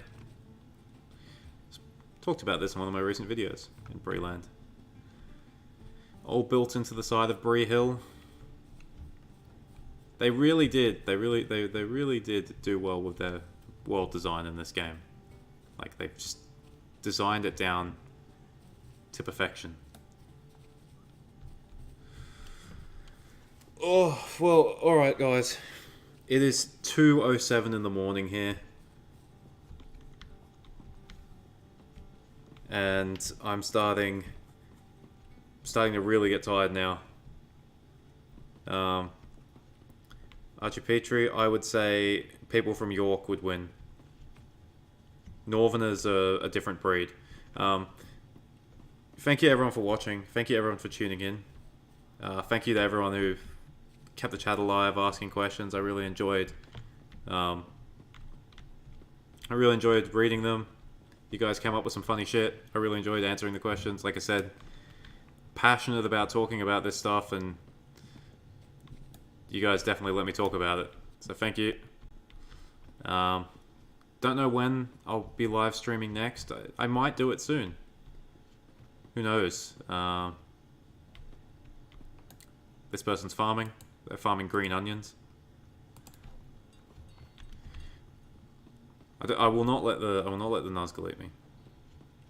They will they will stab the pillows, and I will not be there because I'm out here streaming. They've already tried to get me. But I was out here streaming. All right, thank you everyone, and I will see you all in the next one, and in the next video. Cheers, farewell, and remember. See, this is... I have to come up with something funny on the spot and I can't do it. That just speaks about what type of person I am. Cheers, remember, and goodbye. Thank you, Philip. Thank you, Aragon. Thank you, M. Corday. Bye. Bye.